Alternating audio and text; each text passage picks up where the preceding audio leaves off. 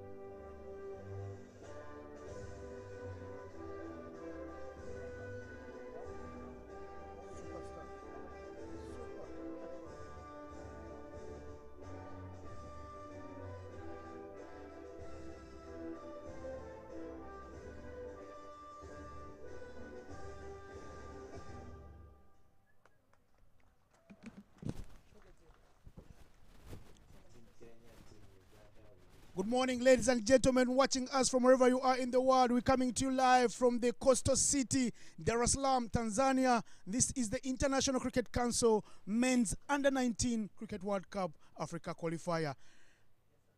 The anthem's done and dusted, but my mate, Dennis Athamusali, was right there in the middle of the two captains, and let's see what transpired.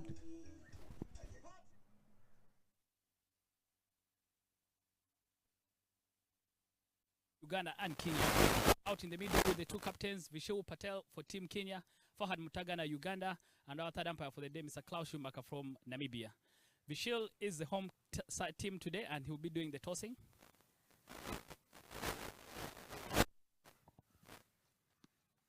And tails with me. Tails it is. Fahad, come over, you win the toss. What are you going to be doing? Yeah, I shall be bowling first. What has influenced your decision to bowl first? Yeah, going to the wicket right now. I shall bowl first because it looks like sticking. Last time you, of course, bundled out Tanzania for a very small total, but you struggled a little bit chasing the total. What do you think would be a comfortable score for you to restrict Kenya to? A comfortable score would be like maybe 60. Net run rate, is it something playing on your mind? Because as we get towards the business end of the tournament, it will probably come down to who has a better net run rate between yourselves and Namibia. Yeah, so far right now we are first securing the win because we can't think about that right now. All right. Any changes to the team that won against Tanzania? Yeah, we have one change so far. Is that Sochaya Jaffa coming in for Aziz Tandia. All right. Good luck to you, Fahad, and the boys. Thank you so much. Michelle, are you happy to have a crack first, or did you want to also bowl first? I think we also wanted to bowl first, looking at the morning conditions, and also the pitch looked to favor the bowlers in the morning. But I'm sure our batsmen are also prepared for the task, and hopefully we can get up, we can restrict them, we can get a good score, and then hopefully restrict them in the afternoon. All right, you batted first against Namibia, didn't work out so well. What could be the plan differently today? I think we all made it clear that we wanted to bat all our 50 overs, and we made the mistake of throwing our wickets in the previous game, but now we're looking to improve on that mistake, and hopefully today we can execute those plans. Okay, form counts for nothing in East African Derby. Always been a very interesting one. What do you think will be a good total for you to be able to defend in the afternoon? I think if we can get around 150 to 160 there, I think we can defend it with our quality spinners and bowlers.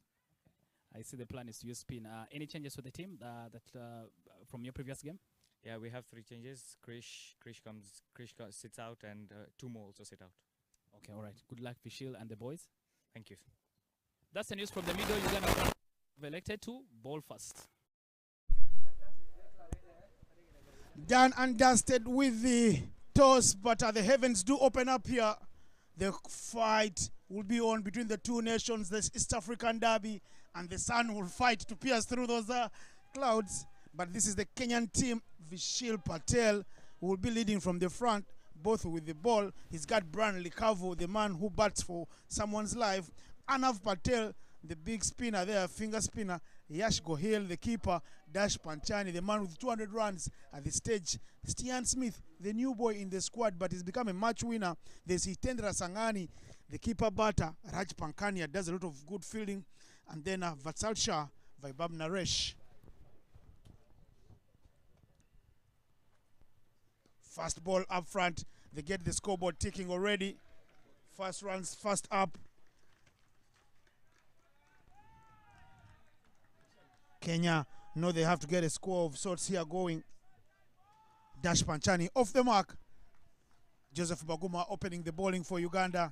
This is a game that could have been played anywhere in the world, but to remain to be one of the biggest derbies in Africa. Kenya, Uganda, no love lost whenever they meet each other. I am not alone in the comms box to start these things up. I am with the man who you just saw on your screen, man who conducted the toss, a man who played in the Under-19 World Cup. Good morning, Dennis Arthur Musali. Morning, Innocent. Happy to be here. Of course, the East African Derby, always very, very dicey. Doesn't matter the age category, whether it's the ladies cricket or Under-19 or even the senior men's. This game always subs up a lot of sauce, and we should be in for an exciting clash.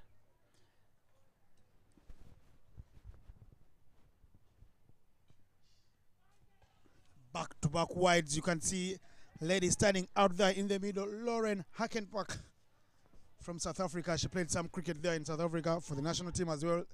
The female Proteas. She's got company at the square leg, Mr. Enesi Habib Amoto Jr. from Nigeria.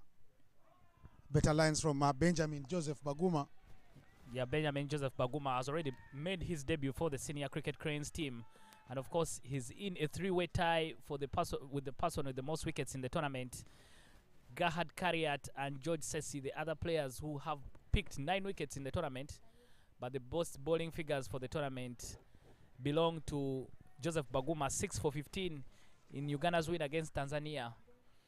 That's why he takes the new cherry from the road end, because big things are expected of him. And there's no bigger moment than this.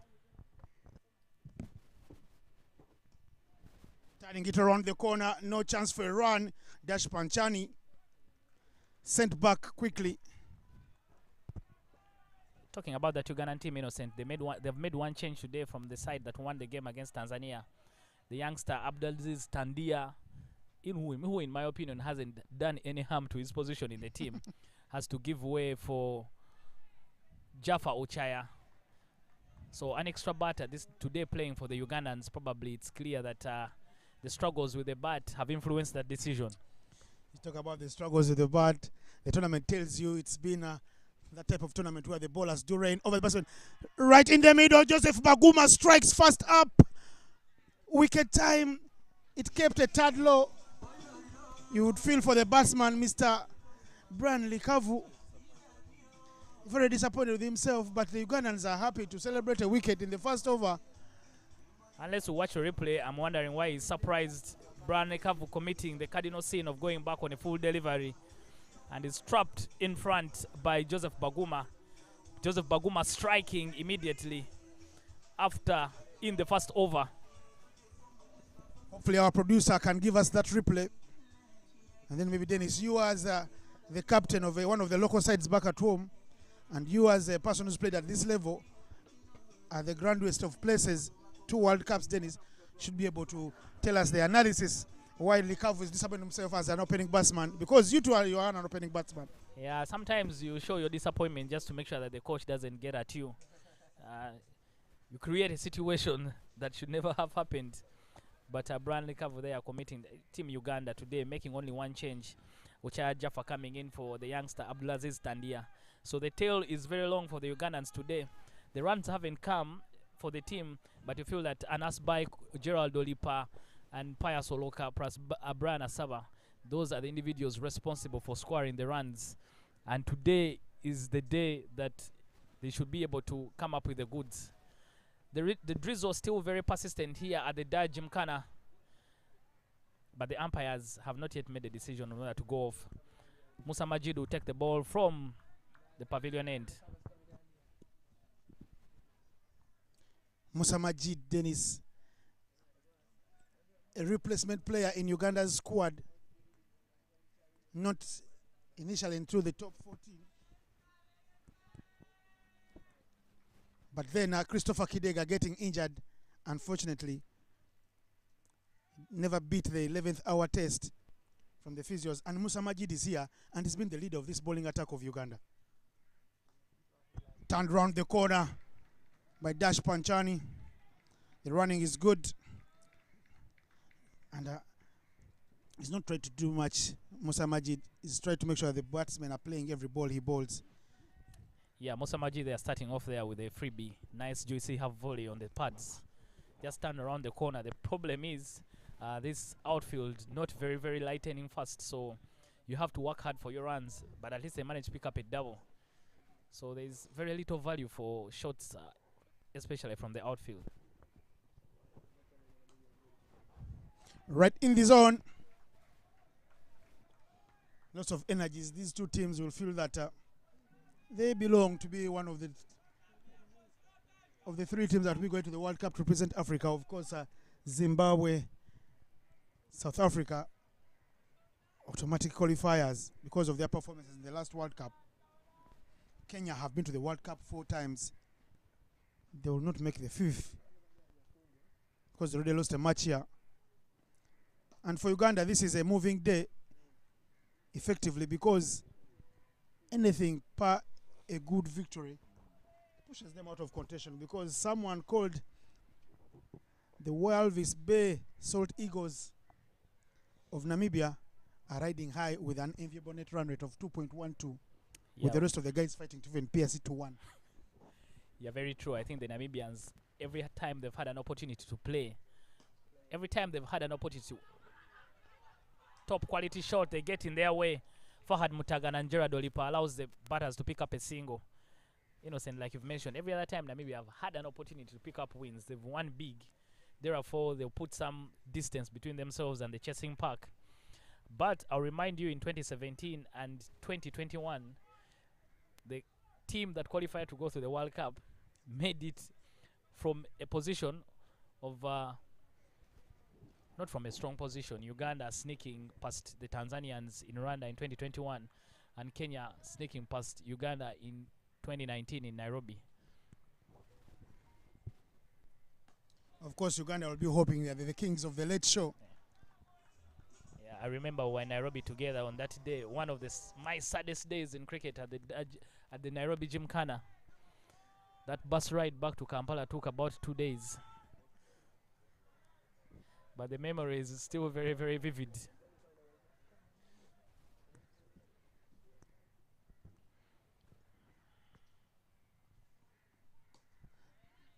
Beautiful punch from that man, Yash Gohil, who plays his cricket for Gymkhana in the Nairobi Provincial Cricket Association Super League. And we're done and dusted with 2 overs, 6 for 1.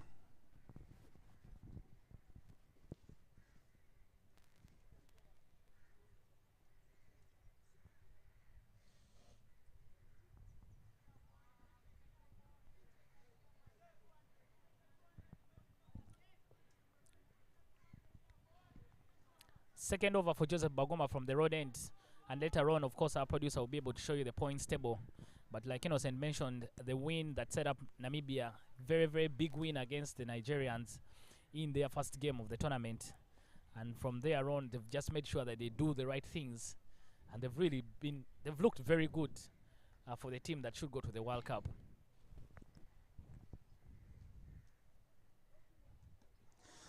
The Namibians, talking about the Namibians, Dennis, they've been to the World Cup 9 times. That's not a flash in a pan. It tells you of the quality they have. It tells you that they belong. And they come into this tournament. Of course, the opening day was washed out with the 2 matches, the 2 derbies, a Southern and East African one, because Namibia and Uganda have a lot of beef to eat amongst themselves that were not getting played. Namibia were 25 for no loss in 7 overs, but that 25 runs came from 2 overs, because 1 over from Pius Loka was hit for 10, another one from Baguma went for 8. Otherwise, they were on 7 from 5 overs. Solid, looking very, very solid. Mr. Dash Panchani looks like he's in the mood today. This young man there, right in your frame, Dash Panchani, has 200 runs at this level. He got 200 against Malawi in the Division 2 qualifier last October in Abuja at the Mashoud Abiola National Stadium. Yeah, Dash Panchani looks very, very good. And even in the game against Namibia that they lost, it's only up until he got himself run out that the game turned for the Kenyans, but before that, he really looked like the one who's going to take the game. Jaffa, very, very untidy there, allows Panchani to pick up a single. It's not very easy out there because drizzle a bit light, but it's still coming down.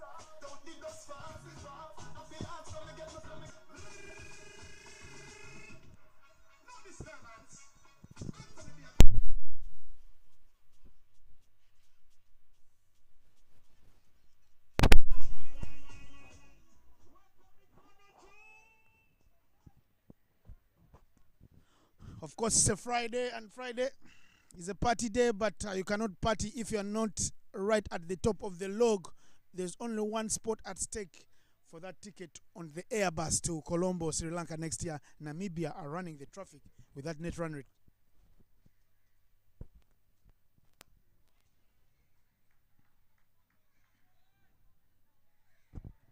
Yeah, Musa Majid continuing to dot from the pavilion end. Uganda need a very big win to overturn that net run rate like you've seen. A +2. Uganda is at 0.8. We have a lot of mathematicians who will be coming us to join in the comms box. I want them to be doing the calculation that what would be the what situation favors Uganda if they are going to overturn that net run rate. The permutations masters are here. We got a number of them, including someone who knows a man who so many things about heartbreaks despite his age. And he's a good mathematician. Maybe he didn't do his math well in that game. Missed a ball or two. Certainly, yes and no. Yeah, top quality discipline there from Musa Majid. Doesn't give away so much. He's always into the wickets, wicket stuff. Of course, Dennis, this is a very beautiful day with a cocktail of commentators here. The only game we have in the tournament, which you would call a rest day for the commentary team, because the teams have had rest days, but the commentators have been going at it day in, day out. But today they all converge at one ground and tells you that they're going to give their best. So if you're watching the stream, you can share the link all over the world, make it go viral. Tanzanian Cricket YouTube page. This is the East African Derby happening in Dar, because you listen to Mr. Atif Salim, Abdullah Imtiaz, Ashfaq Imtiaz. It's a no ball though. Chance had already been put down. But if it's a no ball, sometimes they count for purposes of confidence. When one sticks, you feel very good about yourself.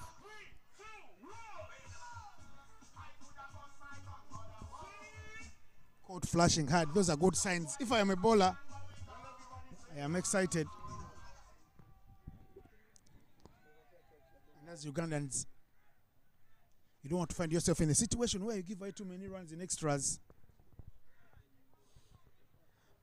Yeah, the free hit coming up.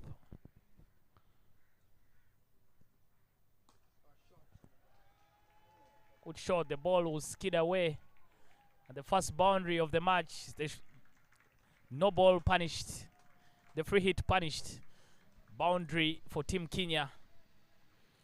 We've seen improvements in the performances of the teams, especially the Bat Innocent. Look at that. Half tracker there from Musa Majid. And he could have hit it anywhere he wanted. Exactly. Anywhere he wanted in Dar es Salaam. The ball just skidding away to the boundary. But the performances from the teams have improved, especially in the batting. Yesterday we had a lot of runs. Something that has been missing in the tournament. People making excuses because of the wickets. But clearly from yesterday's performances, no demons at all in the wickets. It's just a case of application. Musa Majid there looks like he's struggling with his run-up. You can see him measuring it again. Cool customer, Musa Majid. Goes about his business almost silently.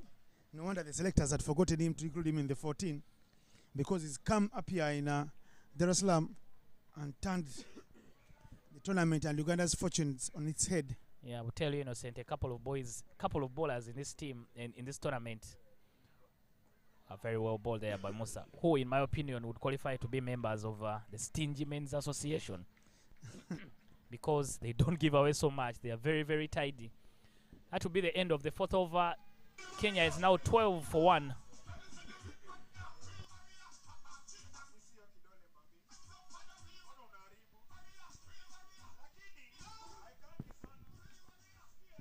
Points table right there on show. Namibia have got one game to play against the junior yellow greens.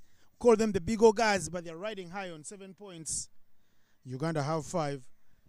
They will think a victory will keep them close, but a victory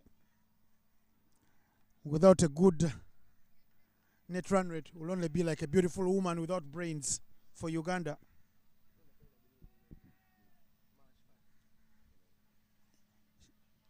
Player of the match in the last match for Uganda, Benjamin Baguma Joseph, to continue bowling from the road end. Pitches up, and then he gets some little good trick on it. Everybody else is interested. Yeah, the thing, every time if you watch the live stream from here, you can see where Joseph Baguma's big brother is standing, Brian Asaba. A little bit wide. I thought he should move a step closer to the keeper with the way Joseph Baguma bowls. And I don't know why the batters keep moving back to balls that really look very full. Brandley Kavu committed that cardinal sin and he got himself trapped. LBW. Should have been the lesson for the others.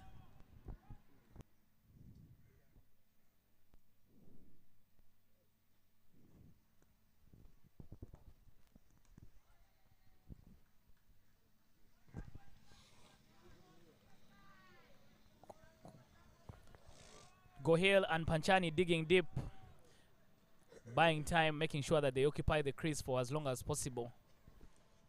Maybe then things will get easier for them as long as they can survive the first hour. The reason why Uganda decided to bowl first, they thought maybe there would be something on offer from the... Ooh.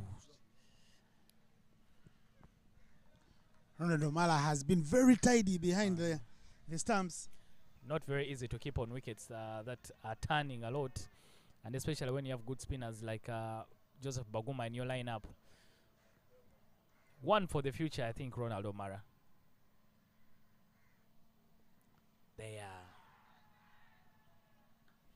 very well bowled by Joseph Baguma. Panchani looks at his mate Yash Gohil. Yash Gohil plays for the Shri Coach Leva Patel Samaj Club in Nairobi. Comes from that community. Very tight. We also have another SKLPS in Uganda. When things get tight in the league, you've seen SKLPS call on their Nairobi brothers to send in a player or two into our league. Yeah, I think my own Wanderers has been a victim of the imports. But another good over there from Jesus Baguma. Maiden over, 5 overs gone. Kenya is 12 for 1. And there will be a change in the commentary box. Bob Bashir Songa and John Mokokwe.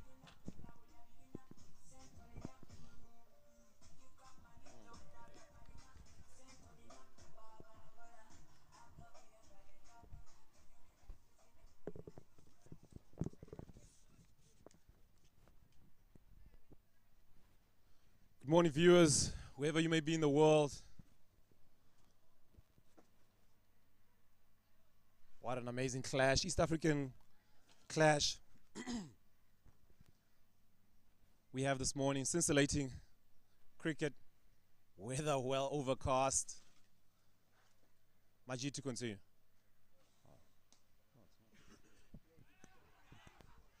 Oh, run out chance.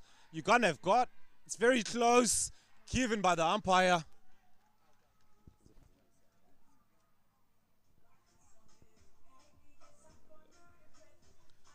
Really suicidal attempt at a run by. Quite a lot of confusion.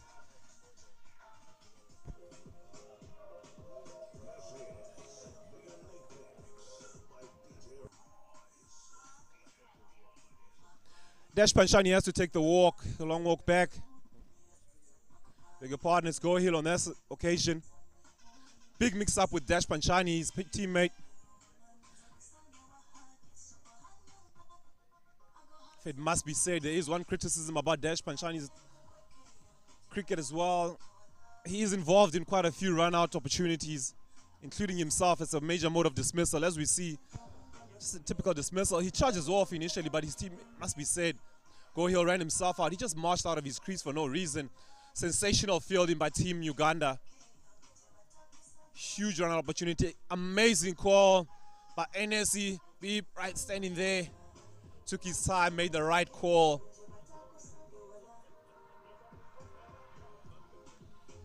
Bob, seems we've come on time for Team Uganda. Absolutely. Well, what an effort there in the field. Very good to see Pius Oloka there backing up at the stumps to make sure he does the clean-up job of the fourth run-out of the Ugandans in this tournament. They've been very impressive in the field. Stian Smith is in at number 4. Kenya 12 for 2 here in the 6th over.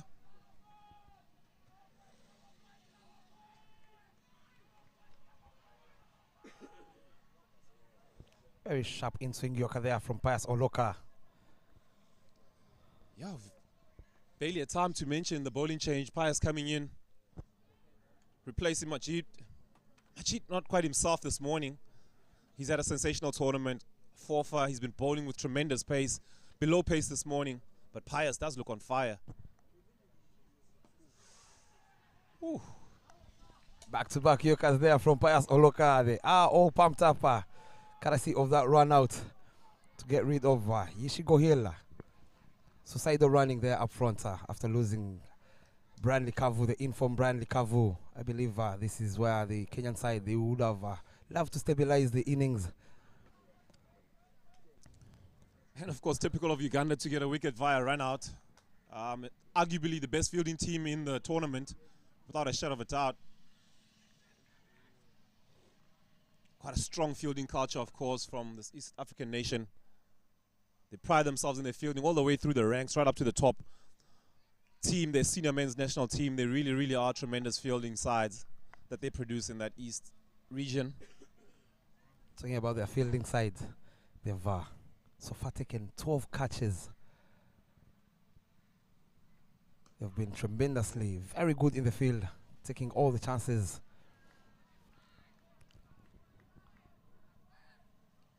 Yeah, Gohill not too happy when he left. He felt that his mate maybe sold him down the river, but he just simply left his crease and went charging down the crease.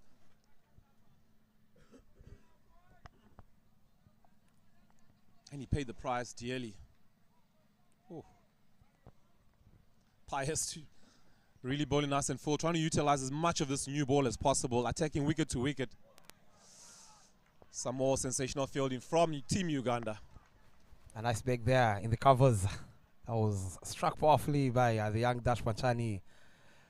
And with that dot ball brings us to the end of the 6th over, 12 runs on board for the loss of 2 big wickets.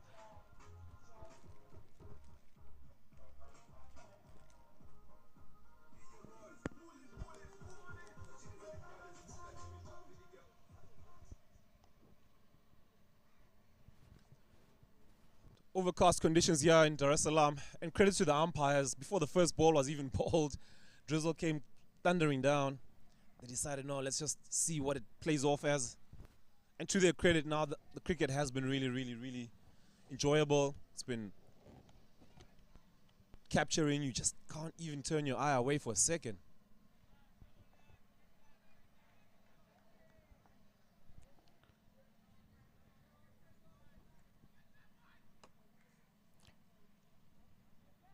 Joseph Baguma to ball his 4th over from the road end after picking up 1 wicket, conceding only 4 runs.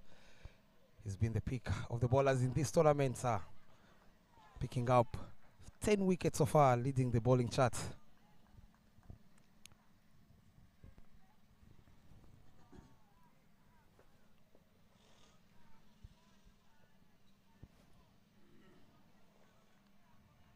A lot of dot balls here in the first 5 overs.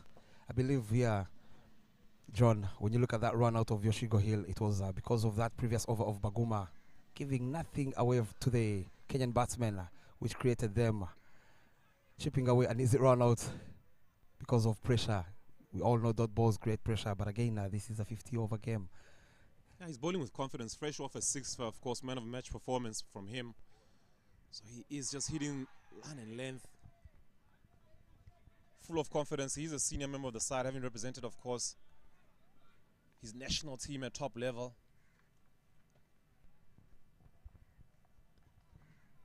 But Kenya will still be confident. Their middle order has really produced the goods. They are in form. Stian has batted very, very well throughout this tournament. He'll be proud of his returns. He's really been a solid batsman now for the Kenyan side, having scored that 37 against Sierra Leone of 71 deliveries to earn him the first player of the match. And we also saw Kenya playing Namibia, where he got to 21 runs of 60 deliveries.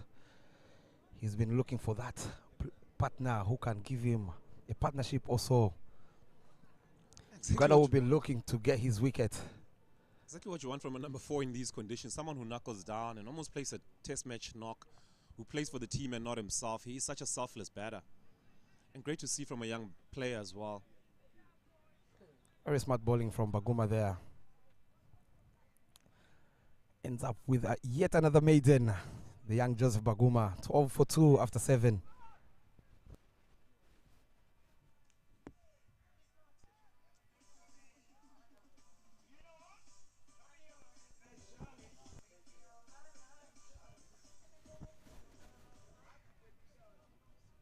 Pass to Loka to continue from the pavilion end. Good start from him. Clear plan from him. Try and use this new ball wicket to wicket as much as possible. The batsman hit. He's trying to have that LBW ball dismissal. Ooh. Making the batsman play at every opportunity, not wasting a single delivery from him. Good to see from the young man. Absolutely. Very good to see him getting some movement. But what a tournament we're having here. We saw yesterday Namibia getting to the highest score of the tournament. And to be on the ground where all teams seemed to have no answers whatsoever, getting to 60, 70. Oh, what a shot there from the young Panchani there through cover region there. They managed to get 2 runs in the end. This is exactly what they need to do. Keep rotating the strike.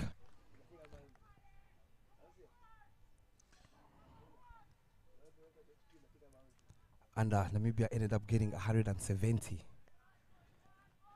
It's one of the teams which have really stood up and have played sensationally in this tournament. The lower order really contributing much. Right throughout the entire side, there seems to be a selfless play as well. We play for the team. We face our 50 overs no matter what. It's great to see that kind of culture from young men.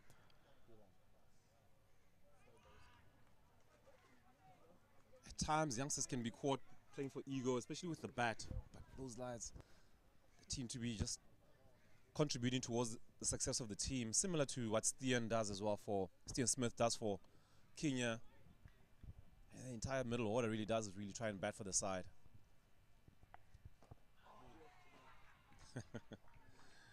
Pius continues to attack with those Yorkers. It's a go-to delivery for him. Das sitting on 11 from 27 deliveries. He's quite a threatening player, does possess a double 100 at this level in Nigeria Division 2 qualifiers. So he's someone that can play the big innings, can bat 50 overs, play long innings for his team. Having faced 27 deliveries, he'll consider himself well set now, and he'll want to camp in and make sure he bats these 50 overs. Oh, back-to-back Yorkers yet again from Pius Oloka. He's been outstanding. Half an appeal there from Anas Bega. As we see the drizzle getting... As the drizzle comes in, the umpires do call for covers right now. Should see the covers coming on. We will have a slight interruption in play at the moment. I can tell you as the covers are coming on, it does seem to be slowing down slightly somewhat. But it could be the calm before the storm.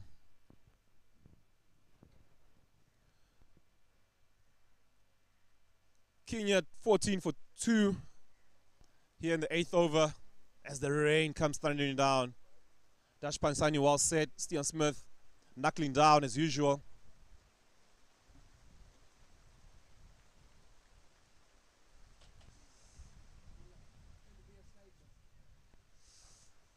Bob, not too much of a strong breeze. It's quite interesting to see how long this rain persists for. We will definitely keep you updated on the rainfall.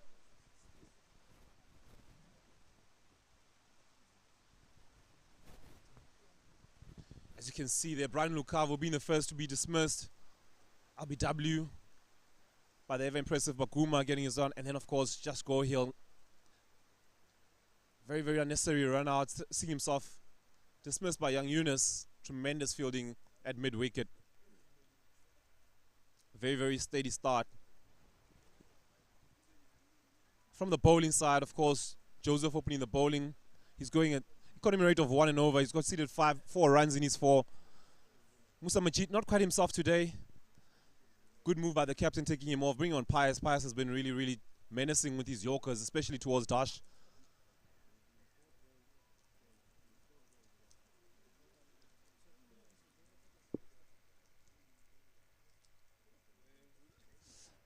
Bob, what's your feedback in terms of these early exchanges?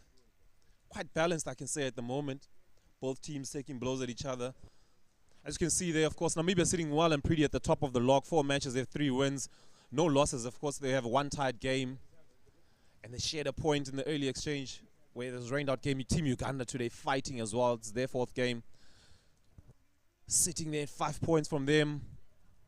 Kenya trying to leapfrog them. Unfortunately, net run rate will come into play at some point between these two sides today. Quite a clash. You say the bottom 3 really, in terms of now fighting for, to see if they can get into, remain in this level. Absolutely. And there on the bottom is Tanzania, the host. One of the teams that have really disappointed in this tournament. Having played a lot of warm-up games on these particular grounds. And coming into the tournament, they had no clue whatsoever on how the pitches were playing, surprisingly. Yeah, they showed some good character yesterday in a huge fight, which was expected from them, showing that they can actually play in these conditions, taking Nigeria to the end and almost batting their 50 overs, and that's exactly what was expected from them. Unfortunately, a little too late for them.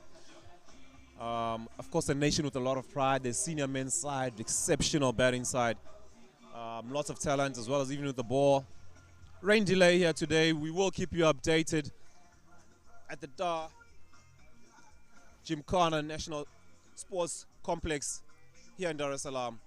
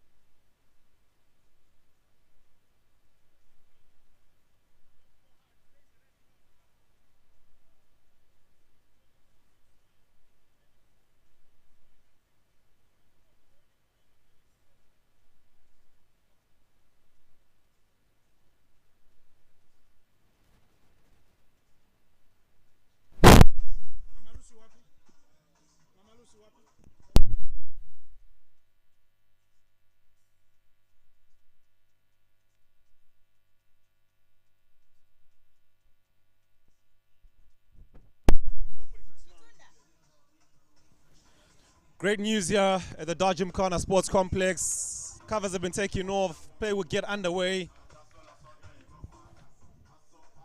Due to the rain interruption, we've only lost about 4 overs. It will be a 46 over a side contest as things stand. Still overcast conditions. Coming to a wicket, we will resume with Kenya sitting at 14 for 2. With me in commentary, I have Bob from Uganda. From Rwanda, I beg your pardon. How are you, Bob? I'm all right. John, this has been a story and situation across world cricket in the past couple of weeks. There, Joseph Baguma on your screens after bowling 4 overs with 2 maidens and picking up that big wicket. But again, it's those 2 men out there in the middle. Again, Dash Panchani alongside Stian Smith Jiggs, who plays for the Nairobi Gymkhana side A. It's been a story in world cricket. The rains have really played a very big part in messing up a couple of games. We saw in the Ashes, the 4th Ashes in Manchester, where I believe the Aussies got away with that one. Yeah, definitely so. They'll be thanking the heavens. Raining for 2 consistently days. Right now, Paya Soloka waiting from the pavilion end. He'll be going down to Dash Panchani. Oh, well played by Dash Panchani. Lovely to see this youngster. He hasn't converted his 12, 15 runs into big ones. We know what he possesses. So 14 runs on board after 8 overs with a loss of 2 wickets.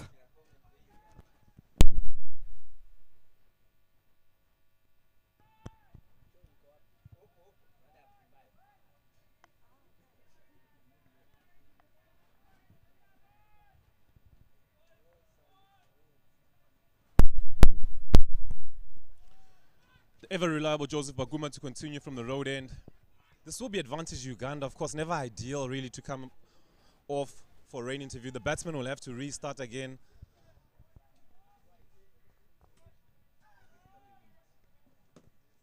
Very big advantage here for Joseph Baguma to see if he can sneak in yet another wicket. We saw earlier before the heavens opened up. The covers took some time to get to cover the pitch, which is Ronald Romara, yeah, true. Ronald Romara will have to sort out his helmet. Quite a bit of a delay every time he has to put it on. Have to sort out his equipment, maybe make that right adjustment. The Ugandan wicketkeeper, very talented boy. Young man, rather. lovely to see there. Joseph Baguma forcing Stian Smith to play him down the ground. He has a slip in place. The captain himself, Fahad, knocks him over. Off stamp out the ground. Baguma on the bar charge here. He picks up his 2nd wicket. 14 for 3 Kenya. Stian Smith has to go back. Unfortunately, the rain delayed, playing a part in his dismissal. He was looking pretty good before the break. Big wickets here, as you see young Jiggs there on your screens, leave it with himself. Look at that on the replay there. Tossed up delivery there. Oh my goodness, what a pitch of delivery there. Out of answers is Stian Smith as he has to take the long way back. Very good delivery, forcing him to play it down the grounder. Yeah, slightly tentative with his defense. Also committing a bit early on that front foot. Great variation, both slightly higher above the eye line. Took a bit of pace off it.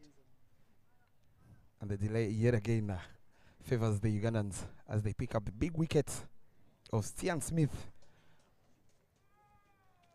Baguma yet again impressing with the ball. 2 wickets so far in his 4.3 overs. Having bowled 2 maidens.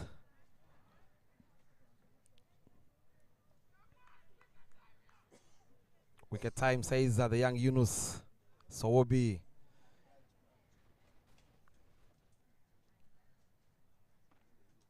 Coming in number 5, Raj Pankania for Kenya. very talented left-hand batter. Loves to run hard between the wickets. That's how he accumulates his runs initially. Does possess the explosive game as well. Packs a punch for a young man. He's been playing at number 3 for the Kenyan side in their past 2 games. He swapped with Yashigo Hill. Let's see if the change in position works for the young Raj Pankania. Whoa! Edged immediately. Chance goes down. Uncharacteristic of Uganda there at first slip. It's the captain himself who puts down Pankania off his fast delivery. Ooh. Quite a straightforward chance. He did snatch it a little bit. Did need to make the adjustment to his left. Will that haunt the Ugandans? Making an adjustment, bringing in Bay as well. It's slip, now 2 slips for Raj.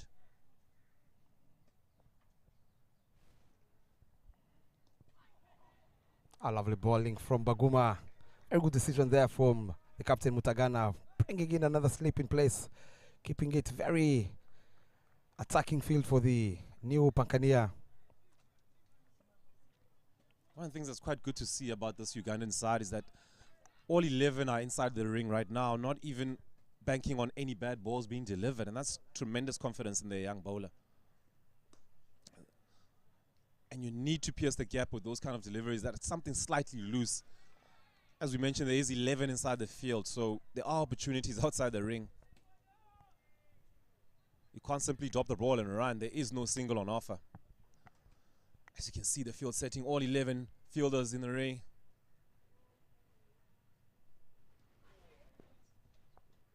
Well balled from the young Baguma, picking up that big wicket of Stian Smith to end over number 8. 14 for 3.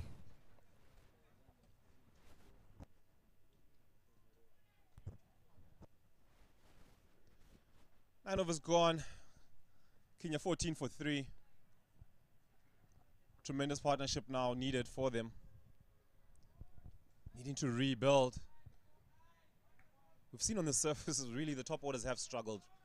It's been more the lower orders. Once that ball gets a bit softer and older that you get in, but once that ball is still hard, it tends to grip a bit, and the spinners really have an opportunity in this first power play. Pius to continue from the pavilion end.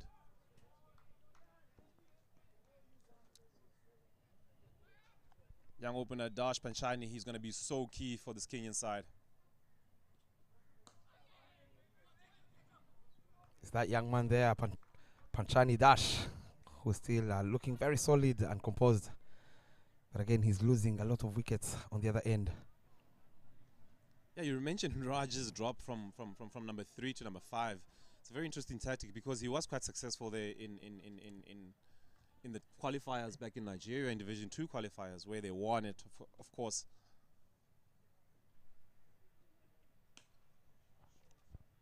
Oh, what a shot on the back foot from Dash Panchani, who moves to 12 of 31 deliveries.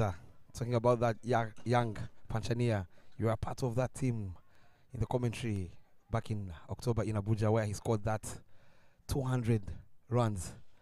What do you make of this youngster?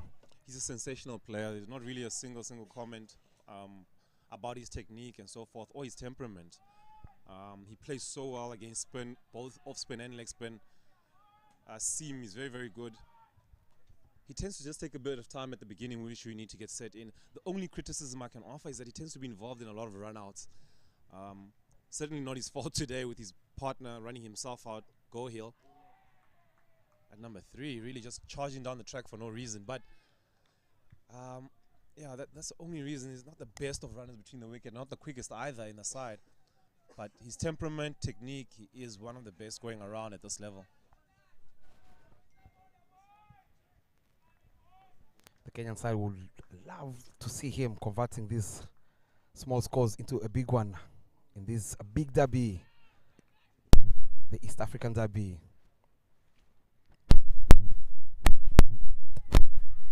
Down the leg this time round, Pius Oloka. It's the left-hand, right-hand combination which comes into play. That was a very good delivery to a right-hander. And white signaled by Enesi.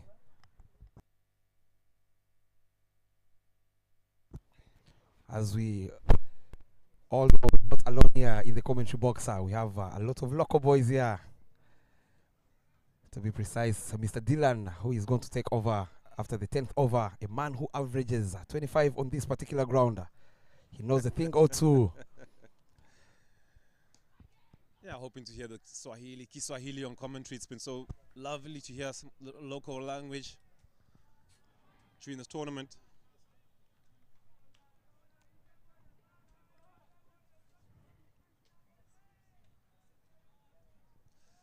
(16 for 3) after 9.4. Pius Oloko yet to get a wicket. And again, a lot of credit goes to the assistant coach of the men's side in Uganda, who also has an academy called Push, where he has 9 players in this under-19 side. He's been doing some tremendous job.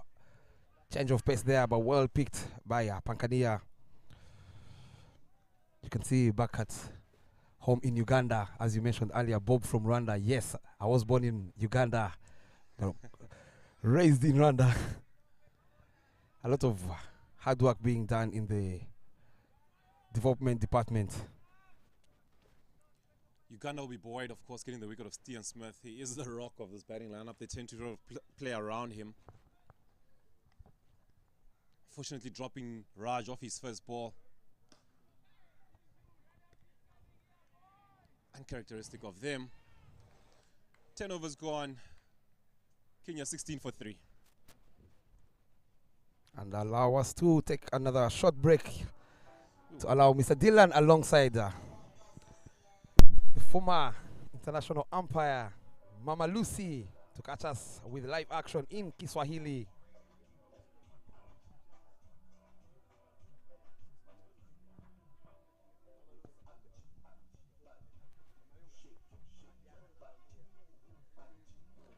Thank you, Bob and John. 16 for 3 after 10 overs. It's been all about Uganda so far. That man in particular, Joseph Baguma, who's been picking them one by one like mangoes off a tree. Joseph Baguma. Mama Lucy, unaonaje game sasa hivi? Inaendeleaje? Game inaendelea vizuri kabisa.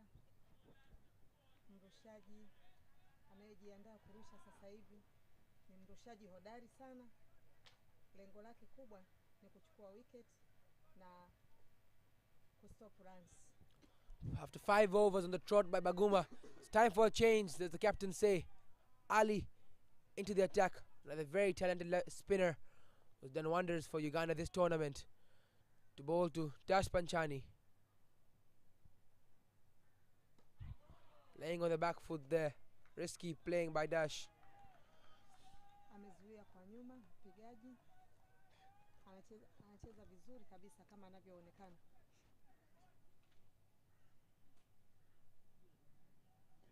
Solid defense there from Dash. Talking about just Mama Lucy. Amezuia vizuri kabisa. Na mrushaji anajitahidi kutumia akili ya kupata wicket. Oh, stayed low and missed by Dash.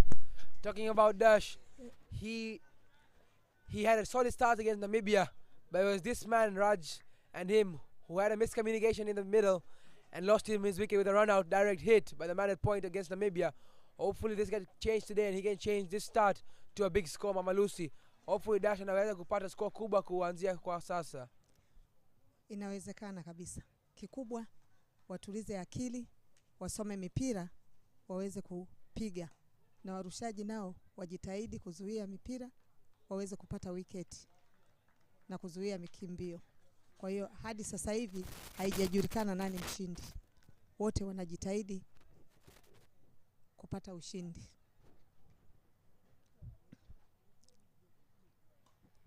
Once they get off the middle but straight to the man at covers. 6 dots to the trot from Ali. It's a maiden over. 16 for 3 after 11.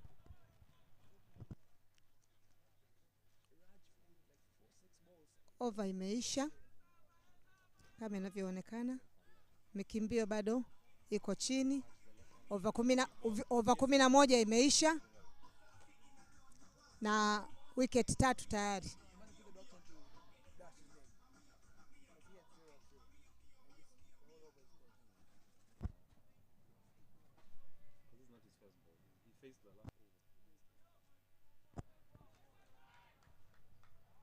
Pius back into the attack after 3 overs, giving away only 4 runs. Yet to pick up a wicket, but I'm sure he'll be hunting for one now to Raj Manje, who has someone at slip waiting for him for that thick outside edge.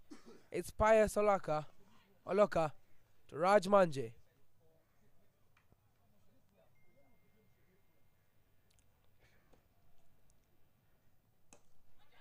Oh, a ball by Pius. There's a man there short mid off, waiting for the catch, just dropping short before him. Bowling nzuri sana Mama Lucy.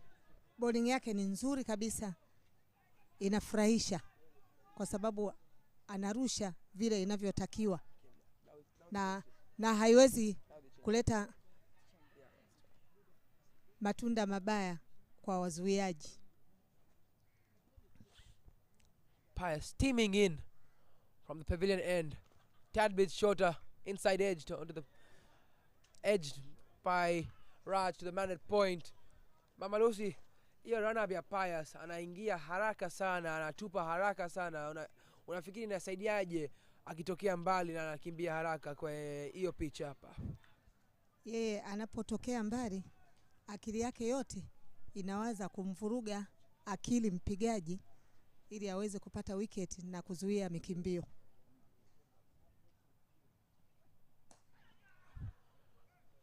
Raj not yet off the strike, looking to get away and pass the strike to Dash, but not being able to find the gaps, not being able to find those glanced play towards the squares or anywhere where the gaps are, straight to the fielder. It's very good attacking bowling and attacking field by the captain.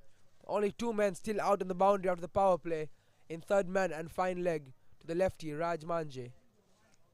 Kwa ujumla fielding ya Uganda ni nzuri kabisa kama wanavyoonekana, na mrushaji wao yuko vizuri. Oh, missing it's not getting the full face of the bat there. Raj almost plumbing himself off. Man had slipped, just dropping short before him again. That's first runs for Raj. Not off the middle, but he'll take them down to third man. Raj Manje off strike. Wazuiaji kwa kifupi wako makini, kama tunavyoona game inaenda vizuri kabisa. Wote wanajituma.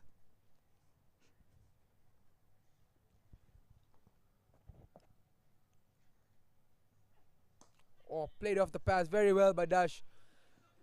Glancing it towards the man at short mid wicket to pick up a single. That's very good batting from Dash, my apologies. Amepiga shoti nzuri sana na wamechukua mkimbio mmoja. Tayari ni mchango kwa timu ya Kenya. Yeah, they'll be needing more and more runs. They've only got 18. It's been a very, very good start for the Ugandans. The Kenyans need to build a partnership from here and out. Raj and Dash, lefty-righty combination. They need to work together on each other's strengths and weaknesses, thrive on each other's singles and doubles to try and lift the score from here on out. Slow ball, full toss, put away by Raj. It's racing away to the fence, and that's Raj's boundary. That's a gift for him. Slowed the pace down, a full toss on the leg side for Raj, and that's going to the boundary. Huo mpira ni full toss, wamepata mikimbio minne. You can just see it's a gift for Raj, not having to do much effort. It's a freebie for him. That will build his confidence for sure as it brings the end of the 12th over. 22 4-3. Hiyo ni nne, watazamaji, kama alivyoonyesha umpire pale. Ni mchango mkubwa kwa timu ya Kenya.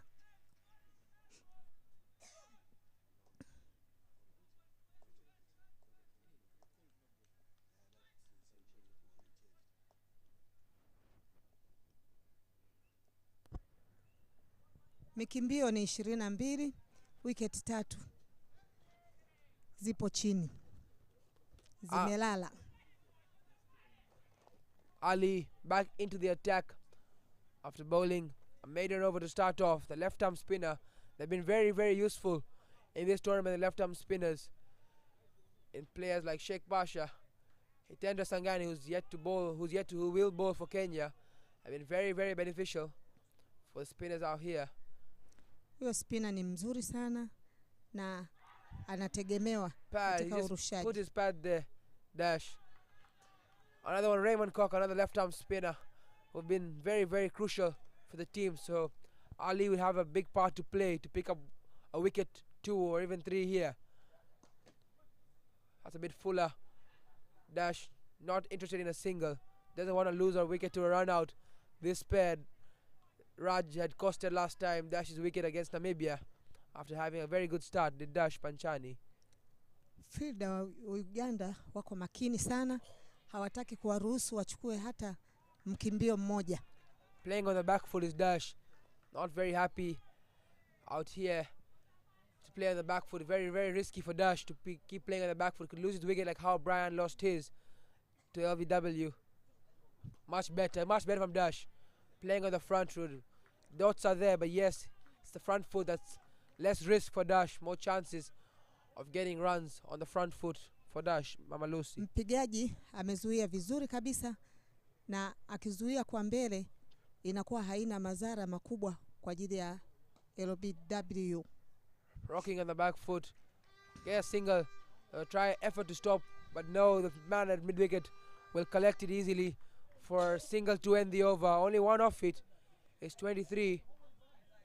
Wamechukua mkimbio mmoja vizuri kabisa kwa sababu mawasiliano yao ni mazuri. My apologies, last ball of the over. Ali, left arm spinner to bowl to Raj. Lefty to lefty, we'll have to see what Ali can produce.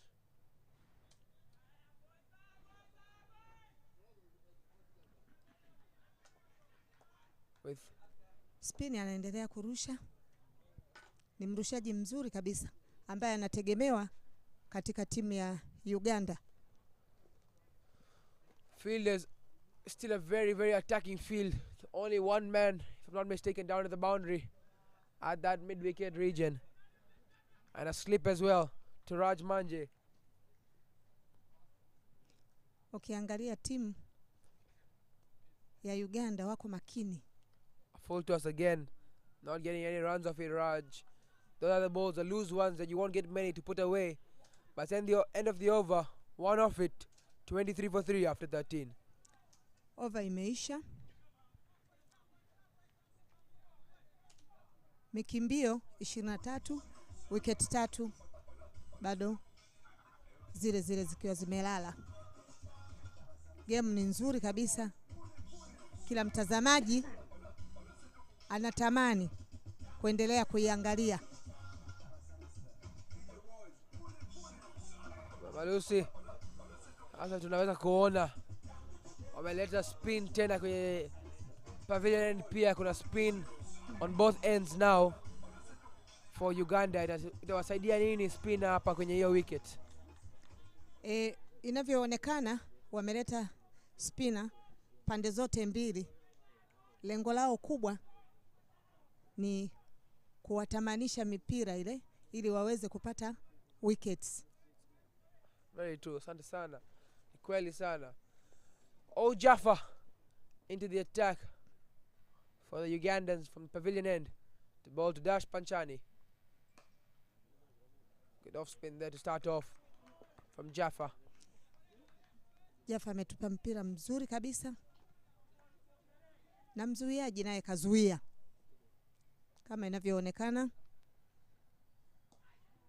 Solid defense there from Dash Panchani, but the Ugandans are loving it out here at the field. They don't mind the dot balls at all, building the pressure on Panchani and Raj. Driven through the covers region. Better from Dash to pick up a single. Amecheza vizuri sana na wamechukua mkimbio mmoja. Kama tunavyoona tayari ni mchango kwa timu ya Kenya.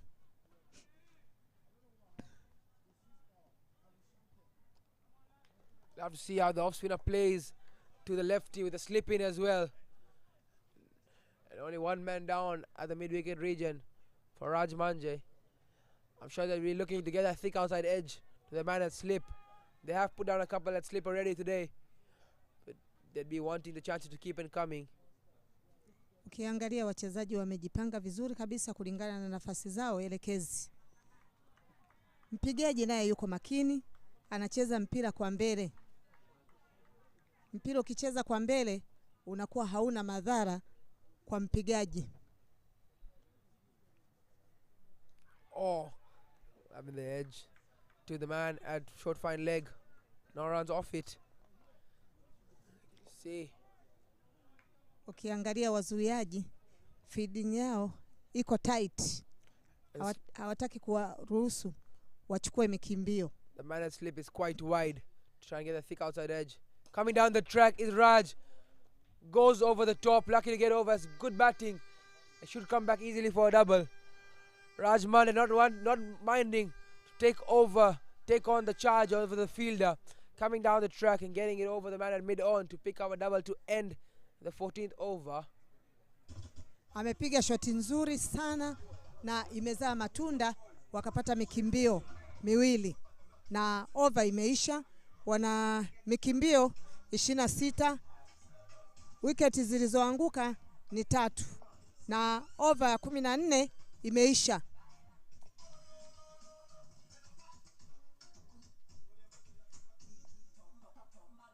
Game bado nzuri kabisa, inapendeza.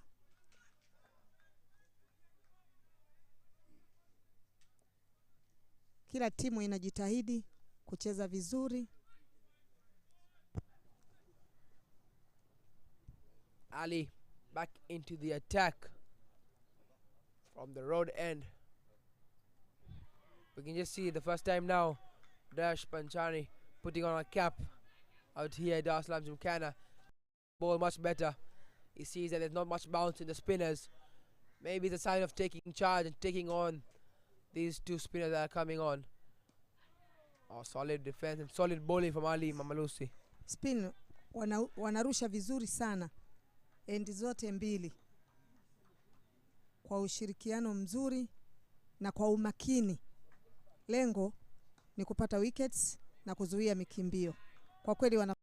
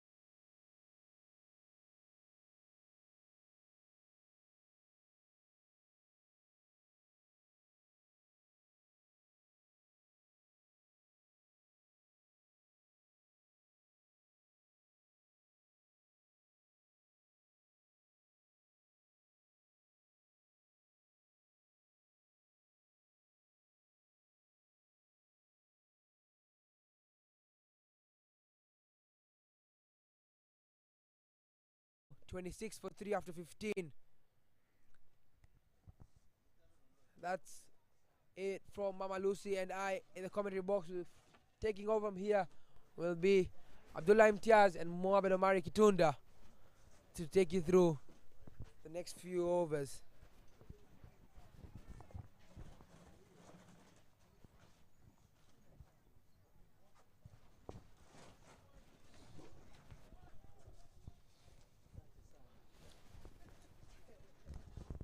Thank you so much, Dylan, for your, as always, lovely commentary.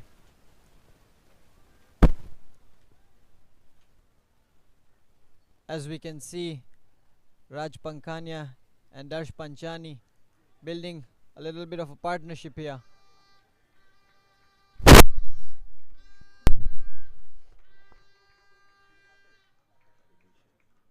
With me in the commentary box, I have the national team player and wicket keeper Mohamed Omari Kitunda.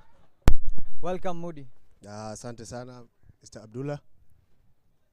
Game iko sawa, inaendelea vizuri. Kenya wanachohitaji zaidi hapa ni kubuild partnership moja nzuri ili iweze kuwasaidia wao wenyewe hapo baadaye, lakini Uganda pia bado wakionekana wako strong kwa bowling yao, spinner zote pande mbili wana ball poa sana. So middle order wa Kenya wanatakiwa kufanya ni waweze kukaa tu kwenye crease, waweze kucheza zaidi, waweze kutengeneza partnership nzuri sana ambayo itaweza kuwasaidia.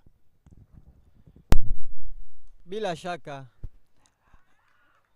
pointi hii kwenye game Uganda wataona kama wapo juu, lakini Kenya pia hawatakata tamaa.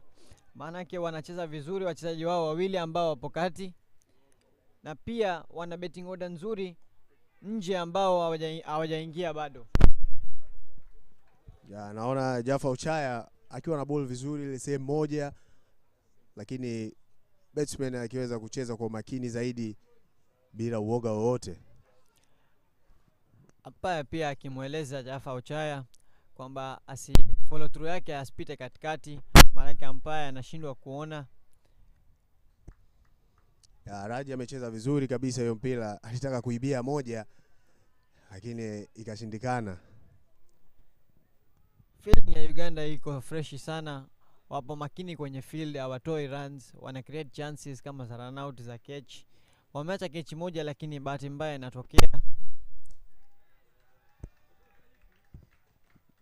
Ya, ni mwisho wa over 16, Kenya wakiwa na 29 na wicket 3.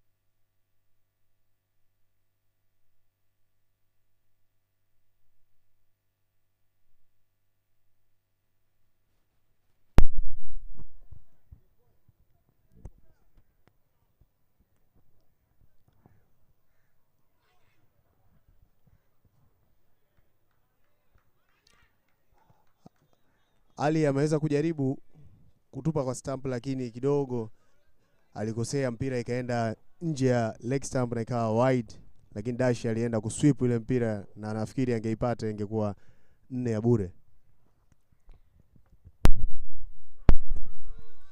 Ya, shot nzuri sana kutoka kwa Dash. Na amefield vizuri na ameweza kupata mikimbio mitatu. Anas Beg pale alijaribu dive ikashindikana, lakini effort nzuri ameonyesha kwa kukimbilia mpira na kuiokoa isiende 4. Ali aliachia ile mpira kidogo hewani, lakini bahati mbaya ikamfikia batsman vizuri na akaweza kuidrive katikati ya covers vizuri sana na wakaweza kupata mikimbio mitatu. Dash Panchani anakuja comes into the tournament with a big reputation, scoring 200 in the Division 2 qualifiers. Also he's one of the strike batsmen for Kenya. Kama tunavyoona, full toss from Ali Balidawa, na Raj Pankania punches it through covers for a single. Kitu wanachokifanya Kenya ndio wanatakiwa wakifanya hivyo hivyo, wa rotate strike na wazidi kuweka partnership ili iweze kuwasaidia.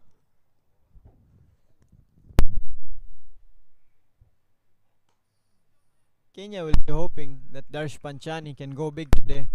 He's got a few starts in the tournament but has been unlucky with some run-outs and yeah, true. So leo inabidi akae aweze kuisaidia Kenya. Full toss tena lakini haja connect vizuri. Straight to the fielder, no run.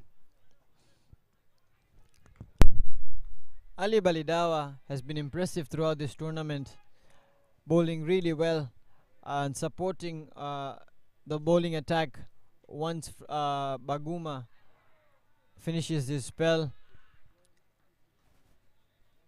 And end of the over number 17, Kenya at 34 for 3. Mwisho over 17. So Empire naona ameonyesha bado mpira moja. Kwa hiyo Ali bado ana mpira moja ya kurusha. Na Ali ana zaidi anachokifanya ni zaidi ya kutupa tu area moja. Hii ndio inamsaidia, lakini naona mpira haina turn, haina nini, lakini anatupa tu area moja. Na ameweza kusogeza mbele kabisa. Dash ameweza kuidrive vizuri, kuweza kupata run moja. Ni mwisho wa over 17. 35, wicket 3.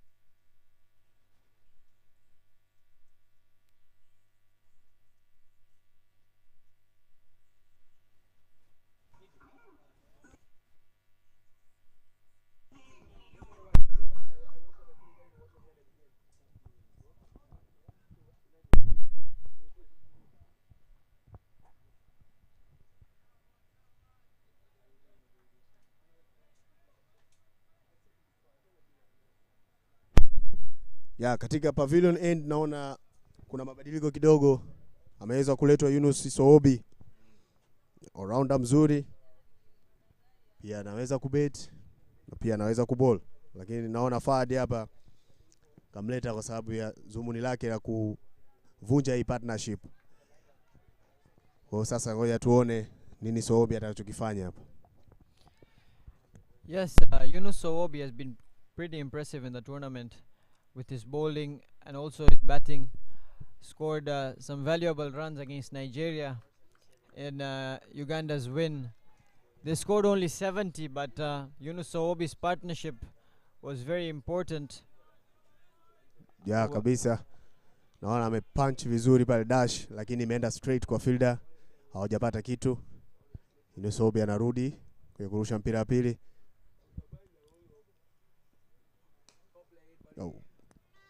Na ilikuwa chini kabisa mguu. Dash ameweza kuisukuma lakini bado anajitahidi kutafuta gap. Zile gap hawezi kupata. So inabidi atafute plan nyingine.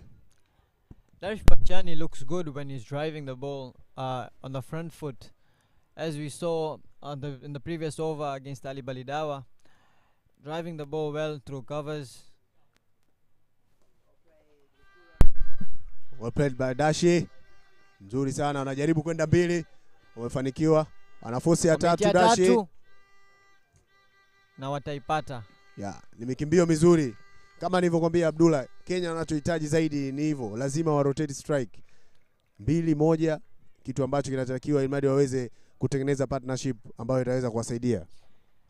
Yeah, good shot played by Darsh Panchani with soft hands through the vacant square leg region. Darsh Panchani rotating the strike pretty well, and Raj Pankania also giving good support on the other end. Moody, ukimona Raj anafanana kidogo na Laksh wa Tanzania, anavyobeba, anavyosimama, pia shot zao zinacheza, labda ni left-hander tu, lakini mimi naona wanafanana sana. Yeah, wanafanana kabisa, lakini tofauti yao, Raj anabeti juu, Laksh kidogo anashuka chini. Hiyo ndio tofauti, lakini kila kitu naona betting yake style yote kama Laksh.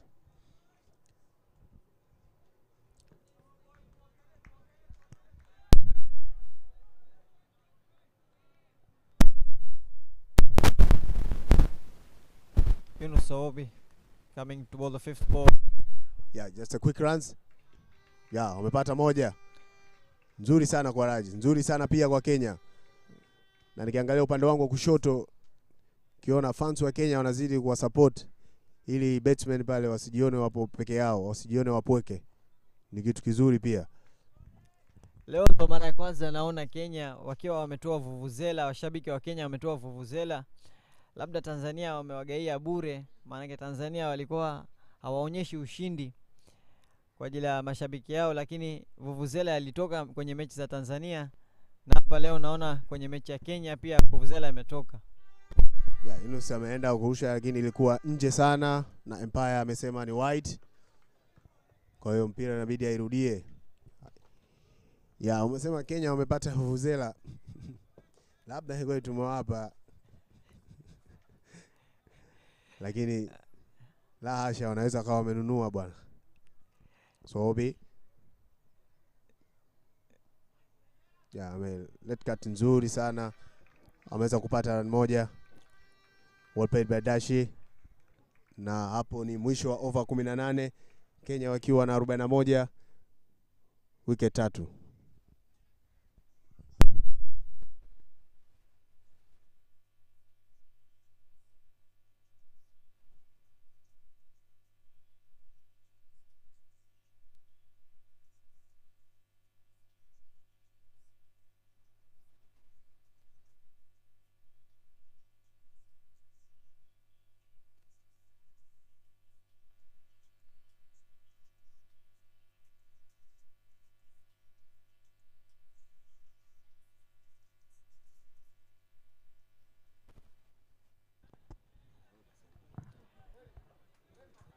Jaffa Ochaya now coming in from the road end previously bowling from the pavilion end, but it looks like he'll favor the road end more.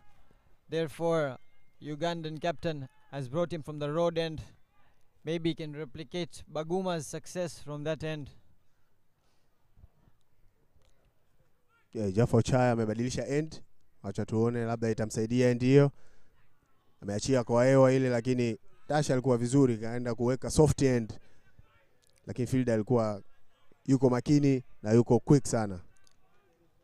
Dash Panchani looks like he wants to play almost every ball on the front foot, because anything slightly full, as we saw there, he goes forward, lunges forward and tries to drive it. Yeah, na kwa pichi hii kama bowler au batsman utakiwa kufanya mambo mengi. Kama bowler inabidi utupe sehemu moja tu mbele vizuri. Ilikuwa miscommunication, lakini hawaweza kufanikiwa kupata run out. Yeah, pichi hii ukicheza batsman ukiwa unacheza nyuma kidogo inakuletea shida sana. Ndio unaona Dash Panchani kila kitu anakuwa anajitahidi anacheza mbele.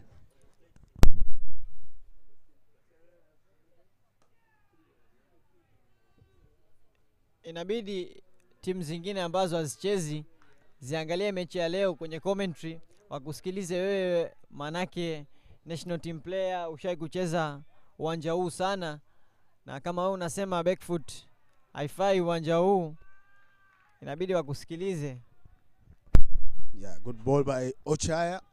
Naona alivyobadilisha end imemsaidia Mr. Jaff Ochaya. Hadi sasa anaonekana yupo vizuri sana. Alitaka kukikata pale lakini ikapata edge kwenda nyuma. Wamepata run mbili. Na Pius Soloka amekimbiza vizuri mpira, lakini anaonekana nasa kidogo kwenye uwanja pale. Inabidi anyoshe mguu wake vizuri. With that,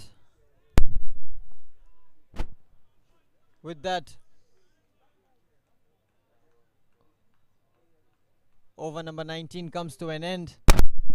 Kenya going well. They are 43 for 3.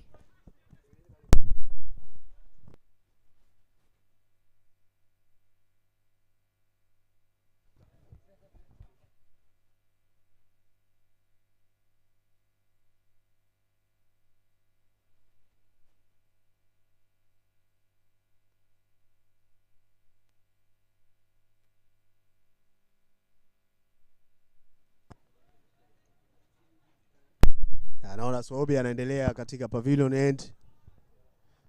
Bado anaaminika. Ameball over yake ya kwanza alitoa run 5. Amerudi tena. Na inabidi awape matumaini wachezaji wenzao wa Uganda.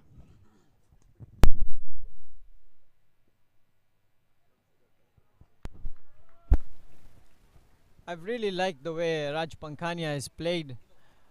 Has gone about his innings, started a little slow, settled in into the crease, saw what the pitch was doing, and then after that, his rotating strike pretty well, punished the bad ball as we saw the full toss that was bowled by Pius Soloka at the start, punished it for 4, and now he's just rotating strike, using soft hands.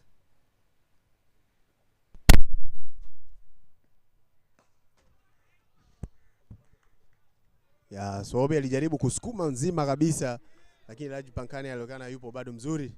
Ameweza kuidrive lakini imeenda kwa mtu. Na kitu kingine kwa batsman huyu ni mvumilivu na pia anachagua mpira ya kusukuma, na kweli anakwenda anasukuma, ikipatikana gap anapata runs.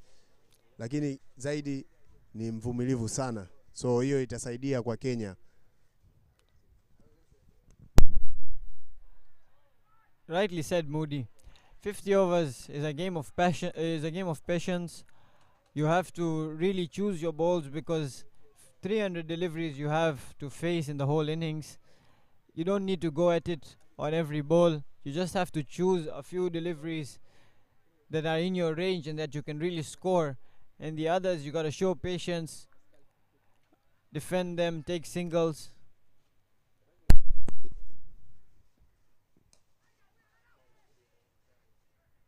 Alicheza vizuri pale kwa short mid wicket, lakini ikazuiliwa. Na kama ulivyosema Abdullah, 50 over ni game ndefu, so utakiwi kuwa na haraka haraka. Chagua mpira na pia inabidi enjoy betting jinsi unavokaa pale na jinsi runs zitavokuja.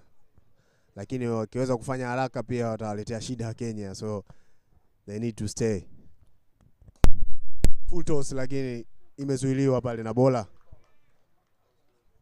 So Obi Yunus anaonekana yuko sawa na yupo na nguvu, amerudi vizuri kwenye hiyo over yake ya pili.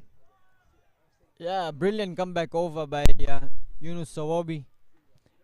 First over alipigwa run 5, lakini pia alikuwa ball vibaya, lakini over hii kweli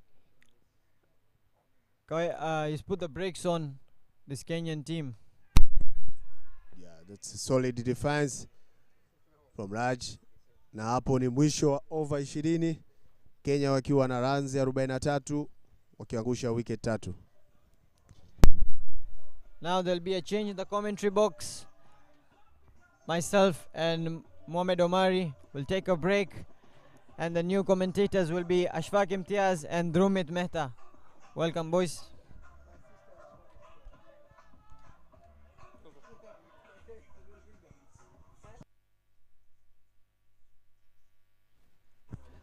Thanks, Abdullah and Moody.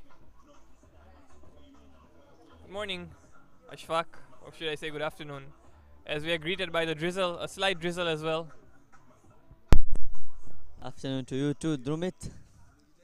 Yeah, there's some drizzle here.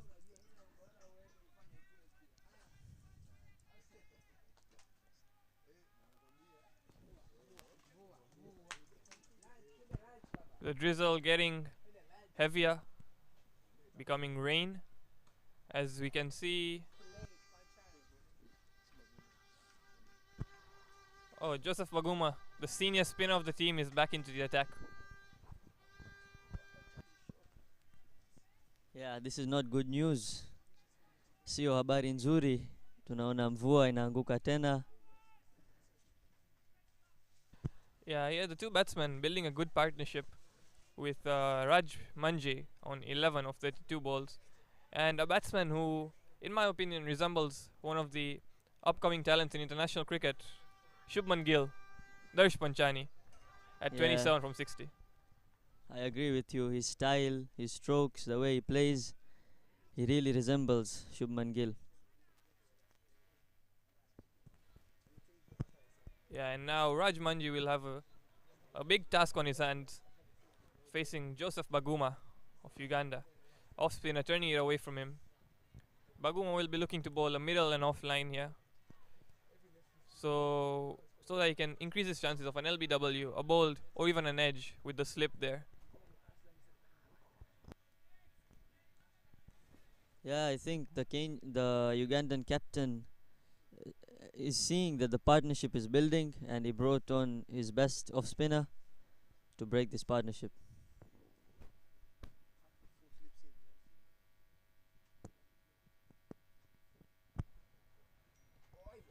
Yeah, exactly the line I was talking about. Middle and off.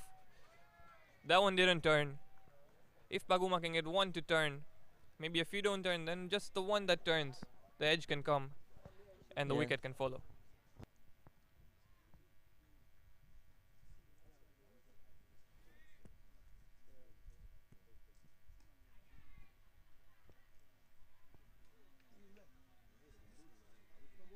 Played well once again. These two batsmen will have to look to get some singles in this cold weather, so that their muscles don't relax and induce a wrong shot or lazy shot from them. Yeah. I think now these two are well set in the crease, and it will be really difficult to force an error from them.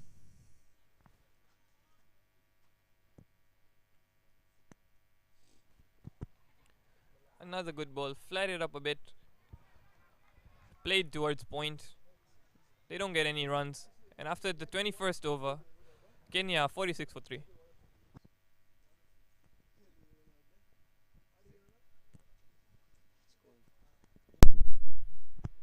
On your screen there you can see a resident crow of the Dar es Salaam region, just chilling, taking its time. eating a bit of the grass from the outfield for the Kenyans, making the outfield a bit quicker for them. Kama tunavyoona hapa ni drinks break. Tutakuwa na break kidogo na baada hiyo tutaendelea na cricket yetu.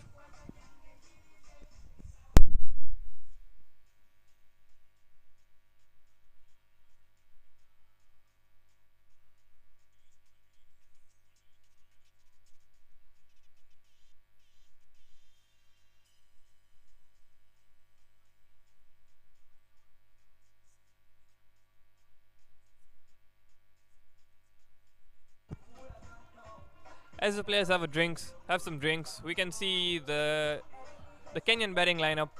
Brian Likavu, a good batsman, not his day to day, going out for a duck. Same with Yash Goyal and Stian Smith. So the only batsmen who have some runs on the board are Darsh Panchani and Raj Manji, who have built a really good partnership.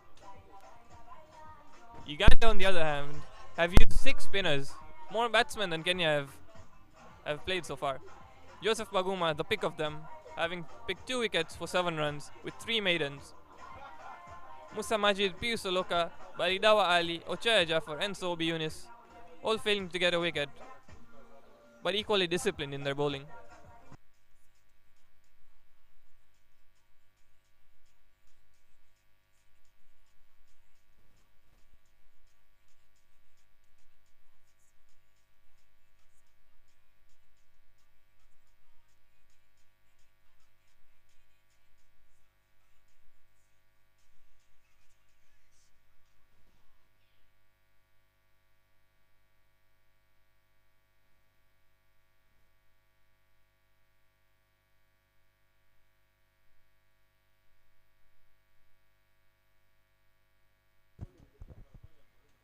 And we are back. The action is back after the drinks break. The weather still not looking so good for cricket to be played here. Yeah, doesn't look like the action will go on for too long.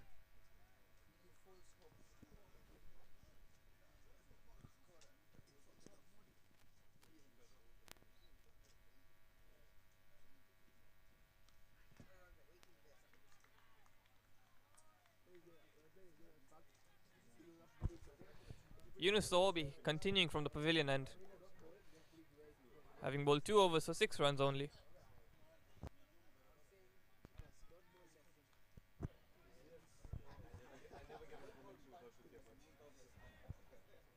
Darsh Panchani to face.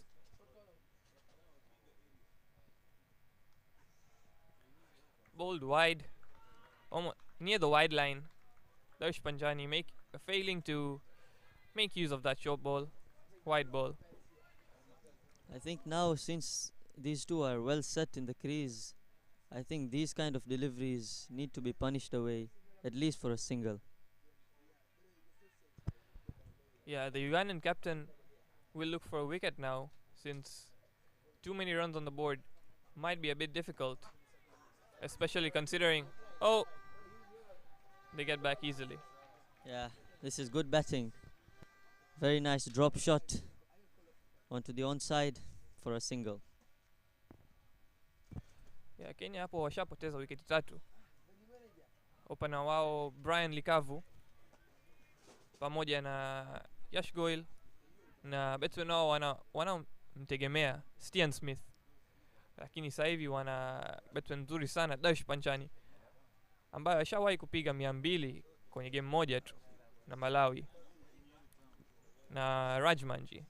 Kwa hiyo wataangalia kufuata hiyo score, kujenga hiyo score. There was a slower ball from Sowobi Yunus. Very good change there.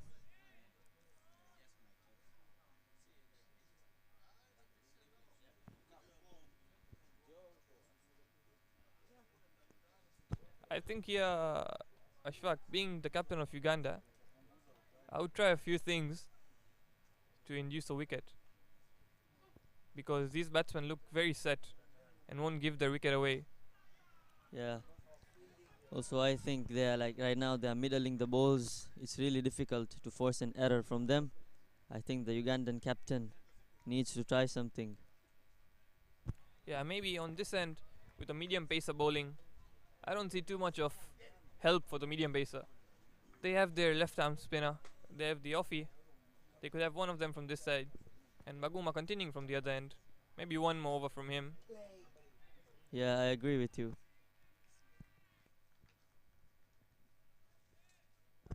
That's the end of the over.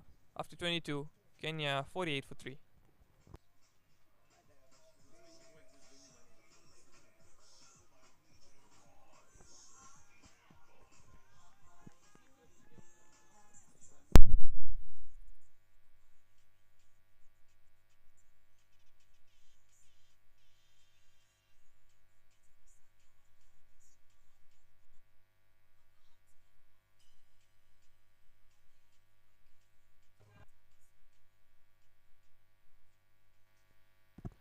Joseph Baguma, as expected, continuing with his 7 over.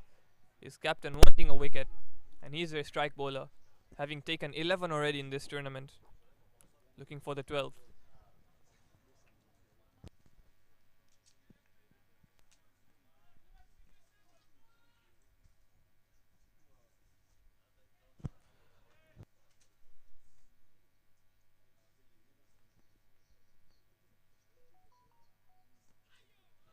Once again, Joseph Baguma, very disciplined, bowling that middle stump, middle and offline, trying to get something off the wicket. Yeah, I think this is really good bowling from Joseph Baguma. If he gets one to turn, I think he can get Raj. Lovely defense there from Raj. In terms of Kenya, they should be very patient right now. Joseph Baguma brought on to take a wicket. Shouldn't lose his wicket to him, as Raj is doing. You can play him out even. He's a strike bowler. Yeah. Just like that. What a shot. That's a Glance great to shot. fine leg.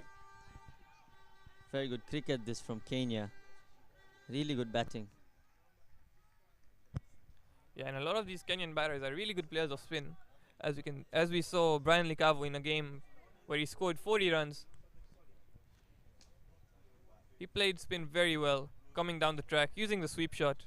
We saw Raj Manji even coming down the track, hitting a 4, sweeping a ball, paddling a ball. So they have all the shots to counter the spin. Yeah, I'm really impressed by their footwork here. All of them using their feet really well, thus being able to play spin out.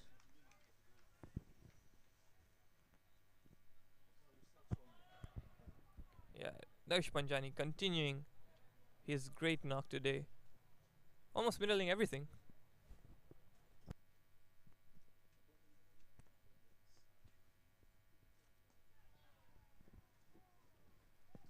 Tunavyoona hapa, batsmen wa Kenya hawataki kutoa wicket yao kabisa. Uganda wanaleta bola yao nzuri kutoka wote, ila bado wicket hawapati kwa sababu batsmen wa Kenya wana bat vizuri sana hapa.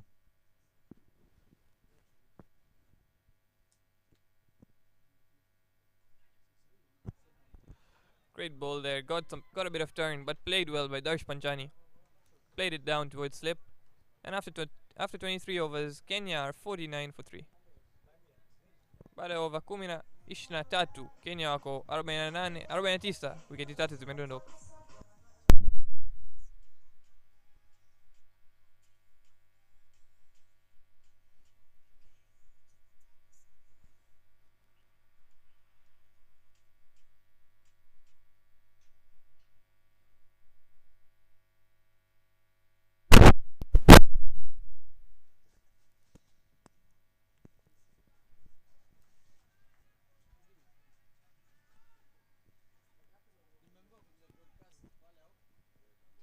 Drumit, I think they've listened to you. They've brought a spinner from the pavilion end. Ali Balidawa into the attack. Bowling from the pavilion end for the first time today. Yeah, great awareness from the Ugandan captain, seeing that there's nothing on offer for the medium pacers, and turning right back to his spinners. Ali here, he's probably brought onto the attack to attack Darsh Panchani. Not much so Raj Pankania. So Uganda might be happy with a single here, bringing Darsh back on strike. Yeah, I agree with you. The ball turning away from the right hander is always dangerous for him. Great lines there once again by Ali. Targeting the stumps, waiting for a mistake from the Kenyans, which doesn't seem to come.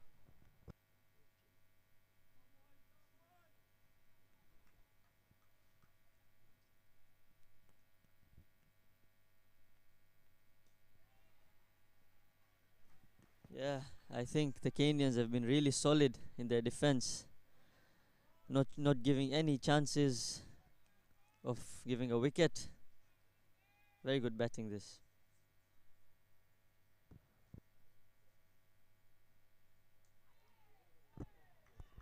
Played well there by Raj Manji. This one bowled a bit on fifth stump probably. They didn't turn as much. That's why the edge. Raj Manji playing for the turn. However, played with soft hands, so the edge does not reach to the slip fielder. However, I think playing on the back foot in this pitch, it's not too safe. As we can see, it's better on the front foot. Yeah, but also now that I think the two batters are set, and the pace that the spinners are bowling at is not too much, I wouldn't be too worried about going on the back foot, being set like that.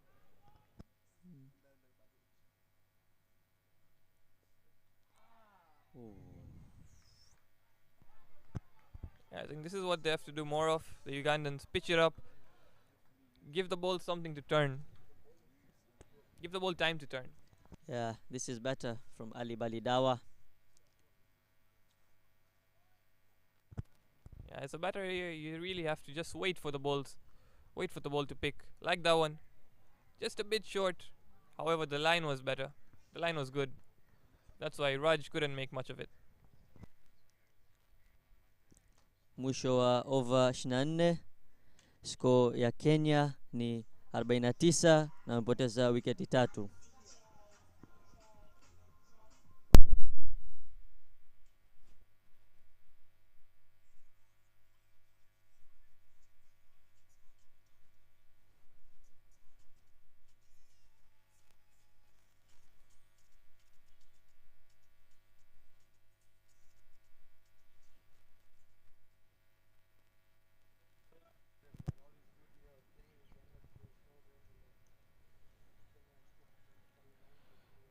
Hapo Joseph Baguma pia anaendelea tena kubowl over yake ya 8. Oh, sorry, there's a change in the bowling.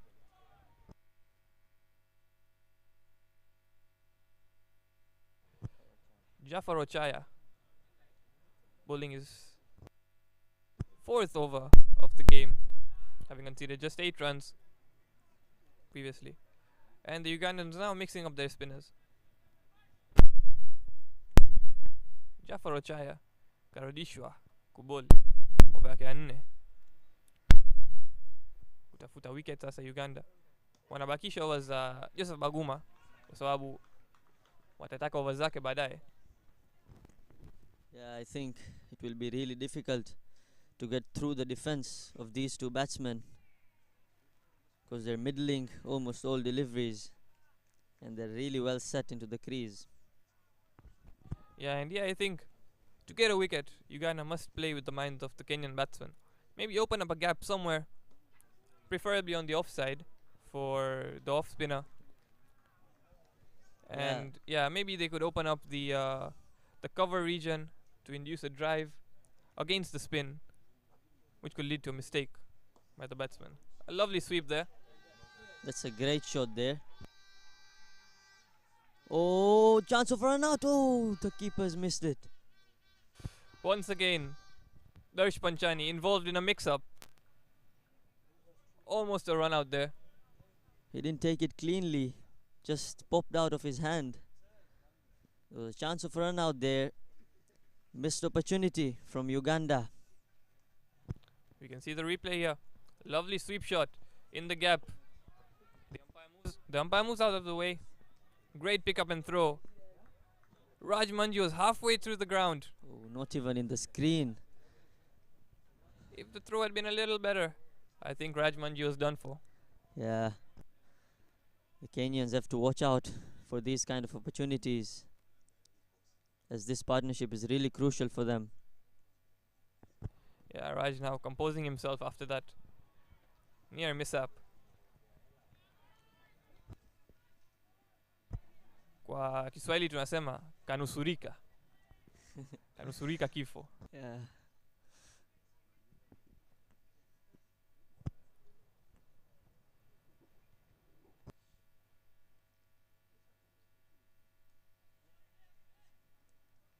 Yeah, and once again, I'd love to see something of a trap set for the Kenyan batter. If they could get that short mid-wicket out and maybe place him somewhere on the offside, bowl the straight lines, try and make Raj Pankania play a cross shot and induce an edge. Yeah.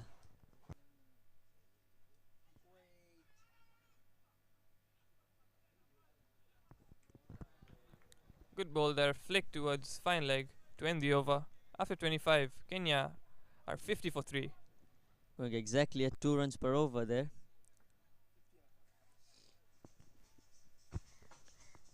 Yeah, there's a change in the comms box. I'd like to welcome the very experienced Dennis and the Tanzanian wicketkeeper batsman Mudi Omari.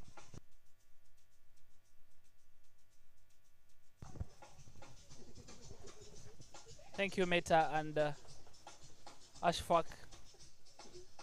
So far, it's just a procession. Halfway stage. Kenya 50 for 3. Could have easily been 50 for 4 with the run out. But the Ugandans not taking advantage. The opportunity is coming not very many opportunities to get wickets. Pankania and Raj are getting stuck in. Omari, welcome. What do you think the Ugandans should do to get a couple of more wickets? Asante sana Mr. Dennis.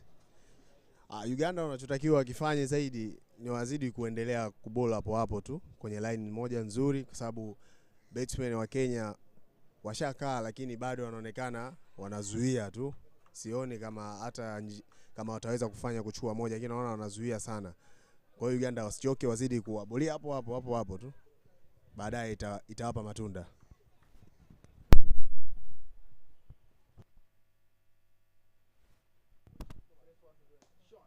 Full toss there on offer from Ali Bali Dawe. But struck straight to Musa Majid, who does the cleanup. They'll just get a single. The left and right combination as well not helping matters, because every time they pick up a single, you have to change the field. So it becomes a struggle for the Ugandans in the middle. Yeah, true. To try and come up with try and set a trap. Yeah, hiyo nayo kidogo Uganda inaletea shida, manake left and right wanakuwa kila saa na wanabadilisha, kwa hiyo kidogo nayo inawaletea shida. Lakini inabidi wawepo tu kwenye mchezo hapo. Na pia staying low, very very low. Yeah. Nearly crept under Raj's bat, but fortunately for him it's not stump to stump. Omari, the team's batting much better. Yesterday we saw at least 250 runs on this wicket. Today, Kenya getting stuck in. They've already done 25 overs. Like someone said yesterday, that we shall work in the afternoon because the teams are batting better. Yeah, kweli. Na Kenya hadi sasa hivi over 25 na 51. Lakini naona hakuna mabadiliko kwa zile batsmen, maana zishakaa sana, lakini naona bado wanazuia, sijajua wanauoga, lakini kwa over hizi zilizoenda walitakiwa waweze kutafuta moja. Goes through the hands of Brana Saba. They get a single. Brana Saba today with some butter fingers. He's yet to hold on to anything useful. Another chance there goes begging for Uganda. If he continue to bowl full, ataweza kupata wicket, kwa sababu inaonekana mpira akiweka full nayo inakaa chini kidogo, inakuwa shida kwa batsmen hizi, naona zinacheza kwa nyuma, kwa hiyo ana faida kidogo, anaweza akapata wicket. Yeah, very true there, Omari. The plan should be just very simple. Keep it wicket to wicket. Some balls will stay low and those could give you value. End of the 26th, 53 for 3. Mwisho wa over 26 53 wicket 3. Kenya moving at 2 runs every over. If they keep going at this rate, they will finish at about 100 runs. Is 100 good enough, you think? Yeah, kwa mchana naona itakuwa shida kama Kenya wata cross 100 plus. Naona itakuwa nzuri sana kwa Kenya. Sababu mchana spin itakuwa tabu sana kuchezeka kwa batsmen za Uganda. Spin itakuwa shida, na ukiangalia Kenya wana spin ya karibia 4 kwenye team, kwa hiyo itakuwa shida pia kwao. Of the two teams, Uganda need the win if they are going to make sure that they deny Namibia a chance of going to the World Cup. Anything less than that means that Namibia can start the celebrations. They will be at the 2024 World Cup in Sri Lanka. So the hard work has to be done by the Ugandans. They won the toss and elected to bowl first. Have picked up only 3 wickets in 26 overs. So there's still work for them to do. They have not been the best batting side. They've only scored, their highest score so far in the tournament is 69. So they should be looking at making sure they restrict the Kenyans to a very small total. Well played there. Yeah. Beats the infield, will run away for a double. Yeah, shot nzuri kwa Dash. Na hicho Kenya ndo wanachotegemea kwake kuona, manake Dash ashacheza mpira nyingi sana. Kwa hiyo anatakiwa sasa hivi ni kurotate strike. Dot ball zisiwe zaidi ya 2 kwake, anatakiwa rotate strike sana Dash. Na ukiangalia hata spinner hizi zote mbili zinavyofanya, ni wana ball tu sehemu moja lakini ni mbele. So Dash inabidi yeye tu awe makini na kutafuta plan ya kuweza kutafuta runs. Much better there from Jaffa. Draws his length back. Uganda persisting with a very attacking field. We are into the 26th over. Power play done, but there is only one fielder outside the circle. Someone at deep mid wicket. Yeah, hapo Uganda wanafanya setting field yao nzuri kwa sababu wanataka kucheza na akili za batsmen zote mbili. Ndio maana ukiangalia wengi wapo ndani ya 30, mmoja tu ndio deep square yupo chini kabisa. Kwa sababu Dash anapenda kusweep, ndio maana kaekewa vile. Gets off the outside edge. Joseph Poguma quickly onto it in a flash. Very well done from him. The runs are coming for the Kenyans. May not be in a conventional manner, but nonetheless, the runs are coming and they will take them whichever way they come. Yeah, Kenya wanapata runs ndio. Lakini bado naona wanazidi kuzuia, lakini runs zinakuja. Walitakiwa kwa sasa hivi walivyokuwepo kila over waweze kupata 5 kwenda juu kidogo, 5 kwenda juu kuliko wanavyozidi kupata 3 chini ya 3. Yeah, loud appeals there from the Uganda, nothing given by Lauren Hackenberg. Raj has worked so hard. His first 52 balls has only 14 runs. But he's been a very good, able partner. Naona wameappeal tena pale, lakini umpire alikuwa ana nani unayo, akasema hiyo sio out, na hapo ni mwisho wa over 27. Kenya wana 56, wicket 3.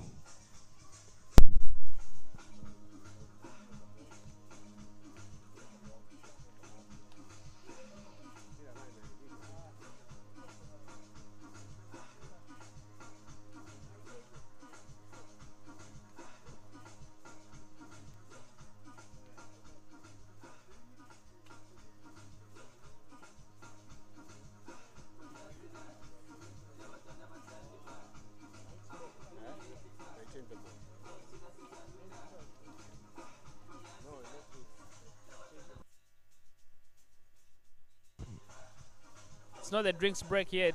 The umpires, I think, just want to look at the resources they have in terms of balls and change the ball. Maybe that ball has taken in a lot of water. Now it's becoming very, very heavy. So the umpires are looking at the balls they have to try and make a change.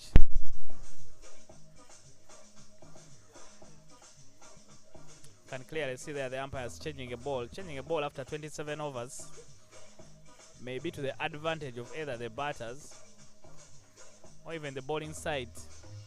Fahad Mutagana can get one of his medium pacers to come back into the attack to try and get something off the surface with the harder ball.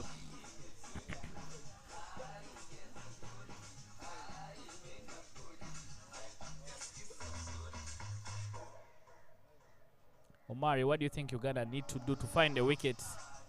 What plans can they come up with? Do you continue with the spinners? Because the two batters are now very, very comfortable. Or bring in one or two medium pacers. Naona Uganda wanatakiwa kufanya waendelee na spinner hivyo lakini wao wanabadilisha spinner tu. Hizo spinner lakini hizo zinabadilishwa. Labda wachange hapa kaja mtu mwingine, wachange kule labda aje Baguma hivyo, lakini spinner kwa sababu ukileta pace katika hii pitch itakuwa haina faida. Itakuwa runs tu zinaenda kwa Uganda. Na pia ukiangalia hadi sasa hivi over 27, lakini Kenya wanavobet naona kama wameridhika kwa sababu wanaenda 2 runs per over. Inakuwa ndogo sana. Unafikiriaje hapo Dennis? From the local boy and the expert says maybe spin is the way to go, so continue with that. There's not very much value for medium pacers, and this wicket may become very easy for the batters. You can see there that Panchania even has a cap on, so he's planning to stay here. Ooh, rare style of play, test cricket-ish. Doesn't offer any shot because he knows the ball is outside off stump. Very rare to see someone play that kind of shot in white ball cricket. Yeah, kabisa, lakini Dash Panchana anaonekana yupo vizuri. Ameweza kutupiwa mpira mfupi ule na akaweza kuchukua katikati ya square leg hapa. Wakapata run moja. Yeah, poor ball there. I'm surprised they only got one. Because there are not very many bad balls on offer. Every time you get one, you should be able to punish it. Yeah, ukipata mpira mbovu kama hiyo inabidi iende nje tu, inabidi iwe crowd catch. Lakini Panchani atajilaumu baadaye, hawezi kupata tena mpira mbovu kama hiyo.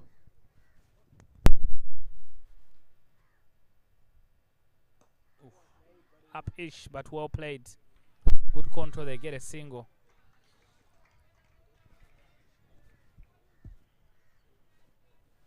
Not so much in it from the bowling of Ali Balidawa. Not getting enough turn or patches out of the wicket. It's regulation left arm off spin.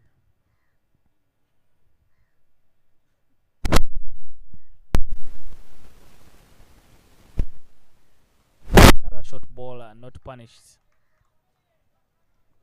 But at this over, what do you think the batsman's plan? Because they're still in 2 per over. Yeah.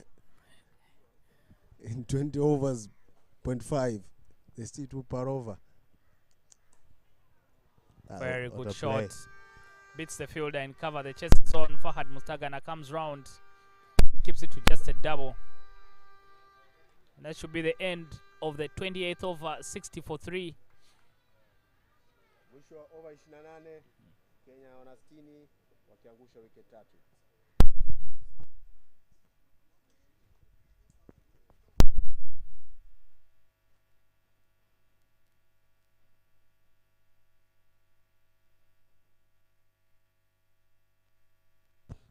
Yeah, Omari Kitunda, you're asking me what the plan is, but it's very clear that they are just trying to make sure they bat for as long as possible, take the game as deep as possible, and then maybe they can make a charge for it when they have more wickets in hand.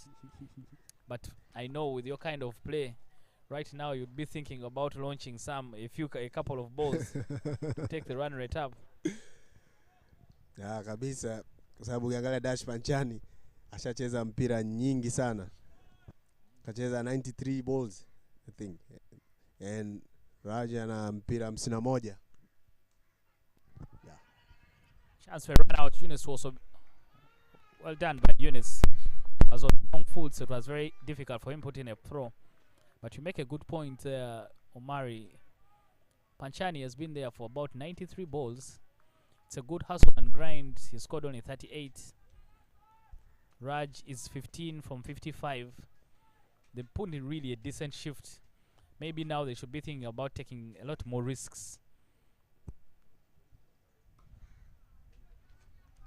Ya kabisa, kwa muda huu waliokuwepo inabidi waweze kila mpira wanaopata chini ya beti yao lazima waweze kutengeneza mikimbio au kuscore runs kuliko kuzuia.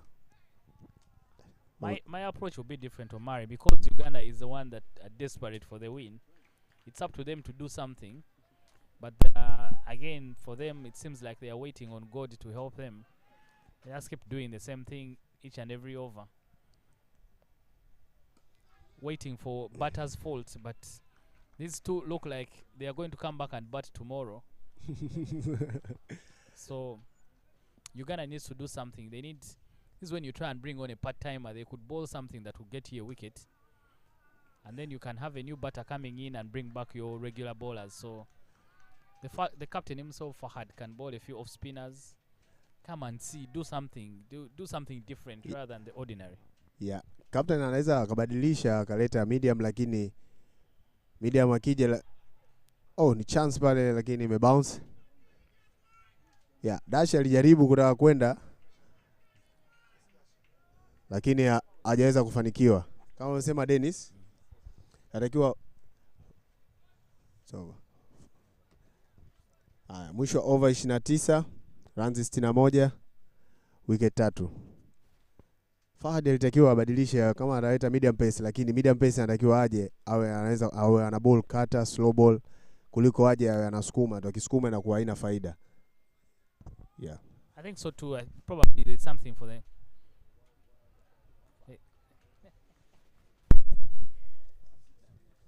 They are listening to us there, Mari, the Ugandan technical team. Just spoken about Fahad and they introduced him to the attack. Yeah, na naona Fahad amekuja. Hata sijui kuna malaika hapa amepeleka maneno yetu. They should pay you for consultancy fee. Consultancy fee. Yeah, kabisa. It gets a breakthrough. Captain amekuja katika pavilion end akitaka kujaribu kuvunja hii partnership. Fahad, ngoja tuone captain, tuone atafanya kitu gani.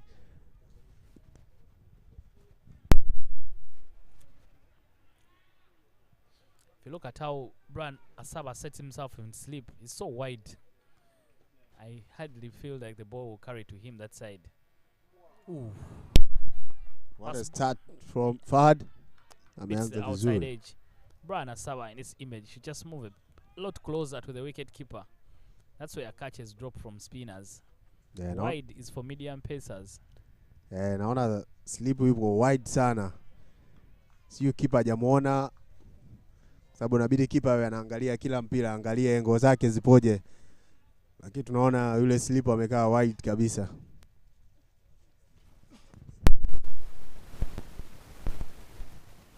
Good stuff there from Fahad. 3 dots in a row. Even the spinners themselves have just been tossing them up there, trying to bait the batters. Ball one quickly. Surprise the batter. Yeah, kabisa. Amshtukize na moja. Oh. The breakthrough there coming from the captain, Fahad Mutagana. And as we take a break, Omari just walk to the Ugandan tent and they give you your consultancy fee. Brings himself into the attack and picks the wicket. Na Fahad amefanikiwa kuvunja ile partnership. Kama mnavyoona replay inavyoonyesha hapo. Alirusha mpira vizuri na batsman alirudi nyuma, ikapiga inside edge na mpira ukarudi kwenye stump. Raja hajaamini kabisa kilichotokea. Anaondoka kichwa kipo chini, hajaamini kabisa. Uganda walikuwa wanahitaji hii kuvunja na wamefanikiwa. Yeah, but a good shift there from Dash. I think he's done well to hold things together.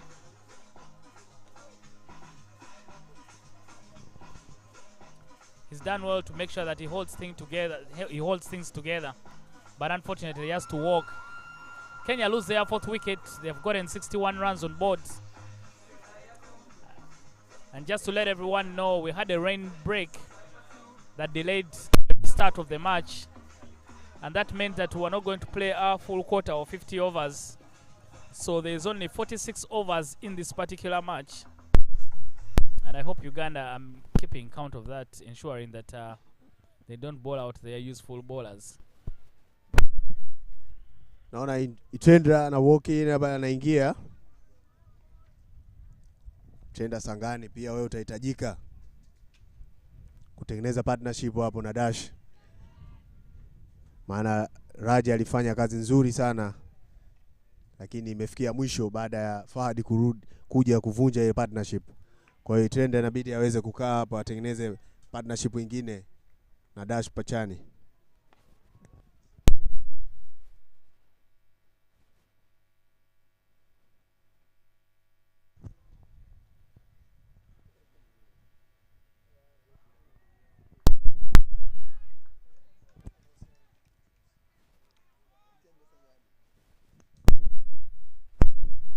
Fahad amerusha mpira wake ya 5, Itenda akaiachia ile kuiangalia kitu gani inafanya katika mpira.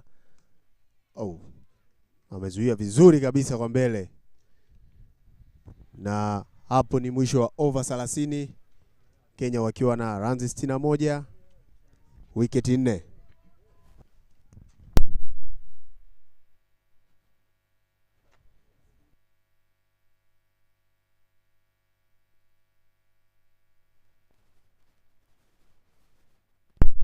Ya, katika comment box hapa tunafanya mabadiliko kidogo. Nikaribisha senior comment Bob Makoe na Dylan. 61 for 4 after 30 overs. Fahad Mutangana, the captain, bringing himself into the attack and breaking that pedestrian partnership. Much needed wicket for the Ugandans. I will be joined by the young Dylan. Welcome back, Dylan. How was your break? Thank you so much, Bob. Yeah, it's been very good watching from the sidelines. The partnership was building very strongly between Dash and Raj, but the captain Fahad is coming in with the part-time, breaking that spell, breaking that partnership that was going on very well between the two, introducing the new batsman, Hitendra Sangani. Left arm, he opens the bowling for the Kenyans, but he has some work to do with the bat today. That's Sangani to Jaffa. Jaffa turning the ball away from the lefty. Hitendra Sangani. What do you think about this score so far? 62 runs in 30 overs. Do you think it's par or he goes for it? As Hitendra Sangani plays the slog sweep. The man out there to stop it, cuts it off. Brilliant field there to keep it down to a 2. Bob. Fantastic effort there from the young Anas Bega. Had to cover a lot of ground to save his team a couple of runs. Talking about the score, if the Kenyan side gets anything above 120, I believe with the way the wicket is playing and the spinners the Kenyan side possesses, they have 5 quality top spinners. I believe we're in for another good contest here. It is a derby. Anything can happen between these two sides. This derby has been going on for quite some time. Yeah, very true. And they'd love to bowl onto this pitch after seeing how Baguma and the rest of the spinners have been bowling so far. On the back foot, driving it down, punching it down towards the mid-off.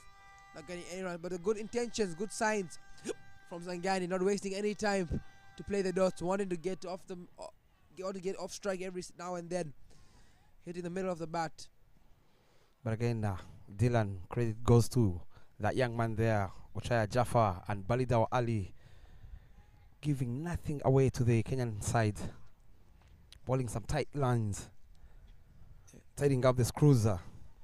Keeping it very tight. Another very good over from Jaffa. Only 3 runs off it. It's 64 for 4 after 31. That has been the story from the 16th over. The Kenyan side has only managed to add 26 runs after 16 overs. That shows you the quality in the bowling side of the Ugandans. As we see the captain himself, Mutagana, after picking up that big wicket, breaking the partnership, to bowl his second over from the pavilion end. Yeah, they'll need some magic to get the wicket of Dash Panchani, who's there for 99 balls now.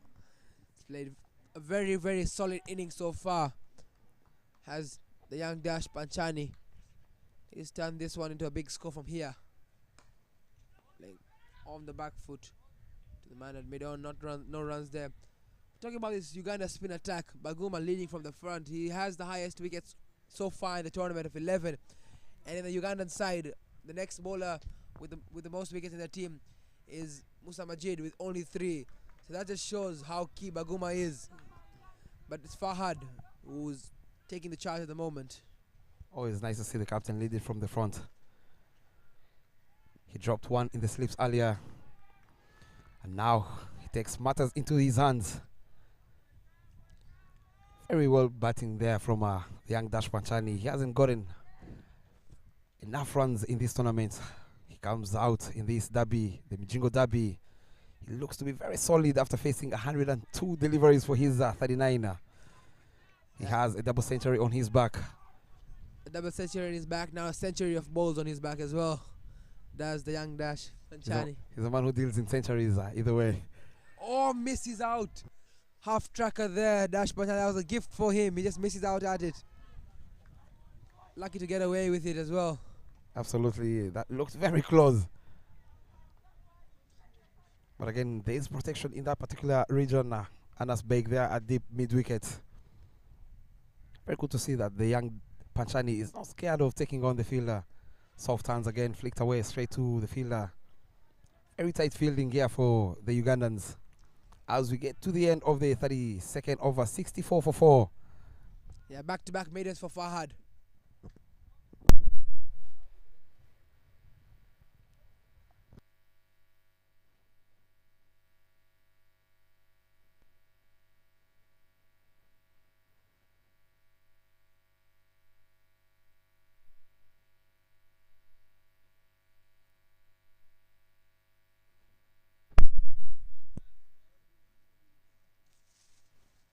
Good to see that the Kenyan side had brought out Hidden and Sangani to continue the lefty-righty partnership that Raj and Dash had going.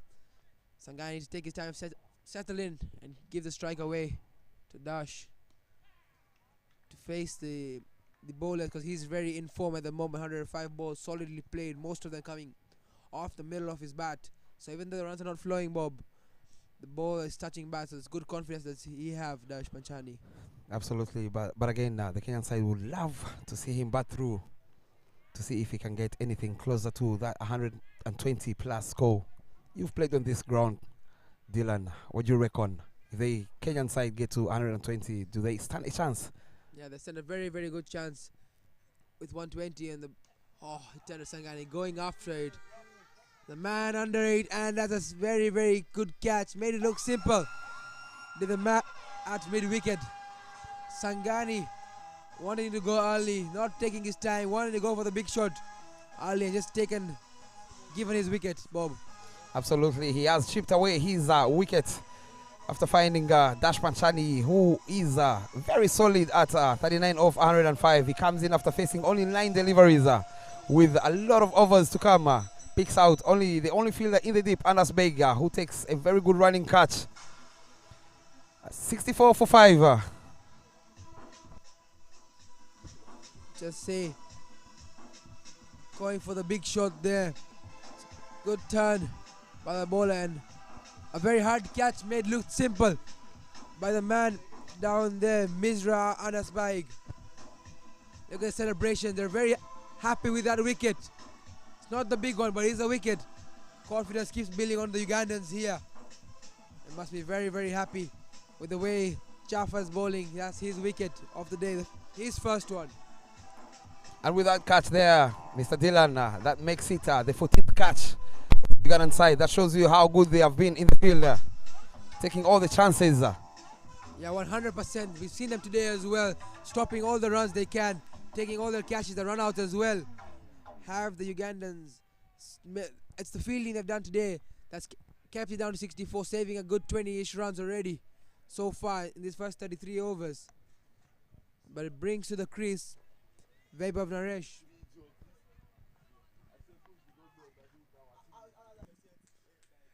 Hasn't been very, very dangerous in this tournament with the bat so far. But with 18 overs to go and 5 men back, he'll need to play a big role today. Does he not, Bob?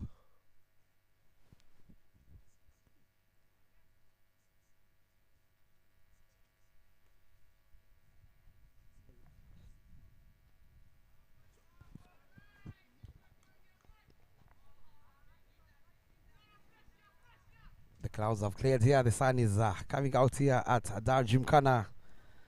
Remember, because of the rain earlier, the umpires decided to let this game go for 46 overs. Interestingly to see if the young Joseph Baguma is going to finish his spell after picking 2 wickets in his 7 overs, giving away only 8 runs. Talking about Baguma earlier, Dylan, there's a reason he made his debut for the national side. He picked up 4 wickets in the previous Under-19 World Cup against South Africa. Oh, what a pitch, what a ball there. Grip and turn there from Jaffa. giving away only 16 runs in his 7.4 overs and picking up that wicket of Sangani.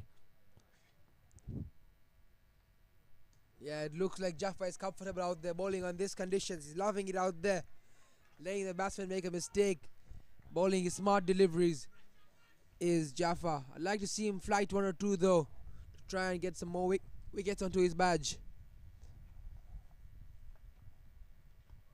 Oh, very good bowling there. Back-to-back maidens for the Ugandans. This one is a maiden wicket for Jaffa. 64 for 5 after 33 overs.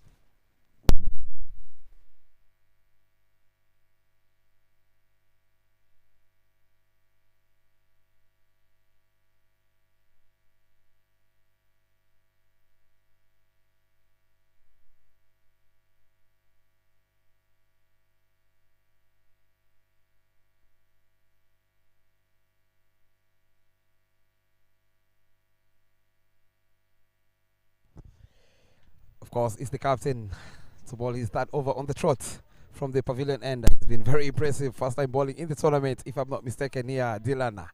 Shot number 18. He likes Virat Kohli. And it's been very impressive with 2 maiden overs already. Has Fahad. And a wicket. And a very, very big wicket. But again, they'll fancy to pick up that wicket of Dash Panchani. He is the backbone of this Kenyan batting lineup. He's already now batting with a tail.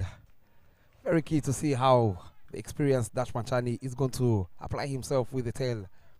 Yeah, we've seen that from Stian Smith so far this tournament, being the backbone of the Kenyan side. But early dismissal for him today has shown Dash Panchani taking that role of his. Be that man who has to stick there till the end. As he moves into these 40s, Dash Panchani.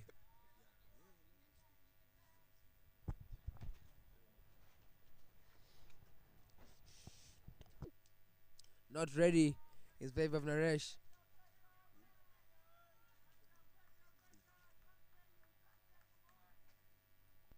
That ball signaled by the umpire. Mutankana, the captain, he would fancy to see young Naresh on strike and face a lot of these deliveries. Big hit there, misses everything, including the keeper. Goes for its third ball. There's Vaibhav Naresh.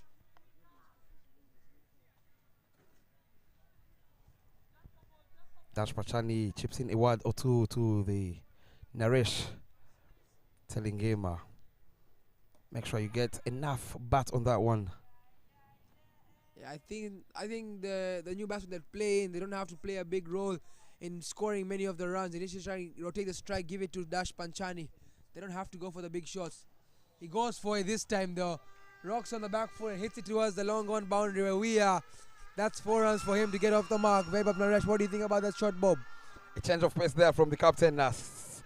Balls this a little bit quicker this time round. And well played on the back foot by the younger Naresh, who doesn't need any sighters. And punishes the captain. Much needed boundary here. As the scoreboard reads now, 69 for 5. Well played there by the young Naresh. A boundary and a dot ball. Last ball to come. I think it's one thing that when the batsmen out here get some runs, and even when a loose ball comes after, they still don't want to get after it. But that's not how it works. Do you think so, Bob? I believe they just need to keep the scoreboard ticking and make sure Dash Panchani, who's been out there, he opened the innings. He has faced 107 deliveries, playing out 34 overs. He needs to bat all the 46 overs, and he can do. If he can do that, I believe that scoreboard there, 69, would look completely differently. I'm sure from inside he's very tired, but not showing it at all. He's still out there playing effortlessly at the moment. Is the young Dash Panchani. It's Jaffa. He comes back into the attack, chipped up in the air. Lucky there was no one to carry that to Dash Panchani. After facing 108 deliveries, Dash Panchani, you could see on that previous delivery, he's trying to get a single, which means he's going to expose Naresh. I believe if he can get the doubles in and try and get a boundary, he's just I spoke too early as Dash Panchani, the big wicket, has to perish after chipping away an easy catch there at short mid-wicket. Yeah, the Ugandans cannot believe it themselves. How did they get that wicket just like that? Very easily. Dash Panchani just giving it away. That's the one they're looking for, and Jaffa has got it. You can just see leaning into the sweep very, very early and getting the top edge of the bat. Simple catch, as easy as it could get. A gift for the Ugandans. Happy birthday to them, Uganda. Absolutely, it is a Friday here. I'm a Muslim. Juma Karim, they say. Without wickets, we see that umpire, Mr. Klaus Schumacher. I believe they've gone for drinks. But again, a wicket comes out of nowhere, and it's the big one. But again, credit goes to Mutagana Fahad for sticking to Jaffa. Back-to-back overs coming in, picking 2 wickets, giving away only 16 runs. Figures you cannot buy in any supermarket around here. Yeah, and only for the 16 runs is given. It's been very tight. Has Jaffa helping his team build that confidence. But talk about that, Kenya score 69 and 40 of it are dashes. So then the rest of the batsmen, the rest of the 10 have to chip in with some runs if they want to get to 120 from here and out with only 12 overs left. Absolutely. We saw yesterday Namibian side being 7 wickets down for 87 runs, and they ended up, that was the wicket. Those are the highlights. That was Bradley Kavu, the opening batsman, being struck plumb. This was the moment, the run out, unnecessarily running there from Yashigo Hill. Joseph Baguma yet again leading from the front, picking up yet another wicket, and the big one of Stian Smith. Inside edge, dragged on. Sangani going for the big shot there. Catch made easy by Anas Biag. And this one is the last one we just seen. Look at the Ugandan match, just happy for that one. Merry Christmas. Those are the wickets, 6 of them. Brings to the crease the captain, Vishil Patel, who has a big job to do with the bat today. What do you think that approach should be from here on out, Bob, to get to that 120 score with only 12 overs yet to come? I believe they have to spend more time at the crease. We've seen that happen on a couple of occasions. The more you spend time on the wicket, the more you get more runs. And the captain himself, he has to play the captain's innings. We saw one yesterday from Alexander Volchek, getting to 23 off 58 deliveries. If Vishil Patel can play a role to his team, I believe they can get to that 120 plus.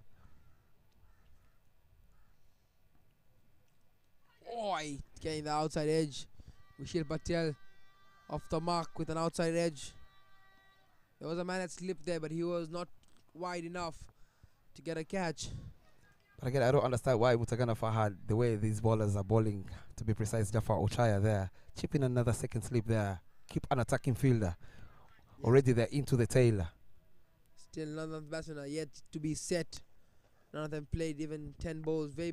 Weber only played 8 so far, and Vishil just at his second ball. So you're right, make it a bit attacking. Try and pick up the wickets early and minimize the score.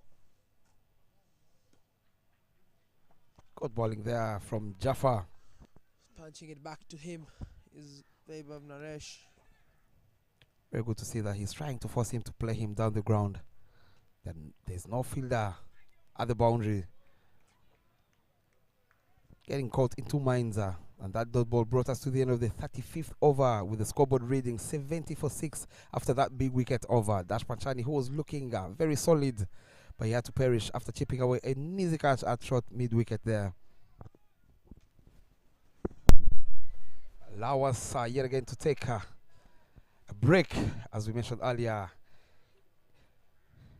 we have a longer batting lineup in the commentary box, as I welcome John Mokwekwe all the way from Botswana, alongside the former ICC international umpire Mama Lucy, to catch you live with Kiswahili commentary. Thank you, Bob. Great to be back in Palms. Sun is shining out here.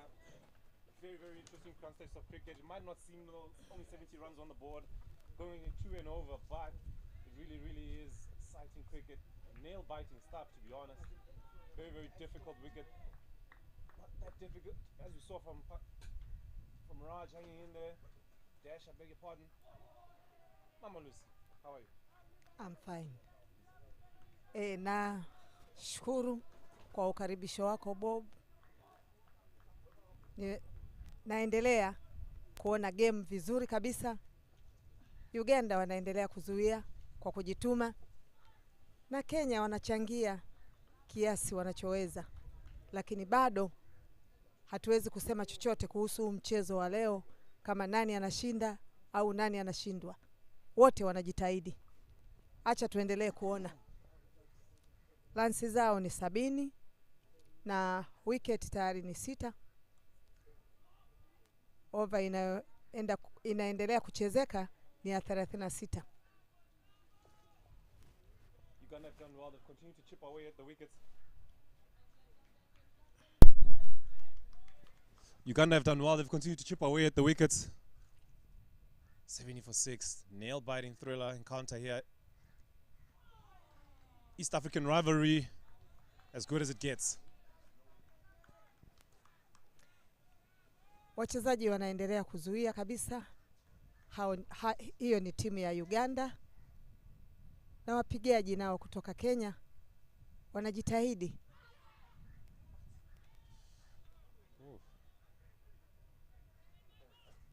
Skipper Vishal Patel out there battling hard. Going to be a key wicket for the Kenyans going forward. He can hold a bat. Might be coming in at number 8, but does possess very good technique on him.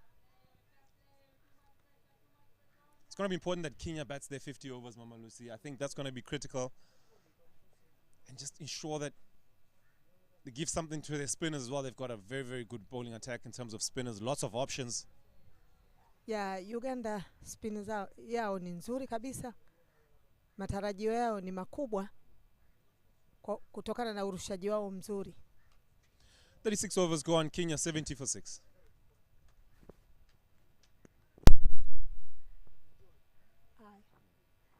Wana mikimbio 70 mpaka sasa hivi na wicket 6 tayari zimelala.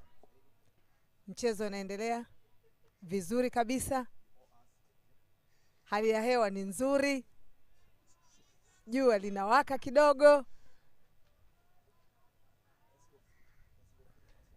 Fahad skipper changing ends.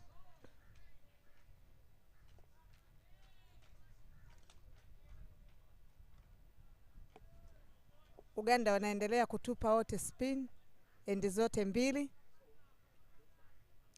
Lengo lao kubwa kabisa ni kumaliza hii game haraka ili waweze kucheza na wao.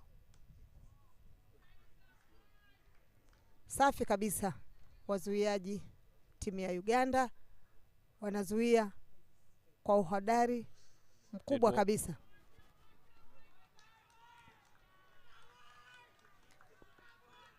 As you see, lots of encouragement, Majid there in the background, number 50 at mid-wicket. He's been at it all day long. Lots of course, the entire team electric on the field this side. Good on the eye. Trying to apply as much pressure as possible on these Kenyan batters. Ooh, catch there by skipper. Huge shot, and he pays the price there for Naresh. He has to take the long walk back. Kenya 70 for 7. Truly letting themselves down, letting the pressure get to them. Wicket ya 7 imeanguka. Mikimbio bado ni 70. Mpigaji amedakiwa kwa nyuma, wanaita caught behind. Na anatoka nje. Brian Asaba taking a great catch. It was Fahad, the skipper, who bowled it. Wicket 7 tayari zimeanguka kwa timu ya Kenya. Uganda wamechukua wicket 7. Mikimbio bado ni 70. Over ambazo zimechezeka ni 36.3. Let's bring in the very talented left arm spinner, Witsel Shah, to the crease. Kenya in a spot of bother at the moment, really at risk of being bowled out inside their 50 overs, which is a cardinal sin in 50 over cricket. Ni over 50 zinachezeka na spinner upande ule wa pili anaendelea kurusha.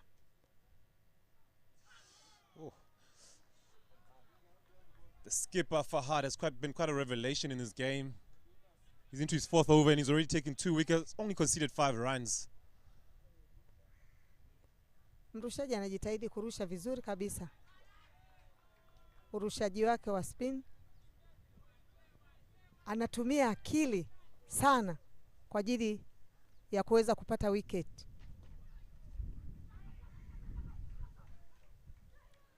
Mpigaji amejaribu kukimbia, lakini yule fielder akamwambia jaribu uone, na ameshindwa. Akarudi, ikawa ni doti. Ina maana hakuna mchango wowote ulio. Lovely views. ICC Import Call Production Group coming in there. Lovely aerial view of this beautiful picturesque ground. 37 overs gone, 70 for 7. Kenya. Mikimbio ni 70 na wiketi 7 zimelala. Over 37 zimeisha.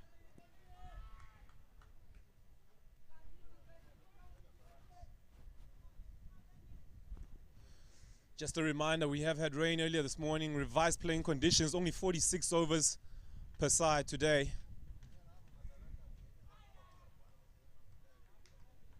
Mrushaji anarusha vizuri kabisa kwa umakini. Hahitaji extra runs, yani mikimbio ya ziada, hahitaji. Anataka mikimbio halali ambayo mpigaji akipata mkimbio au ametoa jasho na ametumia akili. Out to the deep, Beg should clean up only for 1. Patel, the skipper, getting things undergoing for him with this lovely sweep shot. Imepigwa shoti moja nzuri sana na wamechukua mkimbio mmoja. It's going to be interesting what Uganda feel is a good score that they can chase. Their batting lineup has been reeling, particularly their top order. Not really clicking in this tournament. They are very, very talented young bunch of batters. Unfortunately, similar to the problems of Nigeria, let's just finding the wickets difficult. Not really applying themselves, going for big shots. Someone has to knuckle down today for them. Kenya will have to bat their 50 overs to give themselves any chance in this encounter. Mrushaji anaendelea kurusha vizuri kabisa. Na wazuiaji hawajalala, wanazuia kama kawaida.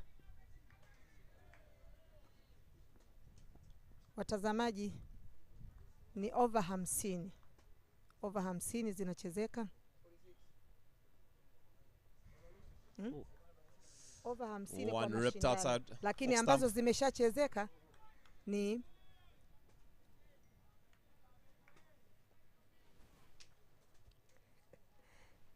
saba.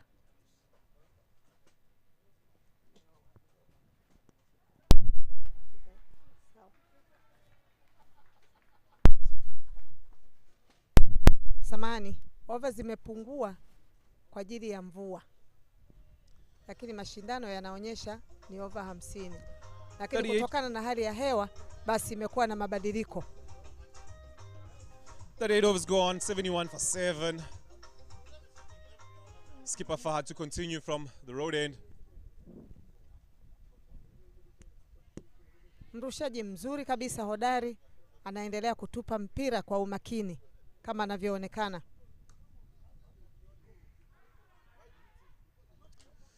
Good call by the skipper, sending back Witsel Shah. Wameitana vizuri kabisa, wakaacha kukimbia kwa sababu ilikuwa ni hatari kwao. Oh, it's just dropped me short of Asaba at first slip. Mrushaji ni hodari kabisa. Anajitahidi kutupa mpira kwa umakini. Oh my word. Here's a chance of a run out at the bowler's end. Throw wasn't too good. It really was Vissel Shah's call, sent back by his skipper. Ilikuwa hatari kabisa. As you see the replay, just a cut shot, dropping short. It wasn't a very dicey single. Good driven lovely into the gap. Should just be a single. Heavy outfield today. Pretty much throughout the tournament, really. Not too much value for your money. In terms of the rain that's fallen on the outfields, very thick outfields. Kapiga shoti nzuri sana. Wamepata mkimbio mmoja. Mama Lucy, what target? Tayari ni mchango kwa timu ya Kenya. Mama Lucy, what target do you think Uganda would be comfortable chasing today? Looking at, we have another 12, 11 overs to go. Maybe 145. 145? Yeah. Almost double.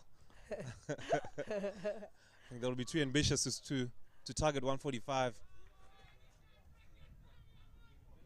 Many overs remain. There's plenty of overs. Unfortunately, they've lost too many wickets. As we see the end of the 39, 72 for 7, Kenya. Over imeisha ya 39. Mikimbio ni 72. Wicket 7 zimelala. Joseph, to continue from the pavilion, I think what Kenya at the moment are looking at small targets. First target is 100. And once they get that, it's a psychological blow that, no, we have reached 100, triple figures. Once it's still double figures, it's anybody's game. But once it gets to about 100, 110, 120, really, really does become challenging. Game inaweza kubadilika.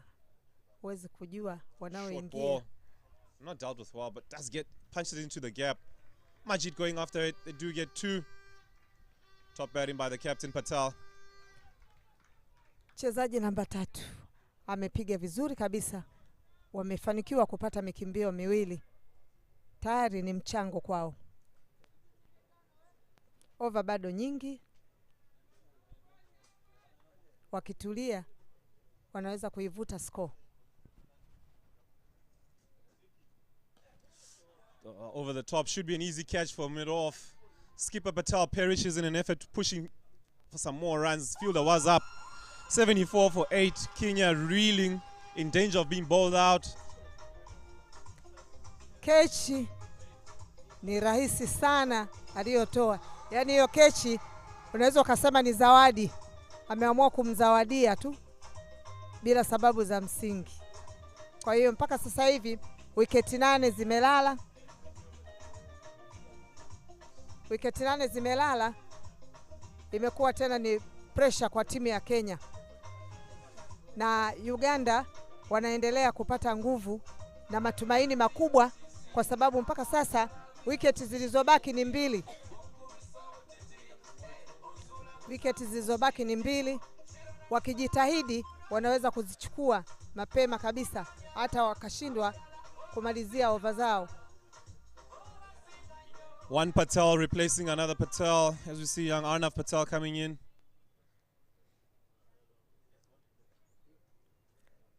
Mikimbio ni 74 na wicket zimelala 8.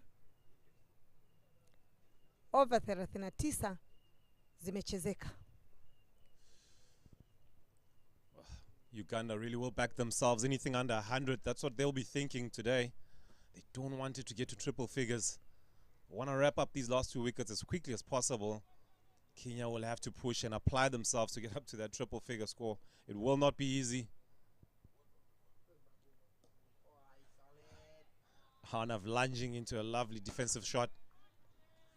Mrushaji mzuri kabisa karusha. Hana mikimbio ya ziada. Yani extra runs. Hana kabisa. Oh, lovely shot. Should get 2 down to mid-wicket. Oh, great timing from young Arnav Patel, making it look so easy. Very stylish. Kenya will move on to 78 for 8. That lovely boundary. Mpigaji amepiga 4 for Lovely use of boundary. the wrists to get it away from deep mid wicket. Ni mchango mkubwa sana, amechangia 4 na umpire ameonyesha 4 zimepigwa. Wrapped on the gloves, did not enjoy that. Let's hope he's okay. He is his spinning hand. Might have to need a bit of attention, young Arnav. At times what can happen is that just flicks that thumb as it bounces against that bottom hand. Deciding to shoulder through. Young Arnav battling for his country. Mrushaji anaendelea kurusha. Huyo mrushaji ni mrushaji mzuri, ni tegemeo la timu ya Uganda. Na mpigaji naye yuko makini kabisa. Amezuia. 40 overs up, 78 for 8, Kenya. As we will have a change in commentary. Joining us will be Innocent Ndaula, lead commentator from Uganda. We are bringing you the big guns, Innocent Ndaula, as well as Dennis Musali will be joining him. Over zimeisha. Kenya wana 78, wicket 8 zimelala, over 40 zimeisha. Tunabadilishana, wanakuja wengine.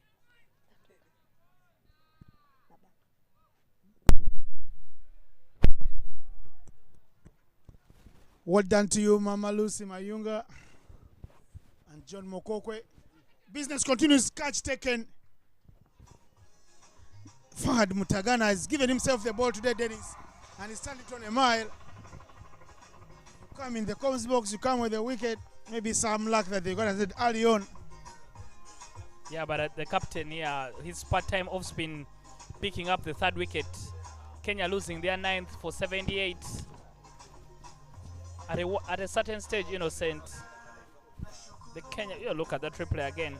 Beautiful off-spinner there, just planting the bat, and he pops up for the outside edge. Simple catch for Brian Asawa, who takes his 2nd in the slip cordon.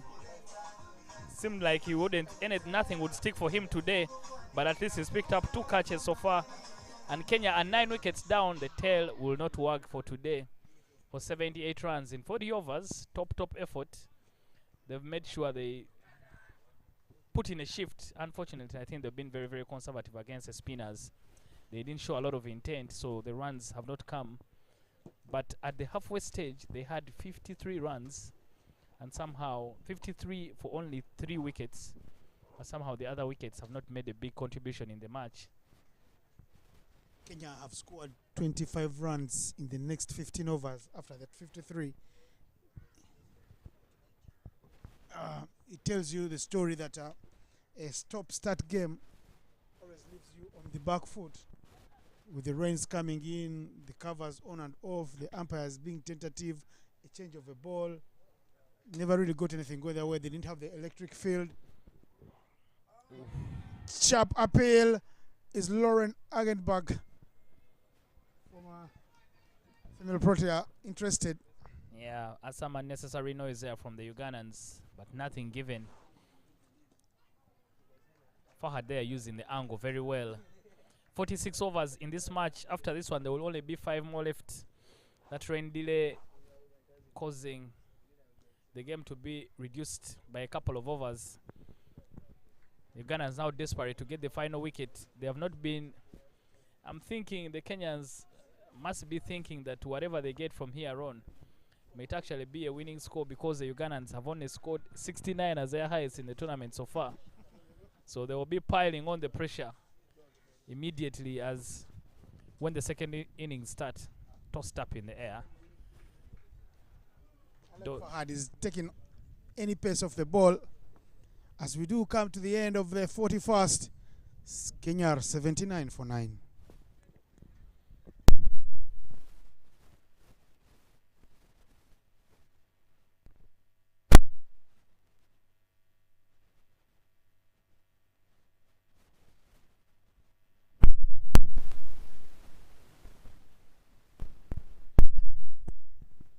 Lots of beautiful chats going on here in the comms box. A cocktail of classic commentators. The local boys, Dennis, have brought their A game to the comms box.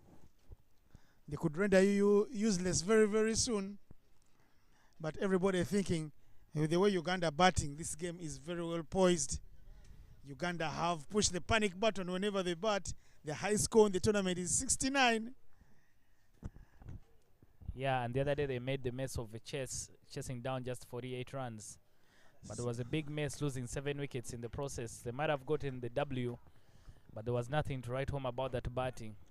It was a show of two mediocre teams with a bad and a worse performance. The latter taking the day. Ball stopped there. Anav is playing freely. I think Ayan has no pressure on him. He knows this is not his beat. You need to save his energy for the afternoon when he's coming on to ball. And he's a very, very tidy bowler. Cut hard, but there won't be a run. Neil Doshi, who has his father watching on next to the nets,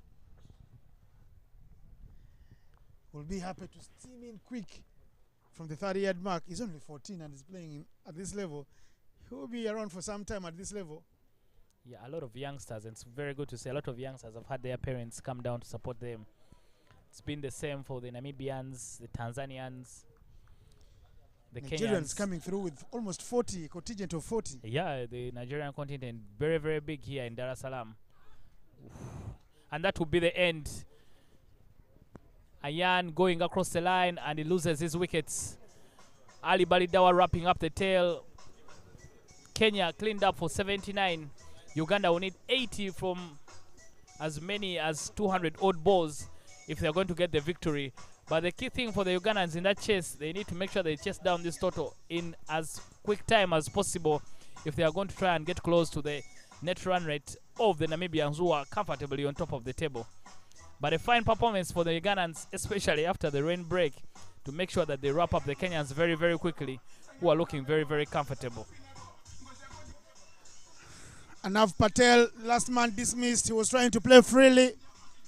Uganda won't need so many, but they must play clinically. But these are the highlights. Look at the highlights again.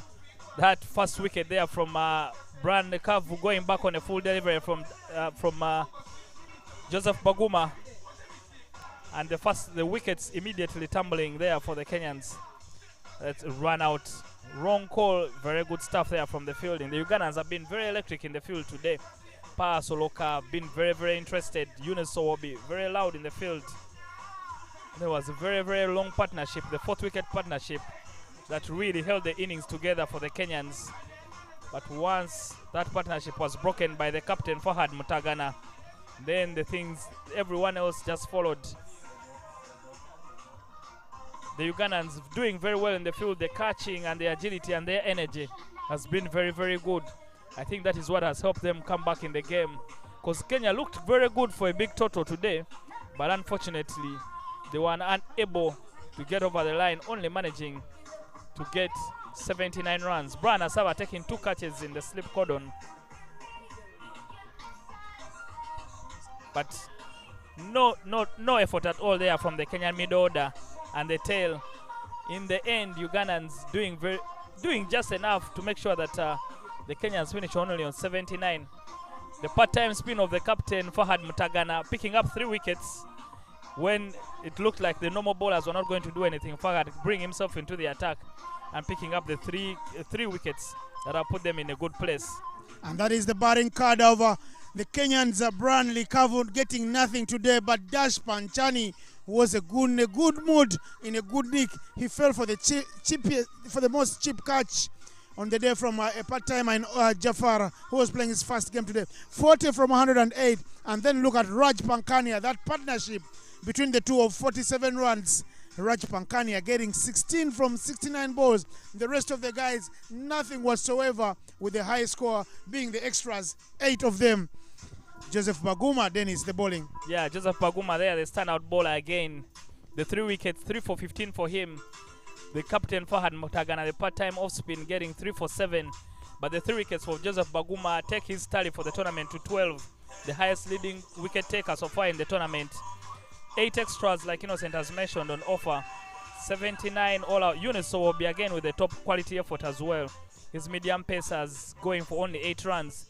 Him and Musa Majid didn't take so much of the ball with Pius Oloka. There wasn't so much in the wicket for the medium pacers. But a shout out there to Jaffa Ochaya, 2 for 17 from 9 overs. The first time he's getting an opportunity to play in the tournament, and he comes up with a gem of a bowling spell to make sure that the Kenyans do not get away, and they finish on only 79. We'll take a short break, and we'll be back for the second inning. Uganda looking for 80 from 46 overs if they are going to get the victory.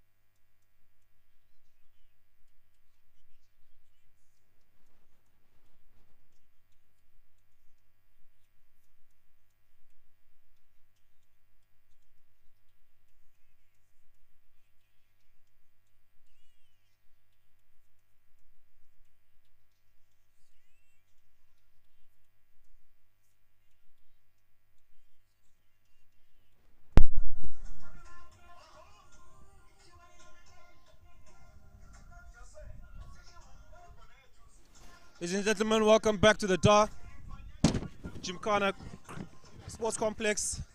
Lovely encounter. East African clash. Kenya taking on Uganda. As you see the batting lineup, Dash Panchani did well for 40 runs, 108 balls. Really gutted it out. Had a lovely partnership with Pankanyia. He only getting 16, unfortunately for him. The rest, nothing else to speak of, really. Everybody else in single figures.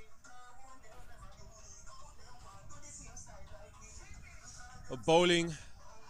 Top of the bowling, of course, at the beginning. Baguma leading the front, leading the tournament as well. 3 for 15 for him off his 10.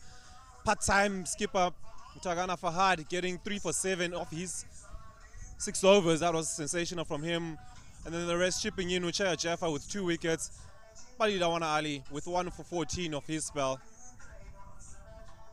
Uganda doing well to restrict Kenya to only 79 and also to bowl them out within their allotted 50 overs. Actually 46 only overs today being played, 46 overs aside.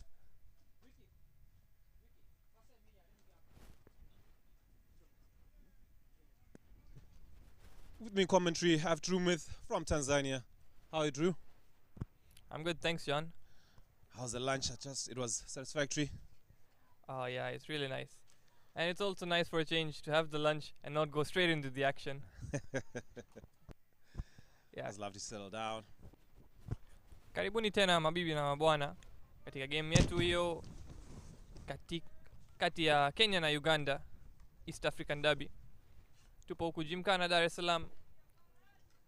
Kenya wameanza kubet, wamepiga 79 na Uganda wana kazi ya kuchase 80 katika over zao 46. Zilipunguzwa over kwa sababu ya mvua.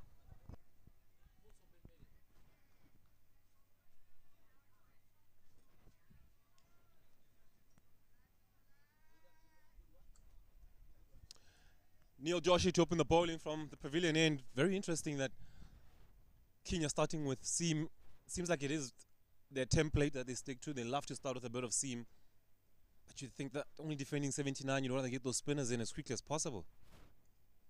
Yeah, maybe they're the Kenyan team just trying him out for an over or two to see if there is any support, if there is any swing, or else I'm pretty sure after a few overs they'll have their spinners both ends.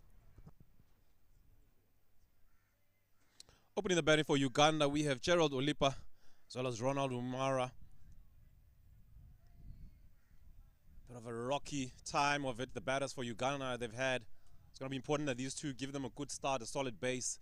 That's what they'll be hoping for. Very talented Ronald Umara, keeper batter for Uganda. He'll be on strike.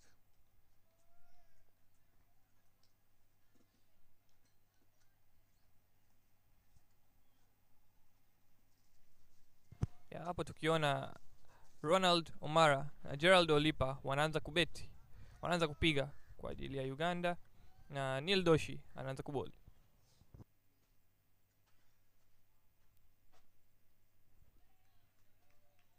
Good start.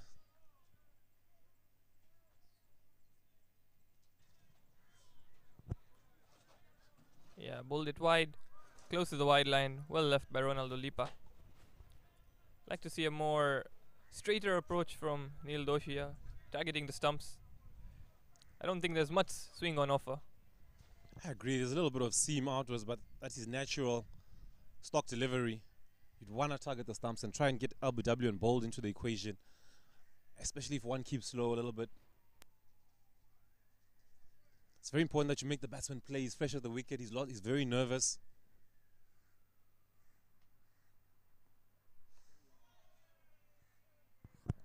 Yeah, well played there again. You can see here Ronald Olipa standing on off stump.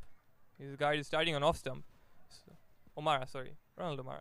His guard is on off stump. So if Neil Doshi can get it straighter, there is a chance of LBW.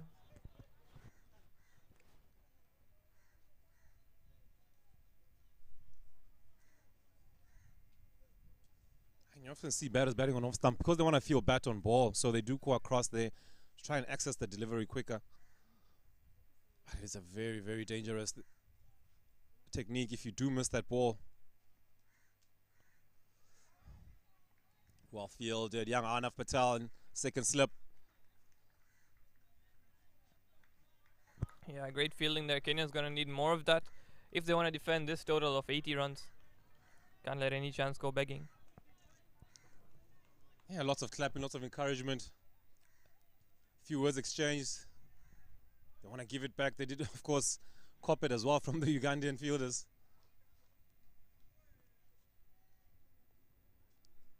Intense rivalry between these two nations. East Africa at its best.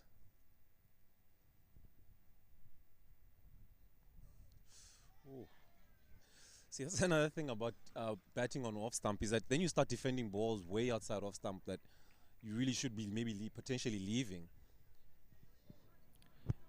Yeah, for sure. I think the judgment gets a bit cloudy there for balls on 4th or 5th stump.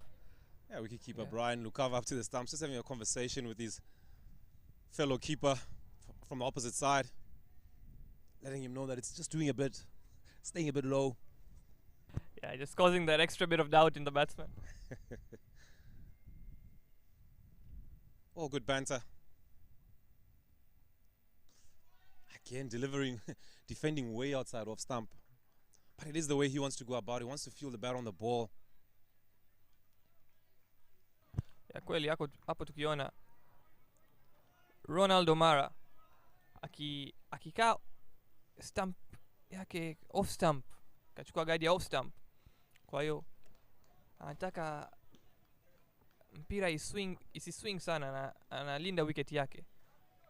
Kwa hiyo Neil Doshi ataangalia kuiball straight ili apate LBW. Yeah, he will be looking for that straighter delivery anytime soon. Ooh, and it does deliver immediately. Well fielded by skipper Patel, mid on, mid off. Maiden over to start. Uganda yet to get off the mark.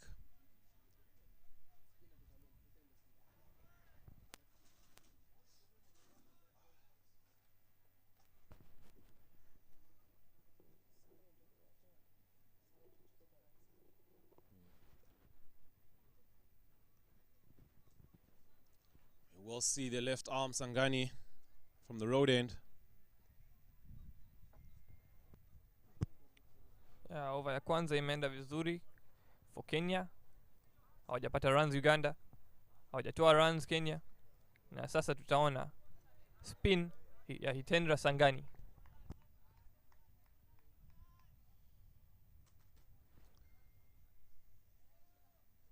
Captain saying he wants 2 slips.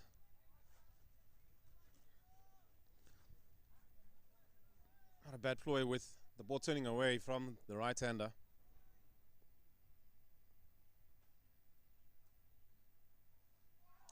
Ooh.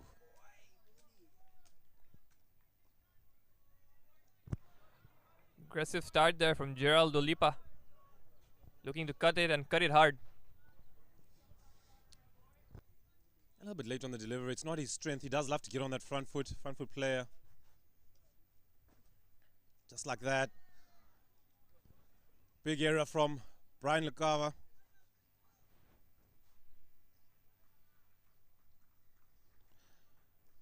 Lekabu letting that one through. When you're only defending 80 runs, you don't want to see those kind of errors from your keeper. Yeah, for sure. Especially with a ball like that, missing the batsman missing that ball. They still got 2 runs off it. So the pressure just released a bit. But Gerald Olipa there playing for the turn, not getting any. Just misses the stumps.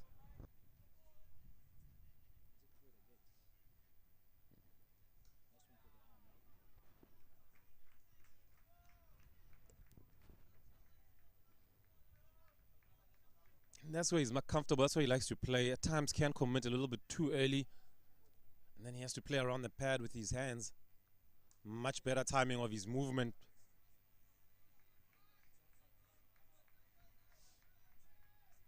Yeah, and I think the bowler would be looking at him driving. Will be looking to get him driving to get those 2 slips into action. See, that's a delivery that he's more comfortable with.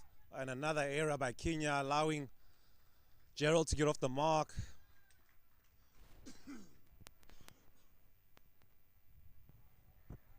can't afford to be sloppy at all.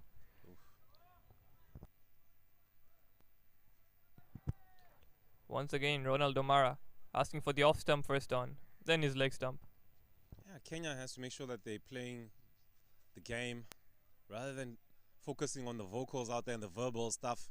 They need to make sure that their ground fielding is on point. They've already made 2 errors in this over.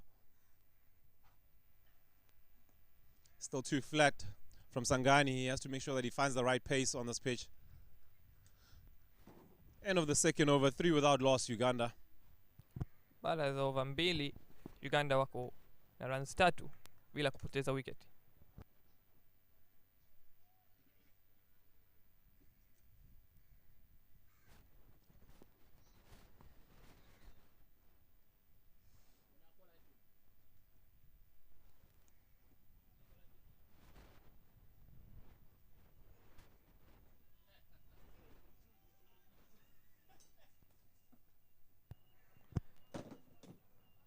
We've seen Ronald O'Mara facing the pace of Neil Doshi. Now we'll see Gerald Olipa facing his first ball to the pacer.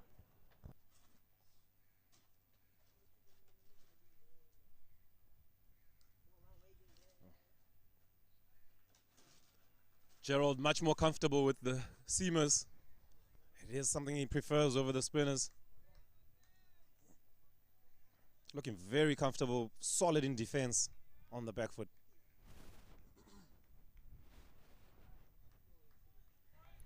Yeah, I must say, John, doesn't look like there's much on offer for the seamers here. Yeah. Very surprising decision. At times you can go caught in a trap of just going through the motions and doing what you do every game rather than reading the situation.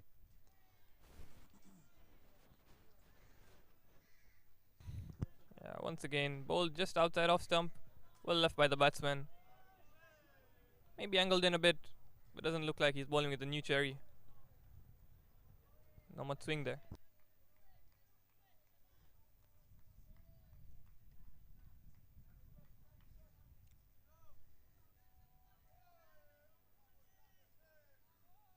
Believe it won't be long before we see spin at both ends. Low total, can't afford to drag it out.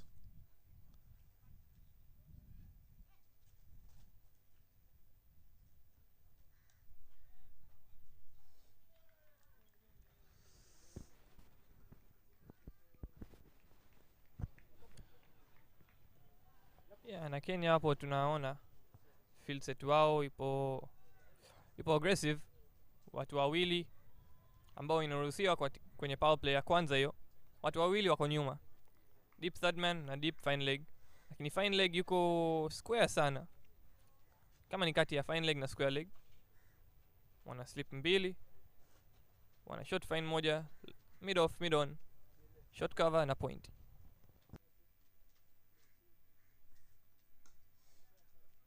Very comfortable. The seamer just coming nicely onto the bat. No lateral movement at all. Not too much on offer from the surface for the seamers.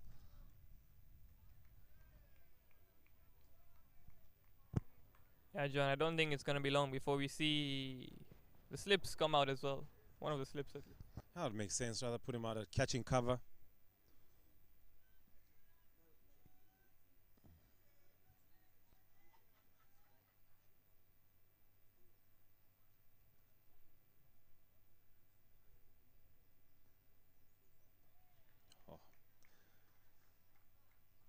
Too easy from the seam. Like you mentioned, they're really not challenging the batsman, bowling so wide outside off stump.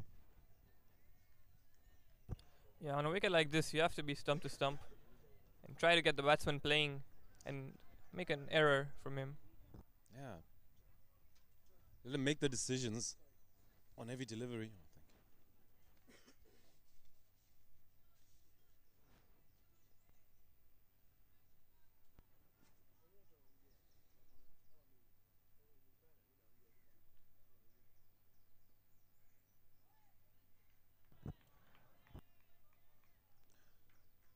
End of the third over, Uganda 3 without loss. Pale za over 3. Score ni hiyo 3.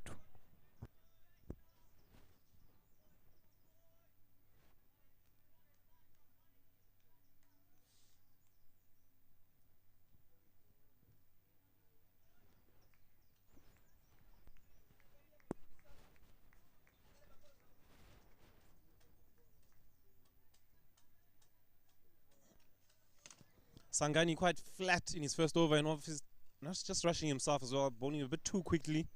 I need to just slow it down, give it time to spin, and try to give it as much flight as possible so he can grip and turn. Both these batsmen is for Uganda, quite susceptible to the turning delivery. Ooh. Defended with an angled bat. Much better start. Yeah, you asked and he delivered. It was flighted up more than his last over. And you saw just a bit of movement there, a bit of turn from the bowler there.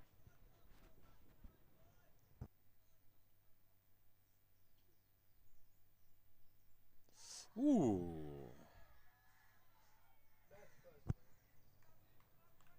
Lovely flight on offer. Maybe a bit of bat there. Generally just sliding a little bit towards the leg side. Just go on with the arm. Yeah. Much better bowling, making the batsman make the decisions. Yeah, clearly, Hitendra Sangani is the danger man right now, if you compare the two bowlers.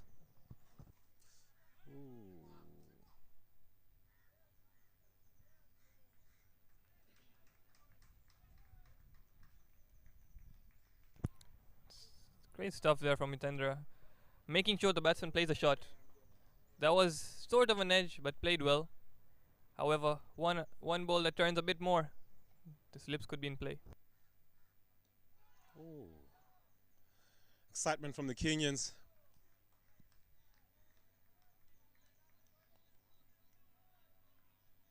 Ronald O'Mara being surrounded by the Kenya fielders, having a few words with him, just letting him know that the wicket is turning.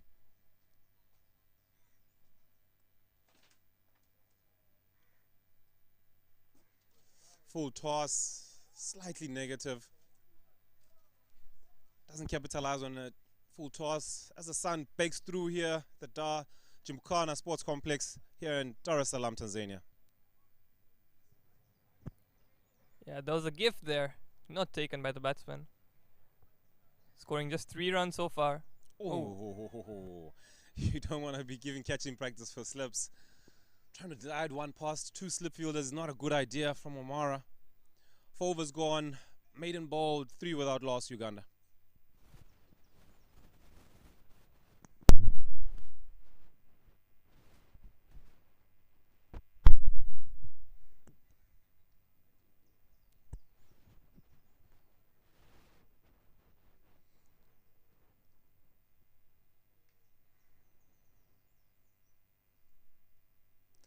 Seems like skipper Vishal Patel will give his Seema 3rd over. Hasn't really threatened much. Putting it slightly too wide outside off stump.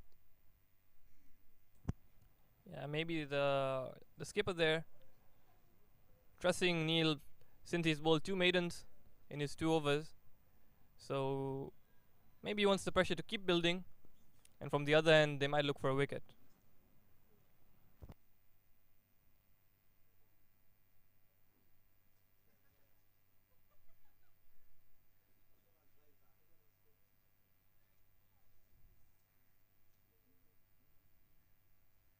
Slight delay. So one of the Dash had gone to receive some medical treatment, or perhaps a bit of a break. Use of the facilities. He is back on the park right now.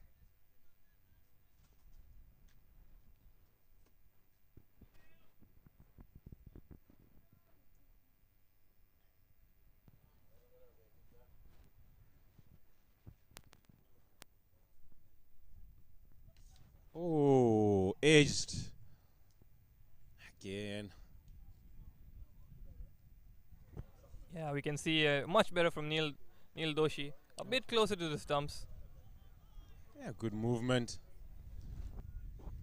Batter caught camping on the back foot slightly. Should have come forward a bit to that delivery.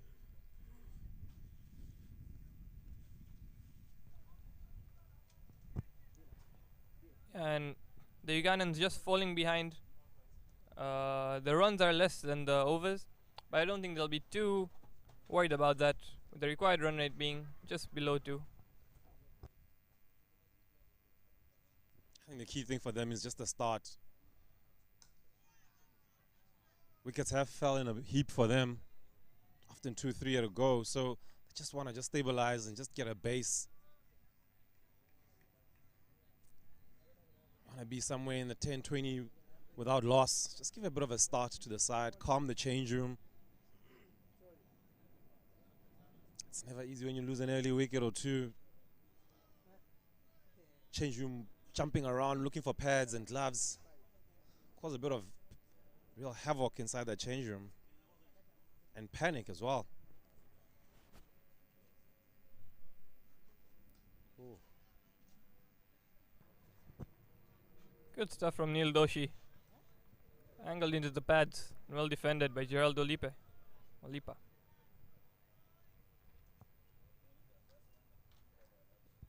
Neil Doshi hapo anaendelea kuball dot balls. Kaball mpira 15 na dot ball 15. Kwa hiyo yupo vizuri. Quite an interesting tactic from the Kenyans.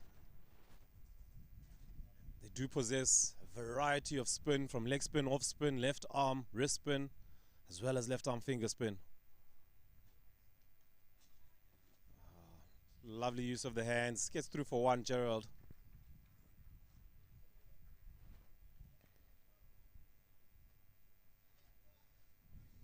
Those kind of variations in your lineup, really.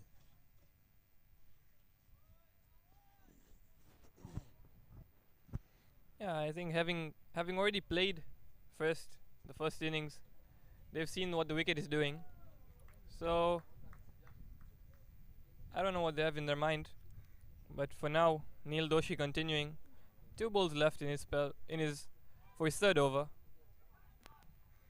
They get one more run there from point. Runs now slowly but surely starting to flow for Uganda.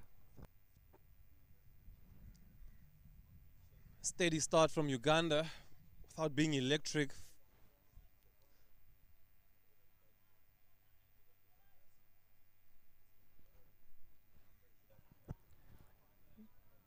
Hapo over ya 5 imeisha.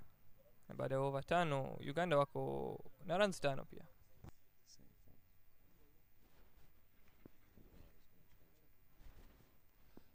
5 overs gone. Uganda 5 without loss.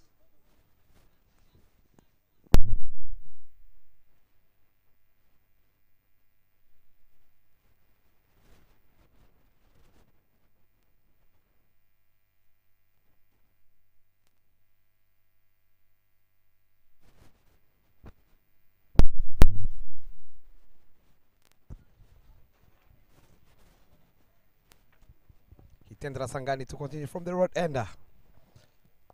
Up and over the fielder at covers. They scramble for another single. And these two, Gerald and Ronald, 2 slips in place from the Kenyan side. Tendra Sangani trying to make them play him down the ground.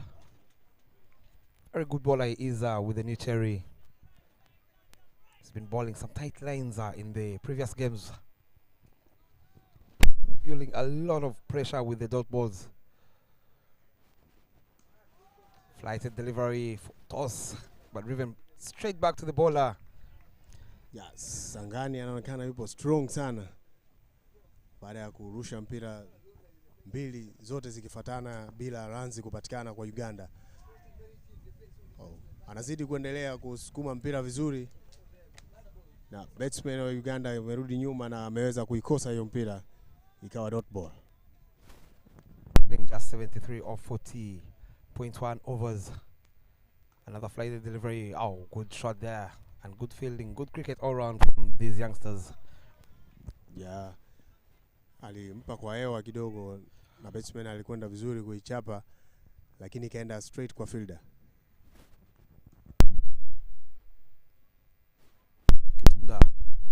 As a national team player, wicketkeeper batsman, what do you reckon on this chase? Uganda having bowled first and restricting Kenya to 80 runs in their first innings. After the end of the 6th over, they are moving at 6 runs for naught. What do you reckon these Ugandans should be doing? They look to be hitting the ball superbly, but straight to the fielders. Uganda wanatakiwa wafanye zaidi ni kucheza smart cricket. Wasichukulie rahisi sana, wasiwe overconfidence, sababu low score always inakuwa inaleta shida, lakini kama watakuwa hapo au batsmen watacheza kwa muda mrefu itakuwa ushindi rahisi sana kwa Uganda, lakini wakiwa overconfidence italeta shida. And the captain brings himself into the attack from the pavilion end, coming in to bowl the 7th over, shot number 3. Vishal Patel picking up 4 wickets in his first game against Sierra Leone. Almost chopped it on is Ronald. Gonna be a very positive, these youngsters, for the Ugandan side. Ilikuwa kidogo tu, maana karudi nyuma kwenda kukata ile mpira, imepiga inside edge kidogo, ipige stump. You could see on that previous shot, he's trying to guide it through that third man region. There's a slip in place. Tries to overhit that one. Another dot ball to start with is Vishal Patel, one of the best bowlers in this tournament. They have to play him out. Captain amekuwa mzuri sana, na pia akiwa kijaga anafanyaga vitu vizuri na huwa anafanya mabadiliko mazuri. Lakini Kenya wanahitaji zaidi hapa, nafikiri wanahitaji wicket zaidi. Maana akiwaacha Uganda waweze kukaa kwenye crease itawaletea shida hapo baadaye. Kwa hiyo Kenya anaona wanahitaji wicket zaidi. Ndio maana captain ameamua kujileta mwenyewe baada ya kumbadilisha yule medium pace. Their flighted delivery and stopped by Ronald, who is on 2 of 11 deliveries, and his partner Gerald is still on 2 runs of 21 deliveries. This has been the story and moral of this whole tournament. The strike rate has always been under 50 for these youngsters.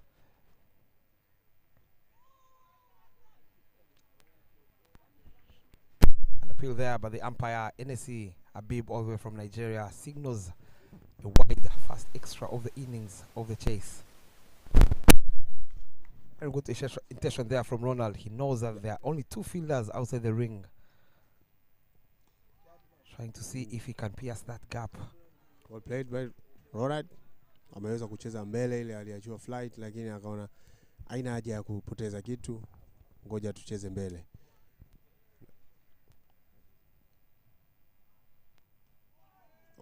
Amerudi kucheza cut, lakini hiyo mpira inaonekana ni sio ya kurudi nyuma.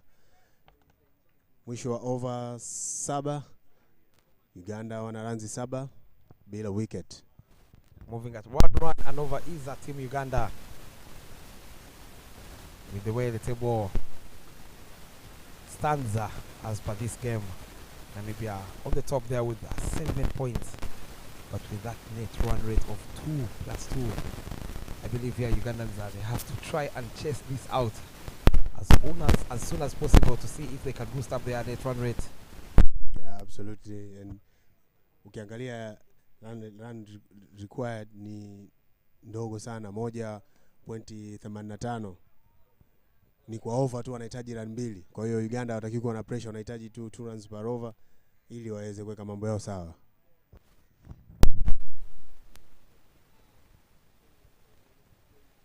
Earlier at the toss, the captain was asked by our co-commentator and partner Dennis Musali on what he thinks about the net run rate, but smartly responded by Mutangana Fahada. He said he needs to secure a win first. Well said by the young man, but we know in this tournament, as we are getting closer and closer to the end of the tournament, they need to boost up that net run rate to stand a chance to see if anything can happen between Namibia and Nigeria, who are playing their last game on Sunday. Yeah, true Bobby. Kitu muhimu hapo ni ushindi kwanza, then net run rate wataangalia baadaye, lakini first washinde kwanza. Ushindi ndio muhimu. Half tracker there down the leg, and he decides to dab it straight to short square leg there. That was a hit me ball, to be honest. Yeah, Kitunda, you are a batsman. If they gave you that kind of delivery, would you have played it that way? No. Hiyo mpira itakwenda nje kabisa. Ukipata mpira mbaya kama ile lazima uitumie, lazima uipunish. Exactly. Yeah. Well said there. They're getting caught up in 2 minds. You got to be positive. Another full ball driven powerfully straight to the fielder at mid-off. Stian Smith chips in a throw, but they are well in now to scramble for another single. Much needed. They need to do more of these ones. Keep rotating the strike. If you can get a boundary in every over, I believe this chase can be done and dusted in no time as we get to the end of the 8th over. 9 runs on board. Kenyans are yet to get a wicket. Mwisho wa over 8. Uganda wana runs 9, hawajapoteza wicket.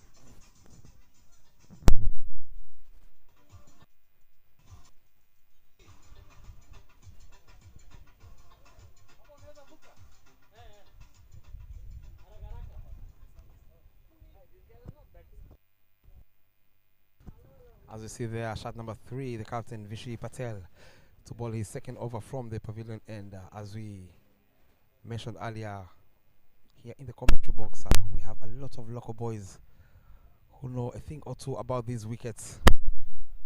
They will be coming in, chipping in a couple of their expertise in the commentary box and knowledge about the game in their local language, Kiswahili. Yeah, Bobby, kama ulivyosema, kama Uganda wakimanage kupata boundary kwenye over, naona hii chasing itaisha mapema tu. Something they need to do. Yeah. Honestly, they have 10 wickets in hand. Just play positive cricket here, Kitunda. Yeah, they need to be positive. With only 2 fielders allowed to be outside the ring. A lot of scoring options for these youngsters. As we see there, Ronald using a dead bat. Lakini cha muhimu ni inabidi uchague mpira, so kila mpira uweze kwenda lazima uchague mpira. Kipata loose ball lazima aweze kuitumia, manake fielder wengi wapo ndani. Yeah. Oh, there you As go. I told you. Na wamejaribu kupiga chini pale na ikaenda straight. Wamepata runs 4 pale Uganda. Kama nilivyosema Bobby, ukipata loose ball lazima uitumie, ndio unachoona hapo kwa Ronald. Flighted delivery from the captain, and Ronald's eyes lit up, knowing there are only 2 fielders outside the ring. Backs himself up to pounce that down the ground for the first boundary. This is exactly what they have to be doing, as you just mentioned there. Make good use of this loose ball. Oh, very good comeback there from the captain, and well played by Ronaldo as he moves to 7 of 20 deliveries. Captain amerudi vizuri baada ya kutoa boundary. Ameweza kurudi vizuri na kuball good ball, lakini pia batsman ameweza kuicheza vizuri sana.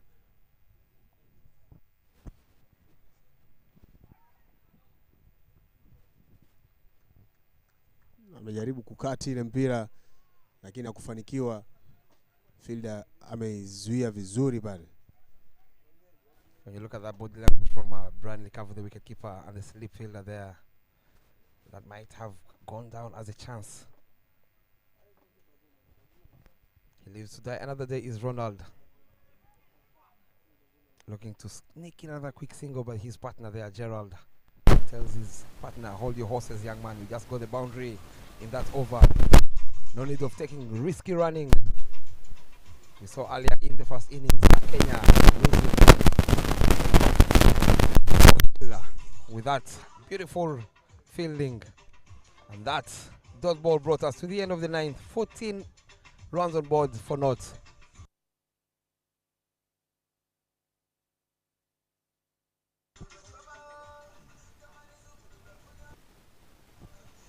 Tendra Sangani to continue from the road end. Can he produce a breakthrough for the Kenyans here?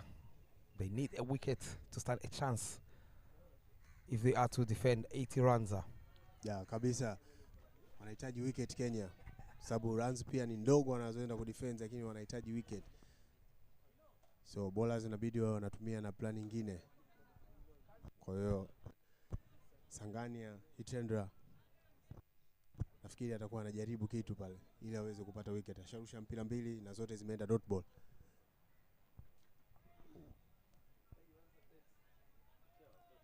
Talking about this wicket, Kitunda as a senior player on the national team of Tanzania, and also a wicket keeper where you have all the time in the world to look at the wickets up and over the fielder at mid-off. This ball is racing away to the boundary. Boundary number 2 comes off the blade over Gerald. Very good positive intent from these youngsters. Yeah, Bobby. kama nilivyokuambia, ukipata loose ball yote lazima uitumie. Ndio mnavyoona hapo replay inavyoonyesha Tenda Tanzania aliachia kidogo flight mguuni, na batsman ilikuwa kwake rahisi tu, kazungusha beti yake na akaweza kupata juu ya fielder, akaweza kupata 4. Lovely batting from Gerald. After picking up that boundary, he decides to go much straighter back to the bowler. Smart batting. Yeah, very smart. Lakini baada ya boundary alitupiwa tena flight nyingine, lakini kwa nini kaizuia ile Bob? 10 overs down the road with that boundary and a dot ball brings us to the end of the 10th with the scoreboard reading 18 for naught.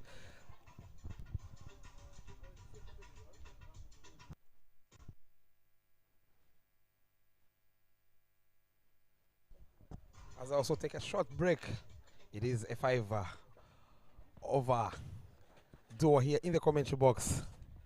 Mr. Dylan, take us through for the next 5 overs alongside Mama Lucy, the former ICC international umpire. Thank you, Bob. Not a terrible power play for Uganda. 18 for no loss. Looking at this at the target, they're doing quite well. And no wicket lost. That's the main part so far. Vishal Patel has been bowling very well. Mama Lucy, how do you see the game so far being gone? Asante Dylan.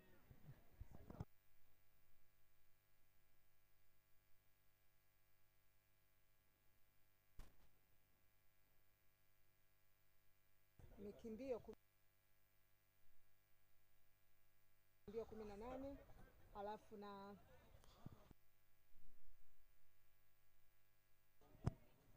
yeah, 46 overs for them to play to get 61 runs. 46 overs, and their target was 80. 18 runs in, and these two look very solid, playing very good cricketing shots so far. Picking the bad balls very well is Ronald and Gerald. mrushaji anarusha vizuri kabisa, akijua jukumu alilokuwa nalo ni kubwa, kwa hiyo inabidi atumie akili kabisa ili aweze kupata wickets na aweze kusherehekea ushindi. Yeah, even Vishil bowling very well, trying to get the wicket, but not getting it so far. Just the dots are accumulating onto his name. But the wickets that they are in search for. But Ronald and Gerald are not going to give them away very cheaply. So Vishil and Sangani, maybe from the other end, if it's yet to still to continue, will need to do very well, go over the line to get the wicket of these two batsmen. So you can see a bit of sportsmanship there, tying the laces. For Ronald is the keeper, Brian Likavu. That's the spirit of the game. Cricket is a game where people come together. It's sportsmanship that raises the spirit of this game. Oh, he goes for it.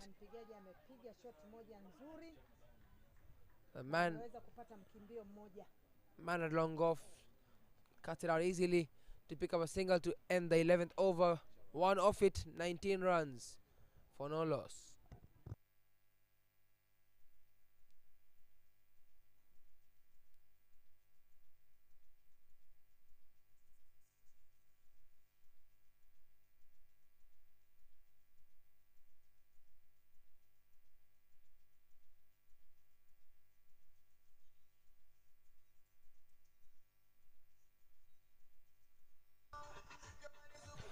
It is a change in the bowling attack. It is Arnav Patel welcomed into the attack at the 12th over now. Another very talented leg spinner, followed after his captain Vishal Patel. The leg spin from both the ends. Arnav Patel coming from the road end.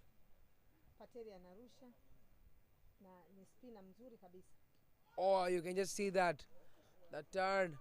Gerald not ready. Sorry, Ronald not ready for it. Gerald. Pateri anaendelea kurusha, ni mrushaji ambaye anategemewa katika timu ya Kenya.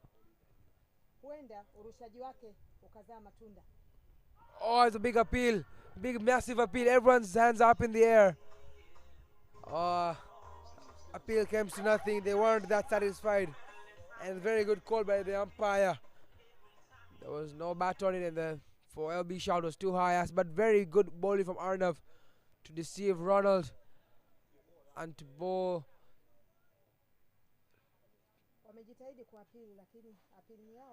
Oh, he smacks it. Shot down the ground. What a boundary there. Welcome shot tossed up by Arnav, half volley region. And he just goes for it. What a shot straight down the ground for another boundary. Mpigaji amepiga shoti moja kali nzuri na imezaa matunda, wameweza kupata mikimbio minne. Umpire ameonyesha mikimbio minne. And Ronald not letting the loose balls go. That's what's needed to get this target get going and get the net run high. The loose balls need to be put away. Oh, much better from Arnav. He's pulling his length back a bit and getting a better ball this time. Mpira umerushwa hatari kabisa na Patel. Lakini mchezaji, yani mpigaji akaona nikiugusa huu itakuwa hatari akauacha. Blocked again. Smart batting from Ronald, respecting the good balls. Arnav needs to bring out more of those. Maybe test the batsman in a bit to try and pick up his wicket. Will Arnav Patel. Oh, well.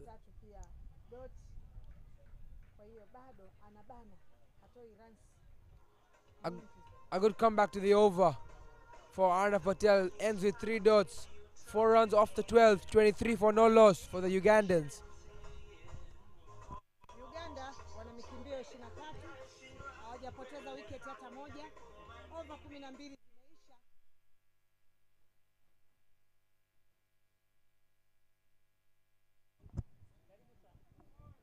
Vishal Patel to continue from the pavilion end. Ball 3, very good neat over so far.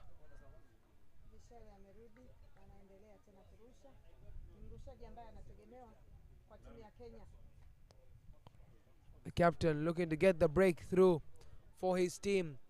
Need to get some very good miracle balls out here. Need to get some very, very top end balls to try and get the wicket of these two batsmen, Ronald and Gerald.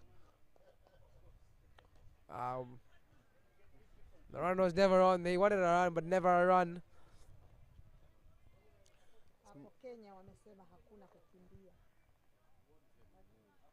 Feeding yao ni tight. Wanajitahidi kwa kiasi kikubwa kabisa.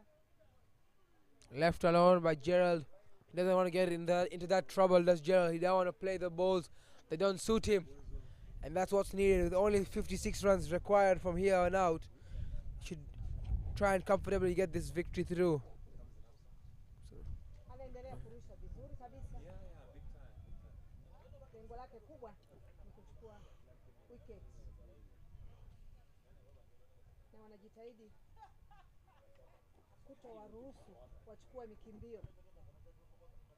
Oh, cut away, cut strongly. That's lucky. He flashed hard. If not, there might have been a chance at slip, but flashed hard to the man at backward point, gully region.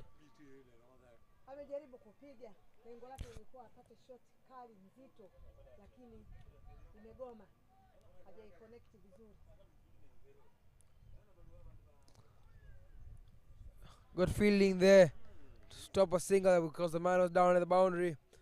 So now it's a good maiden over from Vishal. 23 runs for no loss after 13.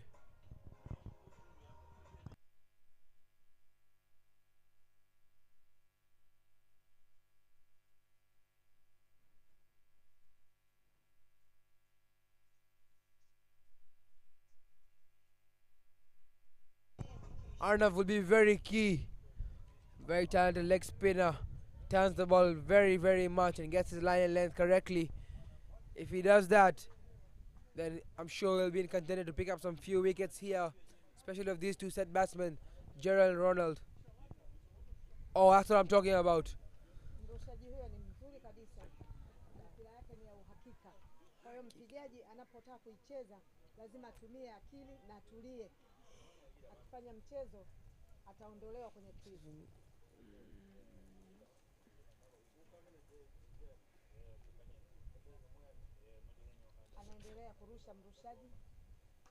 Oh, cut strongly. Fielder making a mess of that one, and they'll be back for 2. That's a tad bit short by Arnav, and smart batting to the gap by Ronald to pick up 2.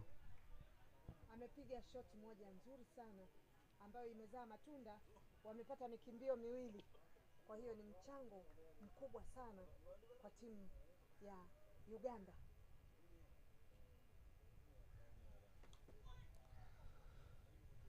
Na Walusi, unafikiri ni saidio gani wana leg spinner miwili wanatokea endi yote mbili?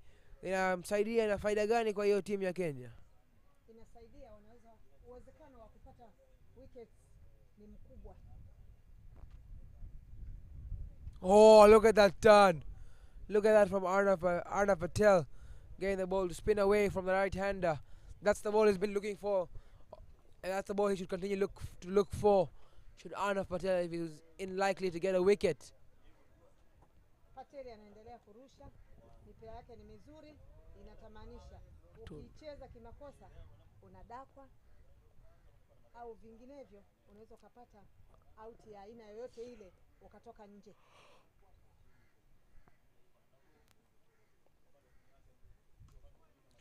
Punched back to the bowler. Much better from Arnav. He was trying to get him a run out. But Ronald is way in. 47 balls has Ronald already faced. Bowling ya Patel ni nzuri sana. Na mwenyewe anajituma kuzuia. Good end to the ball. Good end to the over. Arnav Patel 4 dots to the trot. To end the 14th is 25 for no loss.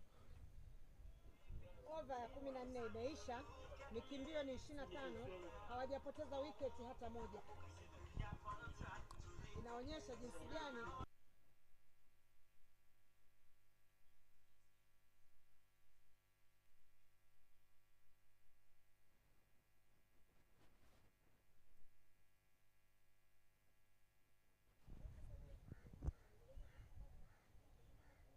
More sight of spin here now. Vishal Patel to continue for his 5th over. Still quite an attacking field. Only one man down at the boundary at deep mid-wicket cow corner region. Vishal Patel anaendelea kurusha. Tight bowling there from Vishal, skidding the ball onto the batsman on the stumps. It's like a you miss I hit type situation for Vishal Patel.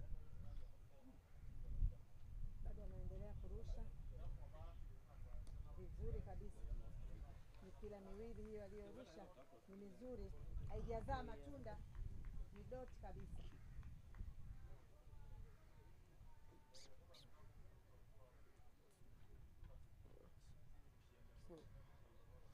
Good turn once again from Vishal, keeping his line and length very tidy. Safi kabisa kwa Vishal Patel. Mipira yake ni mizuri, haizai matunda kwa timu ya Uganda. Oh, wide signal by the umpire, sliding down the leg of the batsman Gerald. Patel ametupa mkimbio wa ziada kabisa, yani wa bure, ni wide.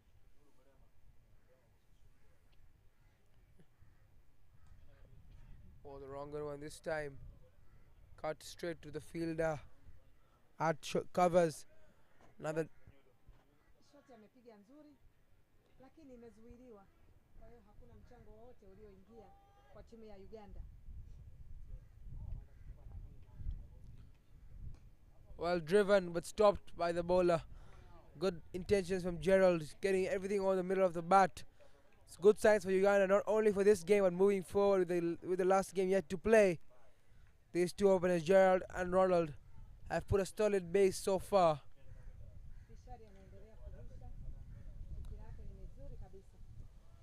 Dot ball, the only wide of the over, is the only run. 26 runs for no wickets after 15 overs.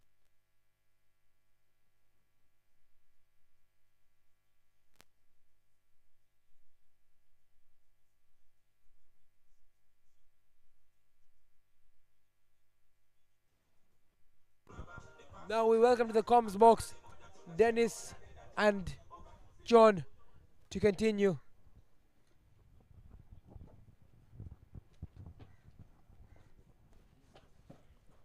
Thank you, Dylan. Put in a proper shift there with Madame Lucy. But everything going Ughanda's way so far. 26 for no loss after 15 overs. We need just about 50 runs from a whole lot of 31 overs. 1.5 runs every over, the requirement for them. John, what do you think? Is still net run rate still something on their minds? Or if Kenya can't get the breakthrough, 1 wicket can bring the whole house down? Yeah, true. It's always difficult to start. These two now have to take it as deep as possible. Try and get into the 40s, the 50s. As a unit, they really have looked untroubled. Interesting tactics by Kenya, giving the openers 3 overs of seam. Just allowing them to just get underway and see the ball, almost like a sighter, a bit of a net really on this wicket, facing seam.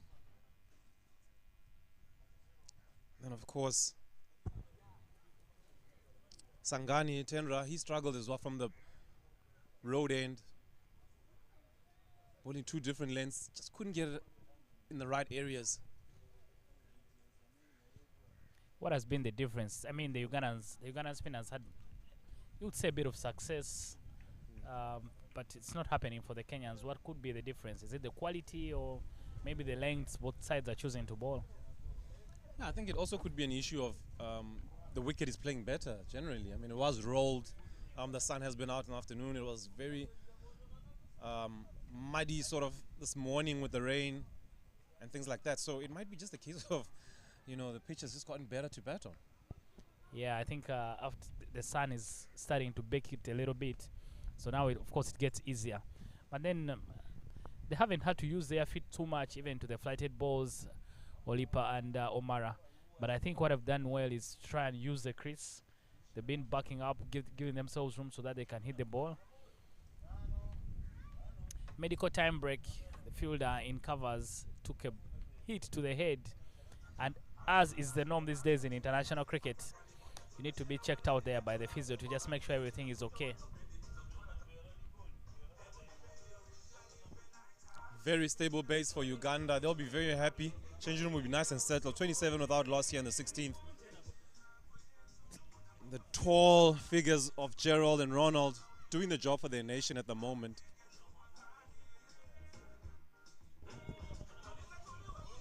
Yeah, with how Uganda has been batting, I think this is quite a start for them. They've just never been reassuring in all the games that they've batted. 69, chasing 48 for the loss of 7 wickets. So maybe now this looks a bit different. I don't know if it's the whole complexion of the tournament, because since yesterday, match day number 4, the batting has really improved. Match day number 5, the batting has improved from all the teams. So you see even Kenya, for their 79, they used 40 overs.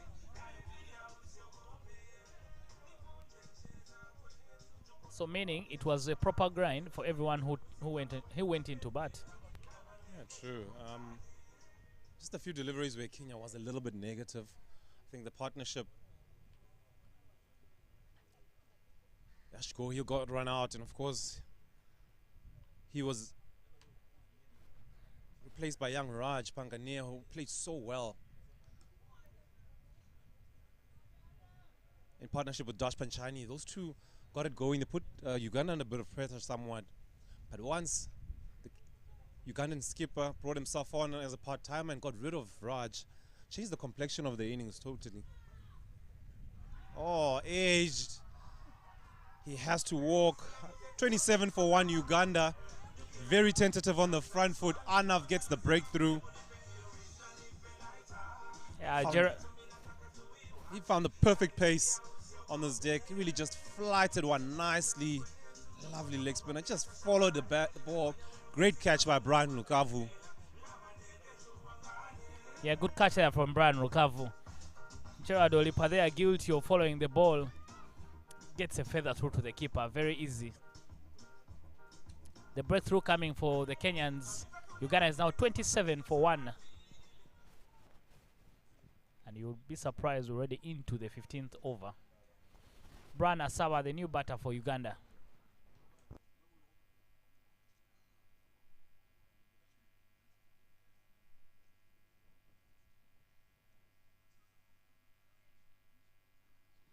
For some reason, I often confuse Brian Asaba with Fahad Mutagana when they're on the field. Very similar in height and stature and build as well.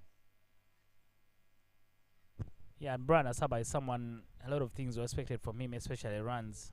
He struggled to find any here in Dar es Salaam. But they need a big knock from him.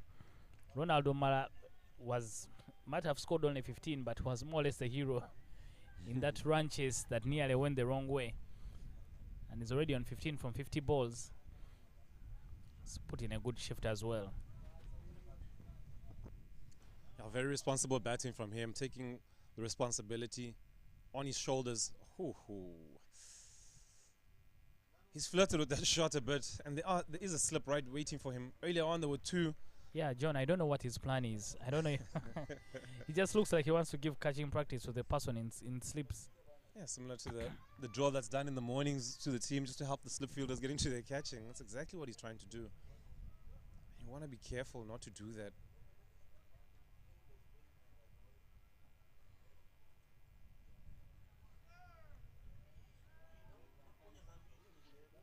The captain, Vishal Patel, operating from the pavilion end, was very confident that if they got everything right, trusted their processes, they should be able to get a victory. But I don't know if he's that confident after the team could only get 79. A nervy start by Asaba. You'd understand he has really struggled in the tournament. Will be low on confidence, of course. He'll need to just settle himself down. He's a confident-looking player. He's very, very confident. Trusts his ability. He was part of the World Cup team to the West Indies. And I will tell you an interesting fact. Brian Asaba is a brother to Joseph Baguma. Step brothers? Blood brothers. How does that happen? Same mom and dad? Yeah. Just confirming. And they're not twins, by the way. Blood brothers, maybe sometimes people take pacts and they call themselves blood brothers.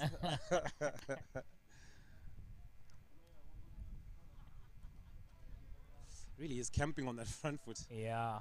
Lunging nice and early. 17 gone, Uganda 28 for 1. Yeah, clearly Uganda now no longer interested in trying to chase down that net run rate.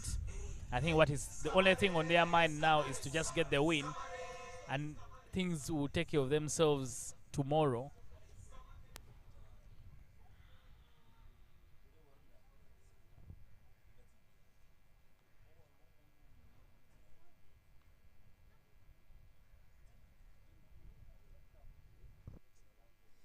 After 17 overs, from a Duckworth-Lewis point of view, Uganda is ahead. They need to be 21 for 1. They are currently 28 for 1, so they're slightly ahead on Duckworth-Lewis. Bit of weather around. You'd want to ensure that they are up and above that required run rate for Duckworth-Lewis, required score, beg your pardon, par score. All play there by Omara, hitting the sweeper. That's more like it. When you see the flight on, make sure you try and hit the sweepers because they've opened up that gap. Unless the person is still staying inside the circle, maybe you would be worried a little bit. But the one Arvin tosses up in the air usually is the other one. So you need to also be very, very careful that you're right on top of the ball.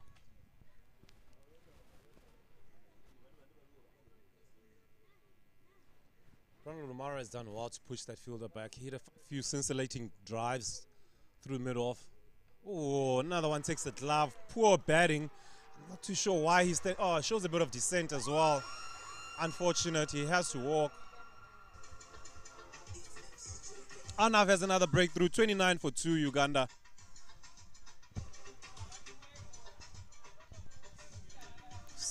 Lovely delivery. The flipper bouncing a bit extra.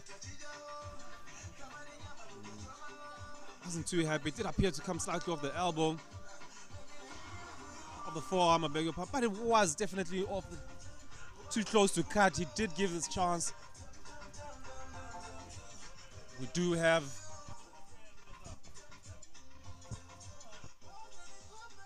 got the luxury of reviews, but definitely at full pace, that did look like it came directly off the glove. Even with the reviews, it's tough to tell actually what that hit. But he has to make the walk. 29 for 2 Uganda.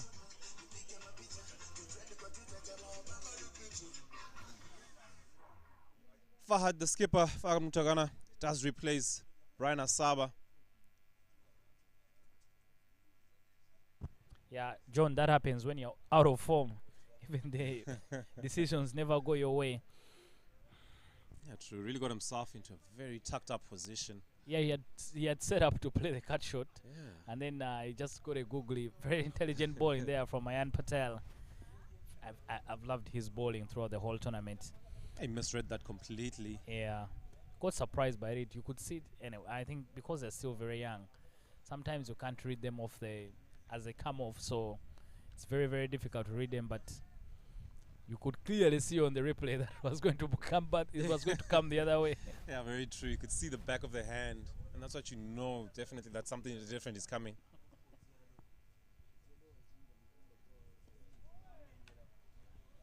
Uchaya Java gets his first crack in the tournament. Bowled a very brilliant spell, 2 for 17 from 9 overs. But he is more of a batting all-rounder. And what is required of him right now is to make sure that he gets a partnership going with oohs and ahs. Oh, suddenly the wicket has come to life. Yeah. 18 gone, Uganda 29 for 2. If you're the captain.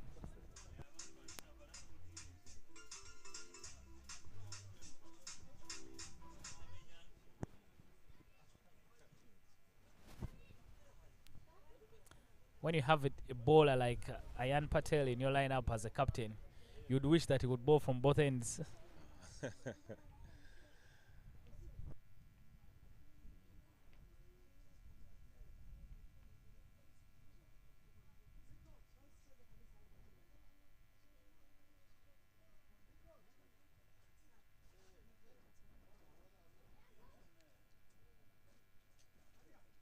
Raj Pankania to come in. He batted so well this afternoon. Took responsibility at number 4. Unfortunately for him, got out at the wrong time. It really did stabilize the ship.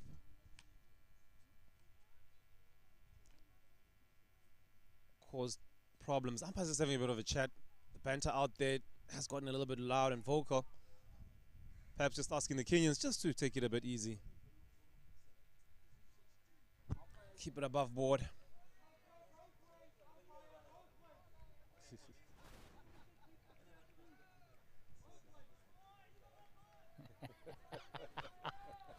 Some of the Kenyan fans here are not happy that the Kenyan fielders are getting a warning, yet the Ugandans were giving the same amount of mouth and they just never got a warning from the umpires.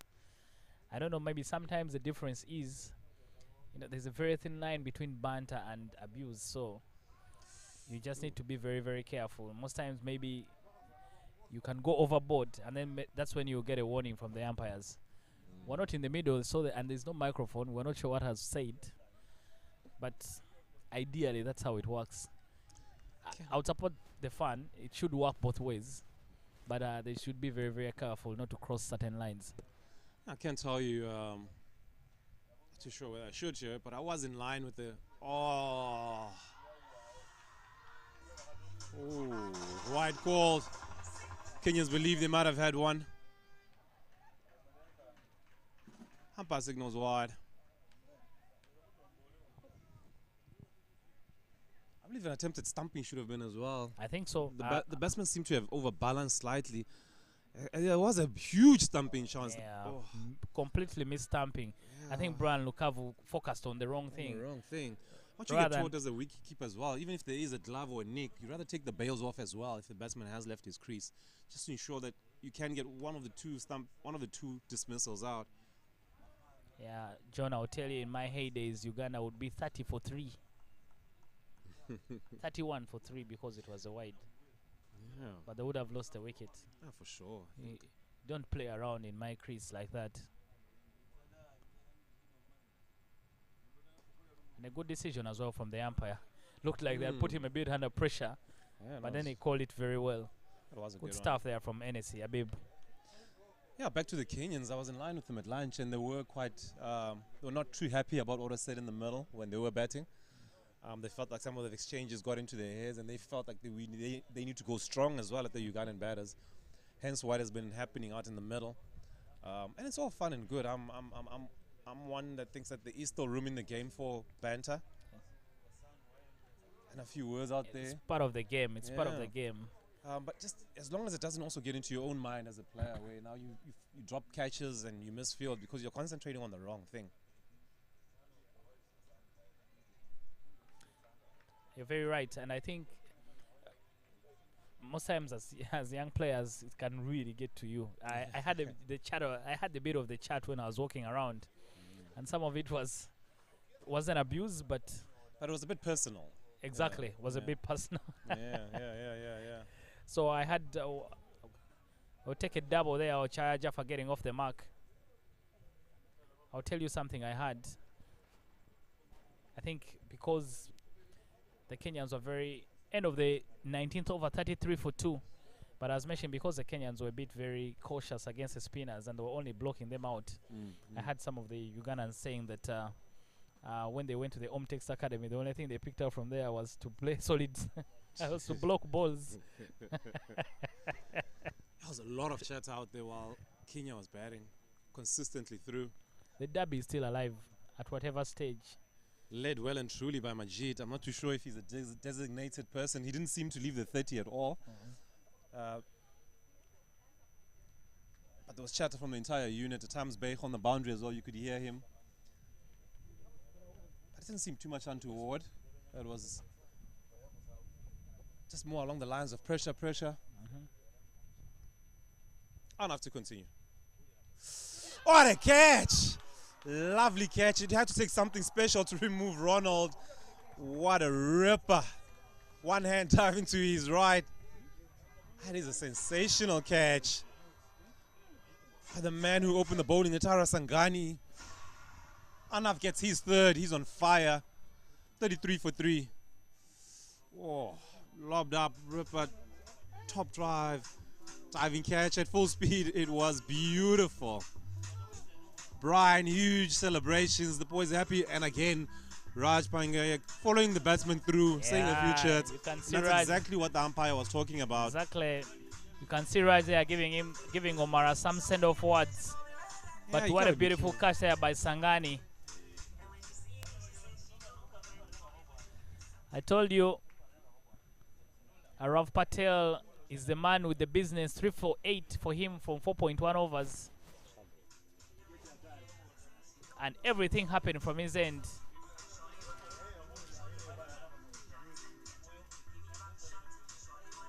There's always something happening around young Arnav whenever he's got the ball in his hand, or whether he's at second slip or on the field. Had a great qualifier in Nigeria, in Abuja. Picked up some good wickets out there, crucial wickets for them to get them victory in that tournament. Yeah, the drinks break, I think, will come down the nose for the Ugandans. They've lost 3 quick wickets, 33 for 3. They were 29 for no loss. But now they are 33 for 3 already. And Anav Patel, the man with the business. Maybe Phil Brown Asaba got a bad decision, but that's all in the past. Uganda now will need a partnership to rebuild and try and get back into the game. Mirza Anach Beich coming in at number 5. Typically comes in at number 4 for them. Bit of a change in the batting order. But he's a very talented middle order player. Got every shot in the book. One of those players, as we've seen, these young men, this tournament, they just find a way to get good starts and then they get themselves out.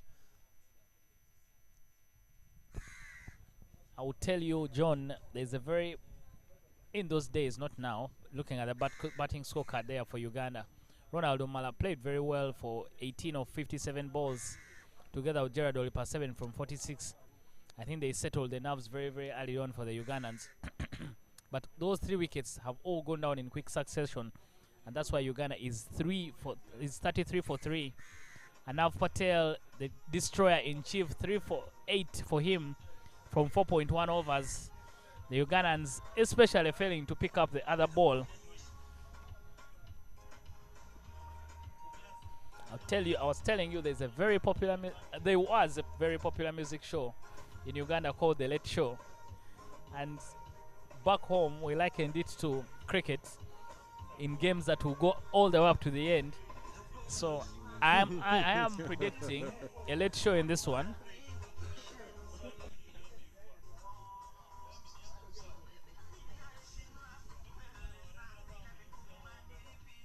Yeah, you have to believe this is the partnership, really. Can't afford to, as you've seen throughout the tournament, Uganda losing wickets in piles and heaps. They need to settle down, get another 20-run partnership or so. Or even if it's more of an over partnership where they go now 5, 6 overs, 8 overs without losing a wicket. Even if they don't score much in that time, but it's just about settling in that middle order. I can tell you now, panic will be going through the change room, be rushing for pads and gloves, and so they need to settle down and just get a bit of a partnership going. Spend some time at the wicket. That's going to be so crucial.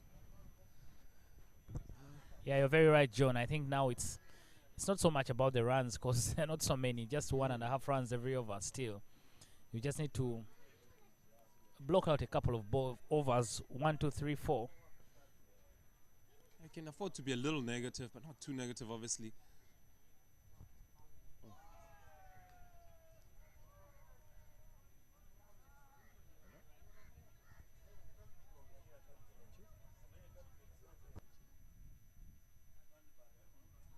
A lot rests on these two young batters, still new to the crease, both of them.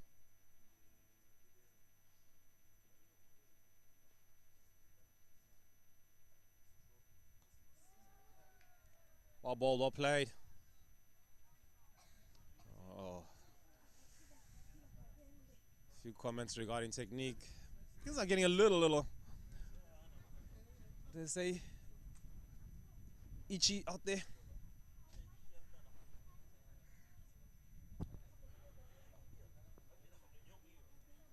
Ooh. Oh. Given. Kenya have struck again, stamping. Anav gets his 4th. Top glove work by Brian. Beir has to take the long walk for a duck. Yeah, honestly, there took his time before he gave him out. And now Patel picking up his 4th wicket. This time getting a lot of... Oh Yes, great decision by Anesi. Definitely not too much back. Appeared the foot was in the air. Huge error, lunging forward, transferring that weight, not getting back. Top class umpiring by Anesi. Yeah, very good stuff there from NSC. And Nas unaware that he had been dragged out of his crease, and he delayed to get back. Good work there from behind the stumps from Brian Lukavu. Yeah, those balls were off in a flash. Yeah, very good awareness from the wicket keeper. Uganda now quickly 4 wickets down, 33 runs. Woo. This pitch has come to life. Young Anav turning on the screws. Well ball, bit of flight. Beir committing slightly early. First we saw him leave his first ball. That was Beir's first delivery. Second one, he had to take the marching orders. Beg your pardon, his 3rd delivery.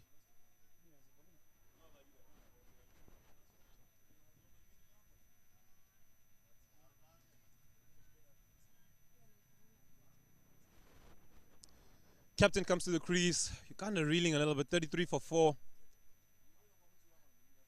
Fahad Mutagana. Anav. 4 for 8. Ooh. Really is getting into talk.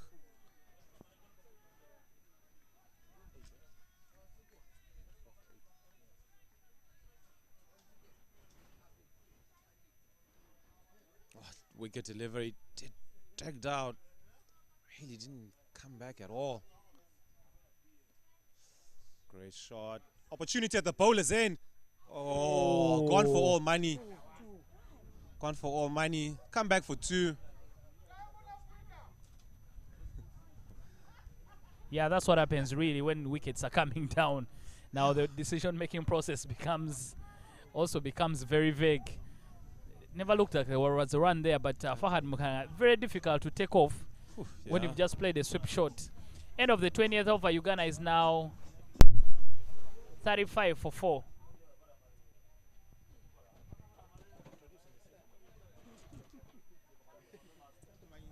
John and I will take a quick break.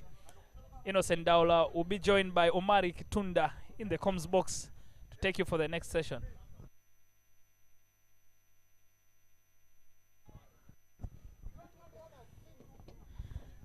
Raj Manji is the new man in the attack. I come at a time when the wickets have fallen in quick succession. Uganda was 29 for no loss. 6 wickets. 4 wickets have fallen for 6 runs. Arnav alionekana yupo fire sana. And Nav Patel. Shot from the Ugandans.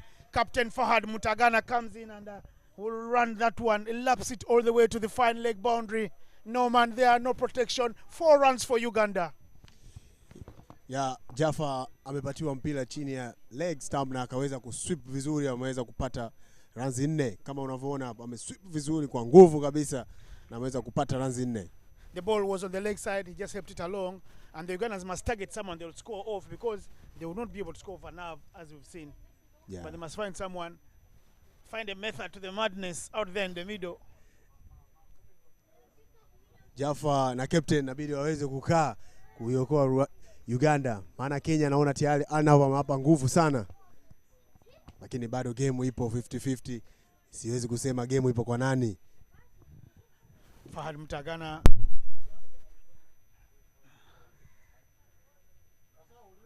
stays in the air for some time. Jaffa Ochaya na Fahad Mutagana huko ndani. Naona Raja anazidi kuball mpira vizuri baada ya kutoa ile 4, amerudi vizuri kabisa. Anatupa line nzuri.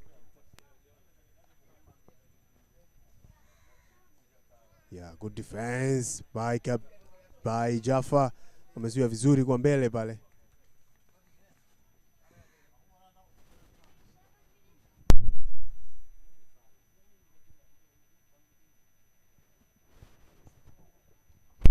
Amekata vizuri lakini imeenda moja kwa moja kwa fielder.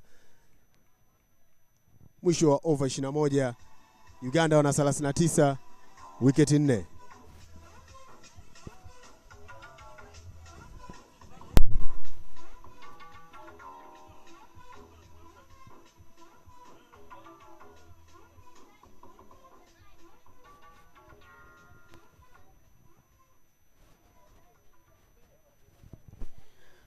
.21 overs gone, 39 for 4. Raj Pankania's over there goes for some runs. But there's work to be done. And Nav continues from the road end. Yeah, hit with power by Fahad.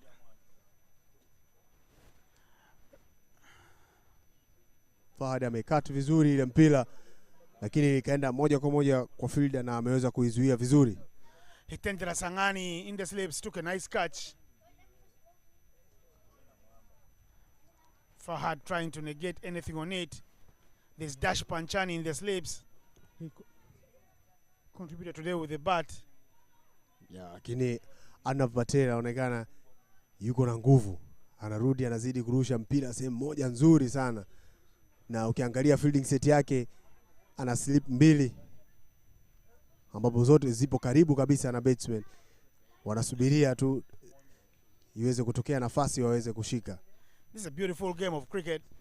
Kenya-Uganda derby living up to its billing, but the captain Fahad Mutagana looking very steady. Uganda losing, of course, Gerard Opuno. What we're seeing all those wickets that have fallen so far. Three batsman Brian Asaba didn't last long. Number 4 batsman Mr. Anes Beig Mirza, who put on a good fielding show, stamped while his foot was on the line. Bold call, but Fahad Mutagana comes in and says, I'll do the business myself. I am the captain. I'll crack up 4 runs here because Uganda are in need of runs. Yeah, Uganda wanahitaji runs. Lakini ukiangalia Fahad bado yupo pale. Na ukiangalia replay ameweza kupiga juu ya over covers vizuri kabisa, anaweza kupata runs 4. Nategemea bado Fahad atazidi kukaa, maana wana betting nzuri, na pia ukiangalia nje Yunus Sobi all rounder yupo mzuri. So nategemea hii score Uganda wakikaa wanaweza kairudisha vizuri. Mwisho wa over 22, runs 43, wicket 4. 37 runs for Uganda to win. They need just 1 run and a half every over. Is it about runs? Is it about wickets? What is your take, Mr. Kitunda? Ya, kama nipo Kenya ni wicket tu kuchukua. Lakini kwa Uganda kama niko Uganda kazi yao ni run 1.5, kwa hiyo 2 tu zinatosha. Haina haja ya kutoa riski. Runs 2 kwa over zinatosha na wakamaliza game. Hizo wickets za Uganda zimetoka. Imekuwa problem kwa Uganda batsmen ama imekuwa top bowling from Anav na wengine? Hiyo naona top bowling kwa Anav, amebowl vizuri sana. Ukiangalia mpira zote alizopata wicket zilikuwa good ball. Uwezo ukasema kitu ilikuwa good ball, na pia uwezo kutoa lawama kwa batsmen za Uganda. Lakini kitu kizuri Uganda bado pia wana all rounder wazuri ambao wana bowl na pia wana bat.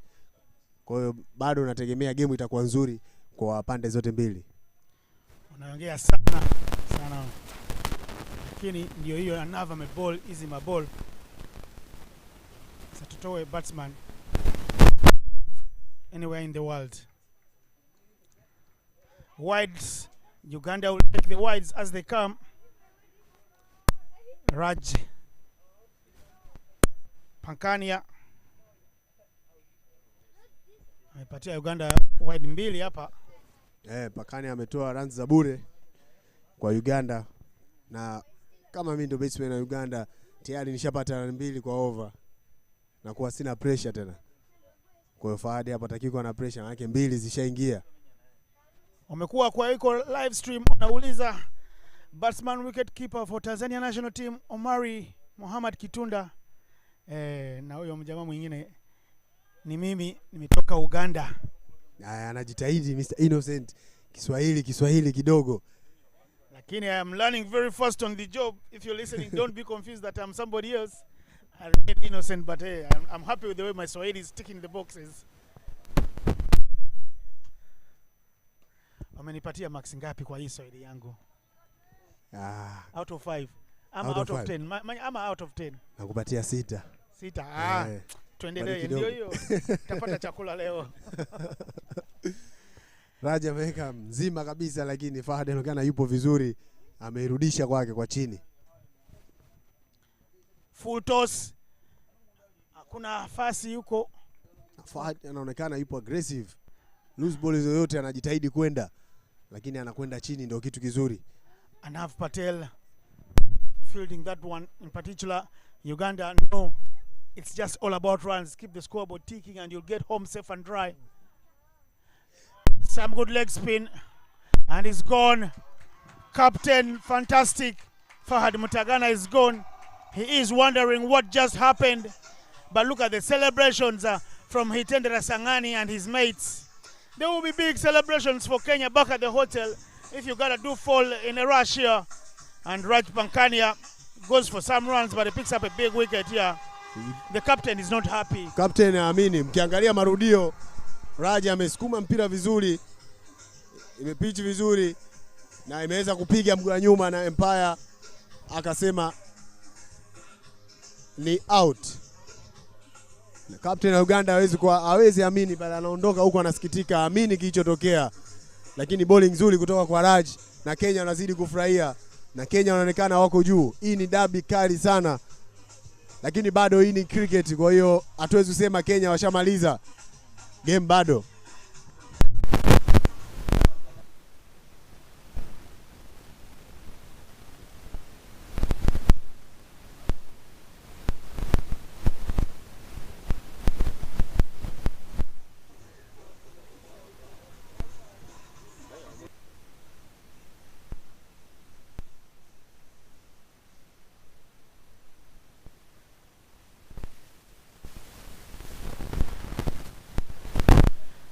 Kenya get luck with the wicket there.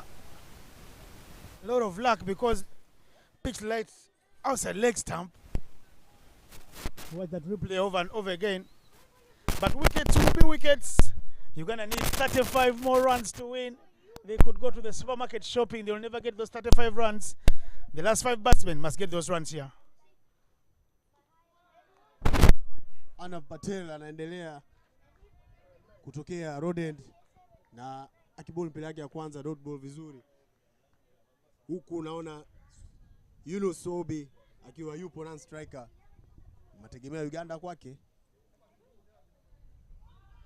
Ulikuwa chance pale lakini wameshindwa kuikamata. Good game going on here.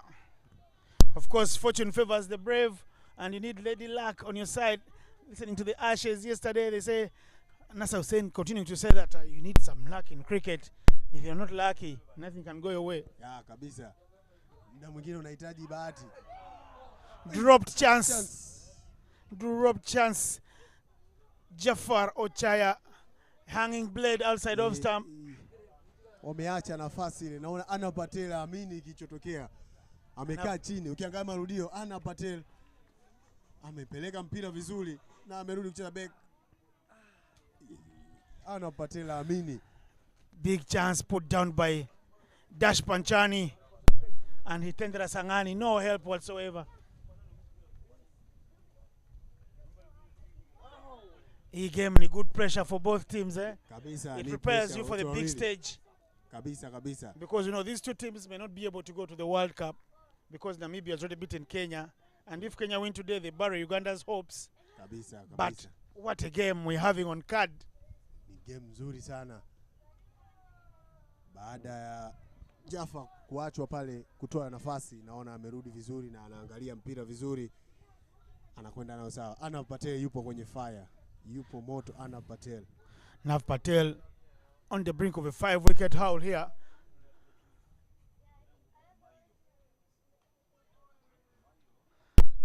Jaffa Chaya looking good kabisa. Mwisho wa over 24. Uganda wana 45. Wameangusha wicket 5.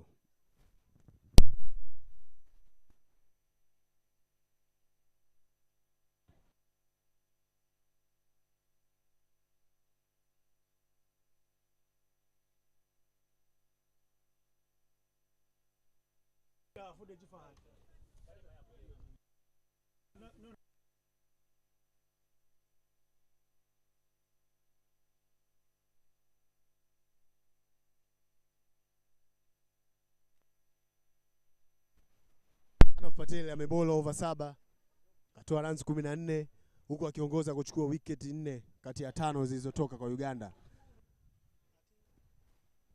Raj Pankaj anaendelea kubola katika pavilion end akizungusha mpira wake vizuri. Yunus Obi on the business.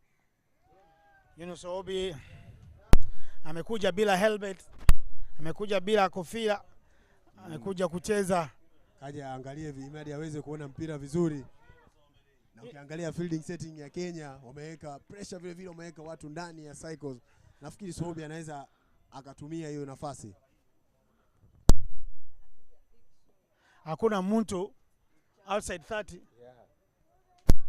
Kwa hiyo Sobi nafikiri akipata mpira ambayo anayoitaka yeye atatumia hiyo nafasi kuweza kupiga juu yao. When Uganda was in India in Chikali, South Gujarat, 478 kilometers from Mumbai for the preparation of this tournament, Sohobi was one of the player of matches. He got to 70 there and picked up 4 wickets, one of the matches.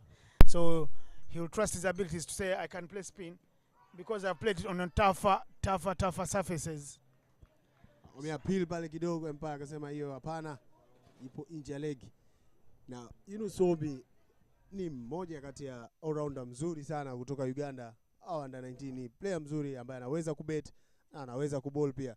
Kwa hiyo Uganda wanategemea nafasi kutoka kwake.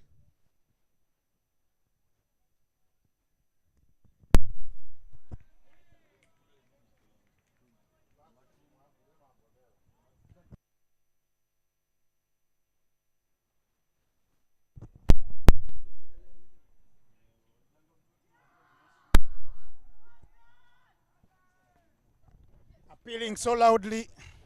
They continue to appeal, hoping they'll get more luck. The Kenyans, it's been their day.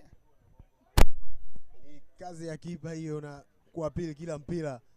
Kwa hiyo siwezi kushangaa kwa sababu najua mimi mwenyewe ni kipa, kwa hiyo lazima unaapili kila kitu, ikipiga lazima uapili kama hivyo, lakini Empire naona yuko vizuri.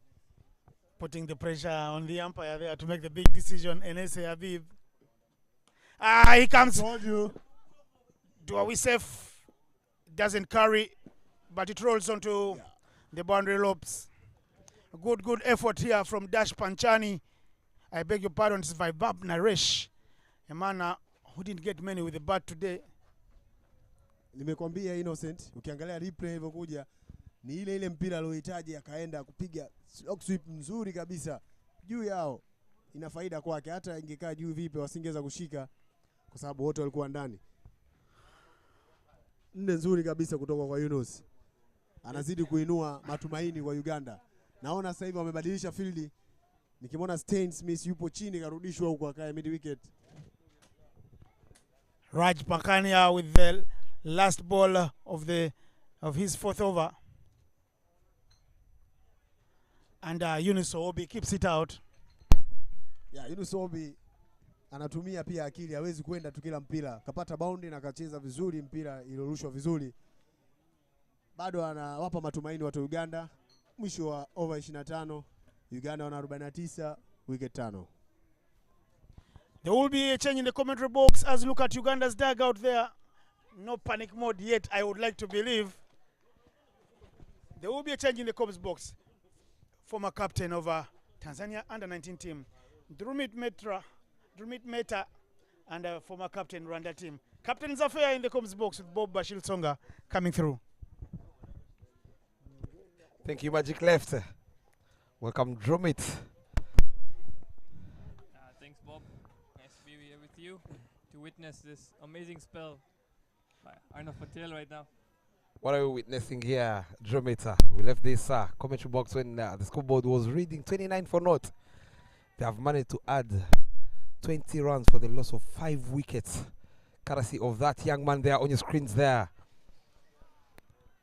Doing some magic, spinning it a web here at the Dar. Gymkhana picking up 4 wickets. Just 1 wicket away to register the second 5-wicket haul in this tournament. Yeah, kweli hapo Arnav Patel kabol vizuri sana. Kachukua wicket 4 za Uganda. Uganda walikuwa 29. Hawajapoteza wicket. Sasa wako 49 na washapoteza wicket 5. Cut away powerfully, but straight to the fielder at Trothad. It's couple 4. A single to bring it to 50 up for Team Uganda for the loss of 5 wickets after 25.3 overs down the road.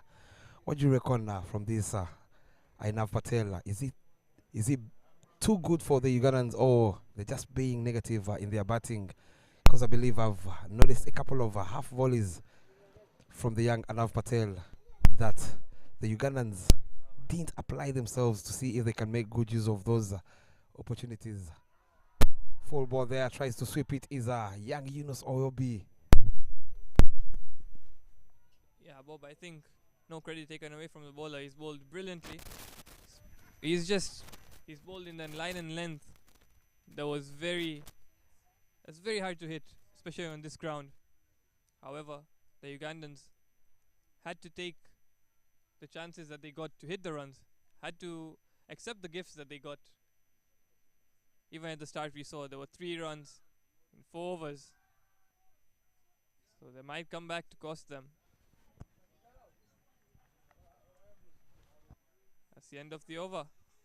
After 26, 50 for no loss. Baada ya over 26 wako 50 kwa wiketi 5.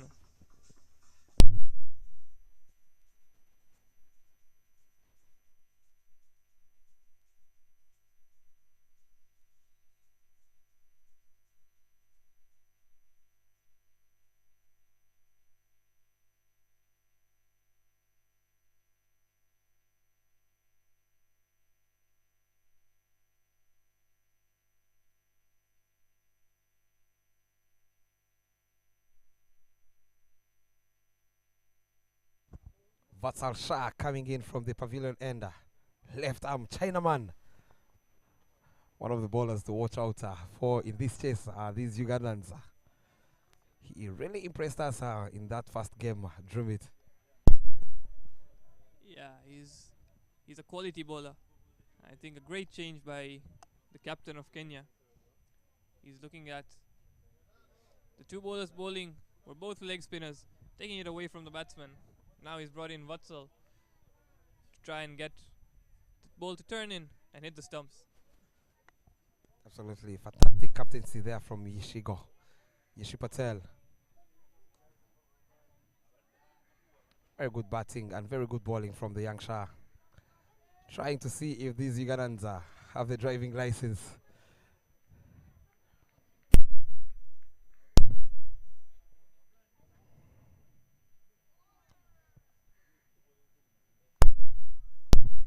Gotta be careful, young man there, Yunus.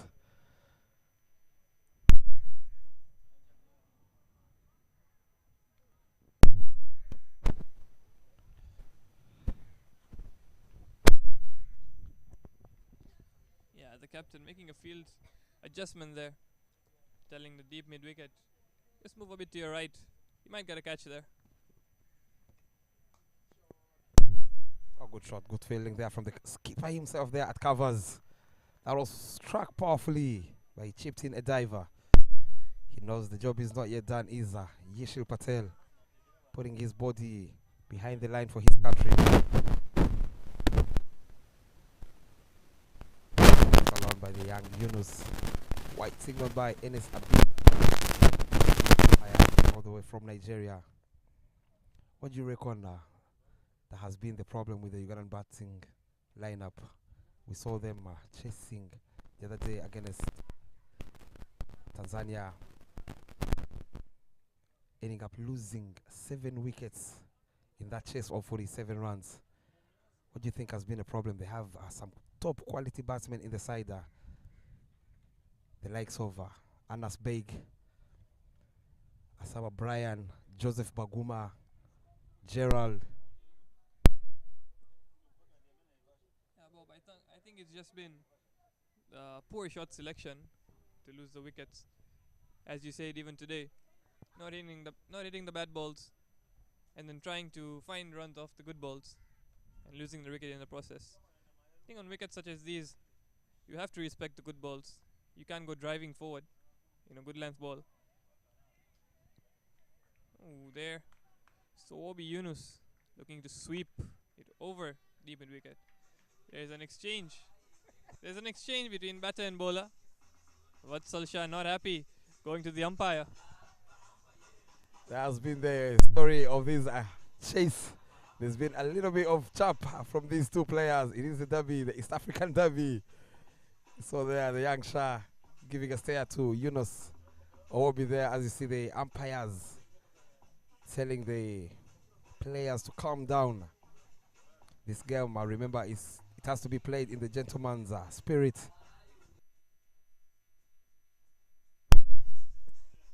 Yeah, hapo batsman na bowler, sijui kulikuwa nini, walikuwa na ugomvi nini, lakini hapo washaisoti na Anaf Patel anaendelea kubowl over yake ya 8 nadhani, ya 9, kachukua wicket 4, runs 15 tu. Look at those figures from the younger Anaf Patel. It's been very impressive. We saw him in the Division 2 qualifiers back in October in Abuja on that final game.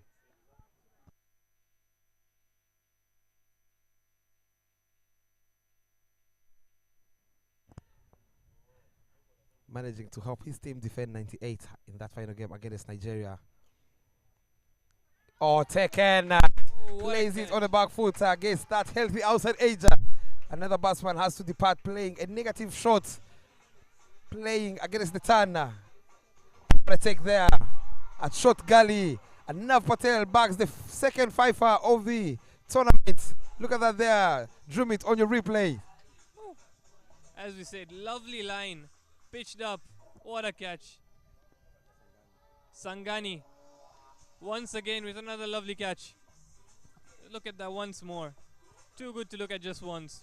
Diving to his right. Batsman stranded there. Shadow batting. It's of no use now. Tendra Sangani, we saw him earlier in the innings taking a superb catch there in the slip corridor. He takes the second one there to Anna Anav Patel, his 5th wicket in this chase of 80. Uganda in all sorts of weather, needing 27 off 18.4 overs. 52 for 6 as we see the experienced Joseph Baguma. Can he be the one to take his team over the line? He loves hitting it down the ground, is Joseph Baguma. But again, this is where we're going to see him taking responsibility for his team and his country. His wicket is going to be very key in this chase of 27 runs of 18.4. Game on, ladies and gentlemen. Fasten your seatbelt. It is the East African Derby. You cannot count any of these teams out of this contest. Oh, Baguma there. First up, straight on, looking to be aggressive. Playing a sweep shot, looking to play a sweep shot, but missing it. And now deep in wicket. Moves a bit squarer. Arnav Patel here. Unplayable.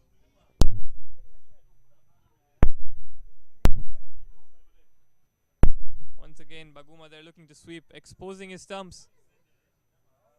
If he didn't hit that with his pads, I think he was gone. Absolutely.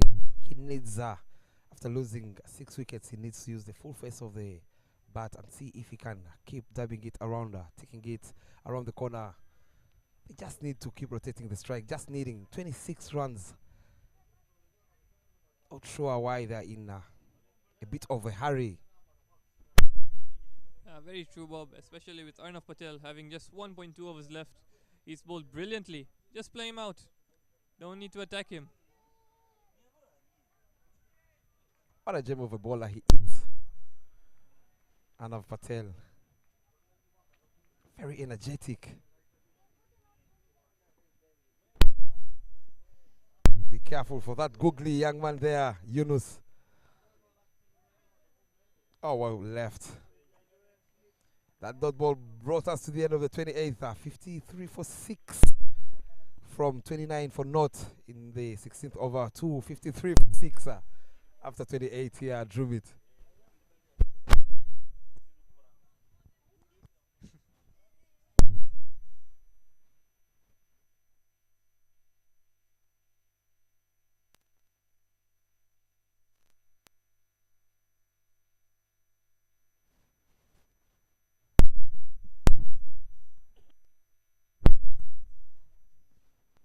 Hapa tukiona captain mwenyewe karudi tena kuchukua wicket.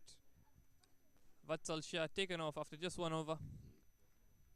Vishil looking to finish the job himself.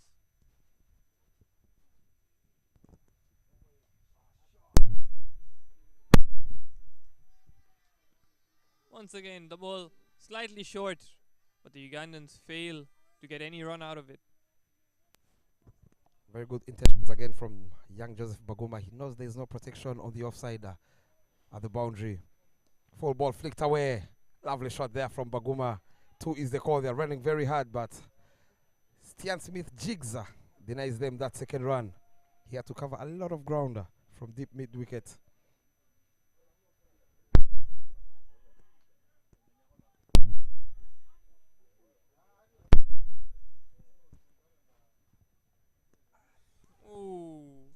Swing and a miss. Great connection of bat and air. Hapo Sobi Yunus. Ukiona anataka kumpiga Vishil Patel. Sijui anataka kupiga sita na amalize game chap.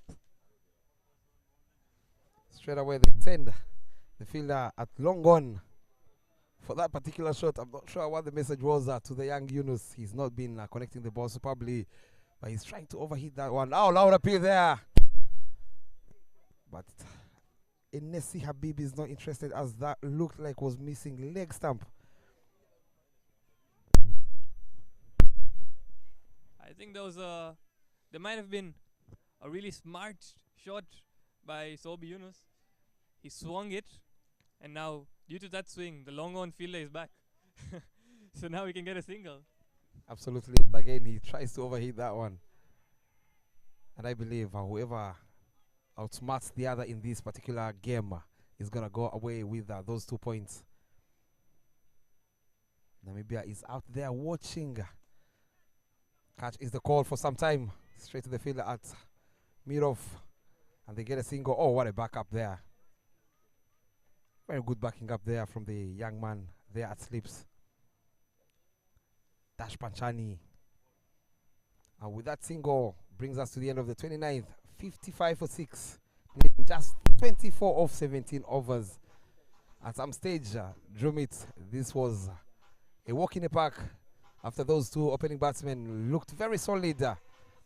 But courtesy of that man there on your screen who comes into ball, his last over of the quarter. 1 over to go. They have to be very careful. Yeah, Bob, cricket is a very funny game. When you have the momentum, I think you have to carry on. And now the momentum has shifted right back to Kenya. But now they have to also look to finish it quickly, or else one partnership here to change the game. There you go, mind game straight away from that fast delivery where he pulls off, where he pulls out. They have been playing some mind games here, Drumit. A little bit of chap from these youngsters. Knocked him over straight away, and the mind games work from the younger Nav Patel as he picks up his 6th wicket in this chase. What a gem of a bowler he is. Deceives young Yunus, who was struggling to connect the ball after facing 16 deliveries for his 5 runs. He deceives him with that flighted delivery. Plays it across the line. Out of answers was Yunus, as he has to take the long way back into the hat. 7 wickets down. What a ball that was. Flighted up. Yunus had no clue whatsoever how to play that ball. What are we witnessing here? The crowd is catching up. You can see there on your right side the parents of the young Jigs. Stian Smith, the sister, the dad, giving them a cheer. They flew all the way from Kenya to come and support their son and the whole team in particular of Kenya.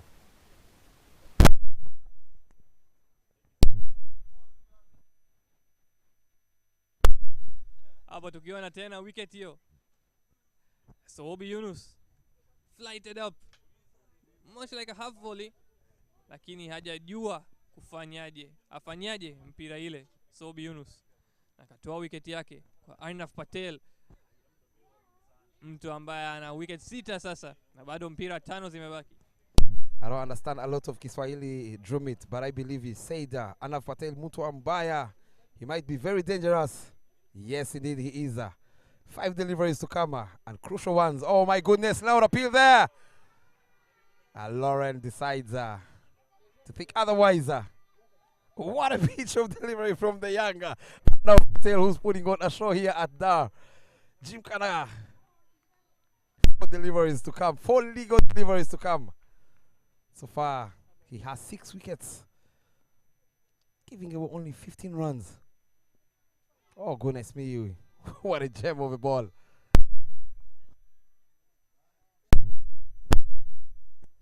Yeah, right now the Ugandan batters wanting to put everything they have blocking the stumps. Arnav Patel just unplayable at the moment. Hawamwezi kumcheza Arnav kabisa. As a former under-19 captain, Drumit, how can you play out those last 2 deliveries from the Arnav Patel, the youngster who's pinning it away here at Gymkhana?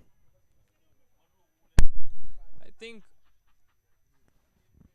2 legal deliveries to come. Can he yet again upset the Ugandans and pick up yet another wicket? I think one thing Payas Soloka is doing very well is covering his stumps, and with the amount of turn Arnav is getting, I don't think there's an LBW up for grabs. But remember, he has one of the best googlies in this tournament. You've got to be careful. I believe this is the google coming to wrap up his quarter. 15 for 6 after 9.5. Can this be the moment for the youngster?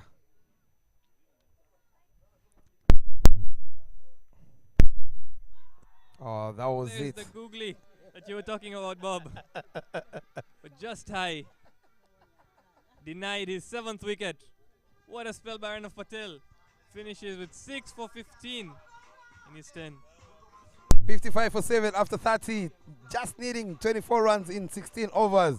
You can see in the crowd there, Drumid, a couple of Ugandans up on their feet with the vuvuzelas. I believe it's because of that young man there finishing his spell.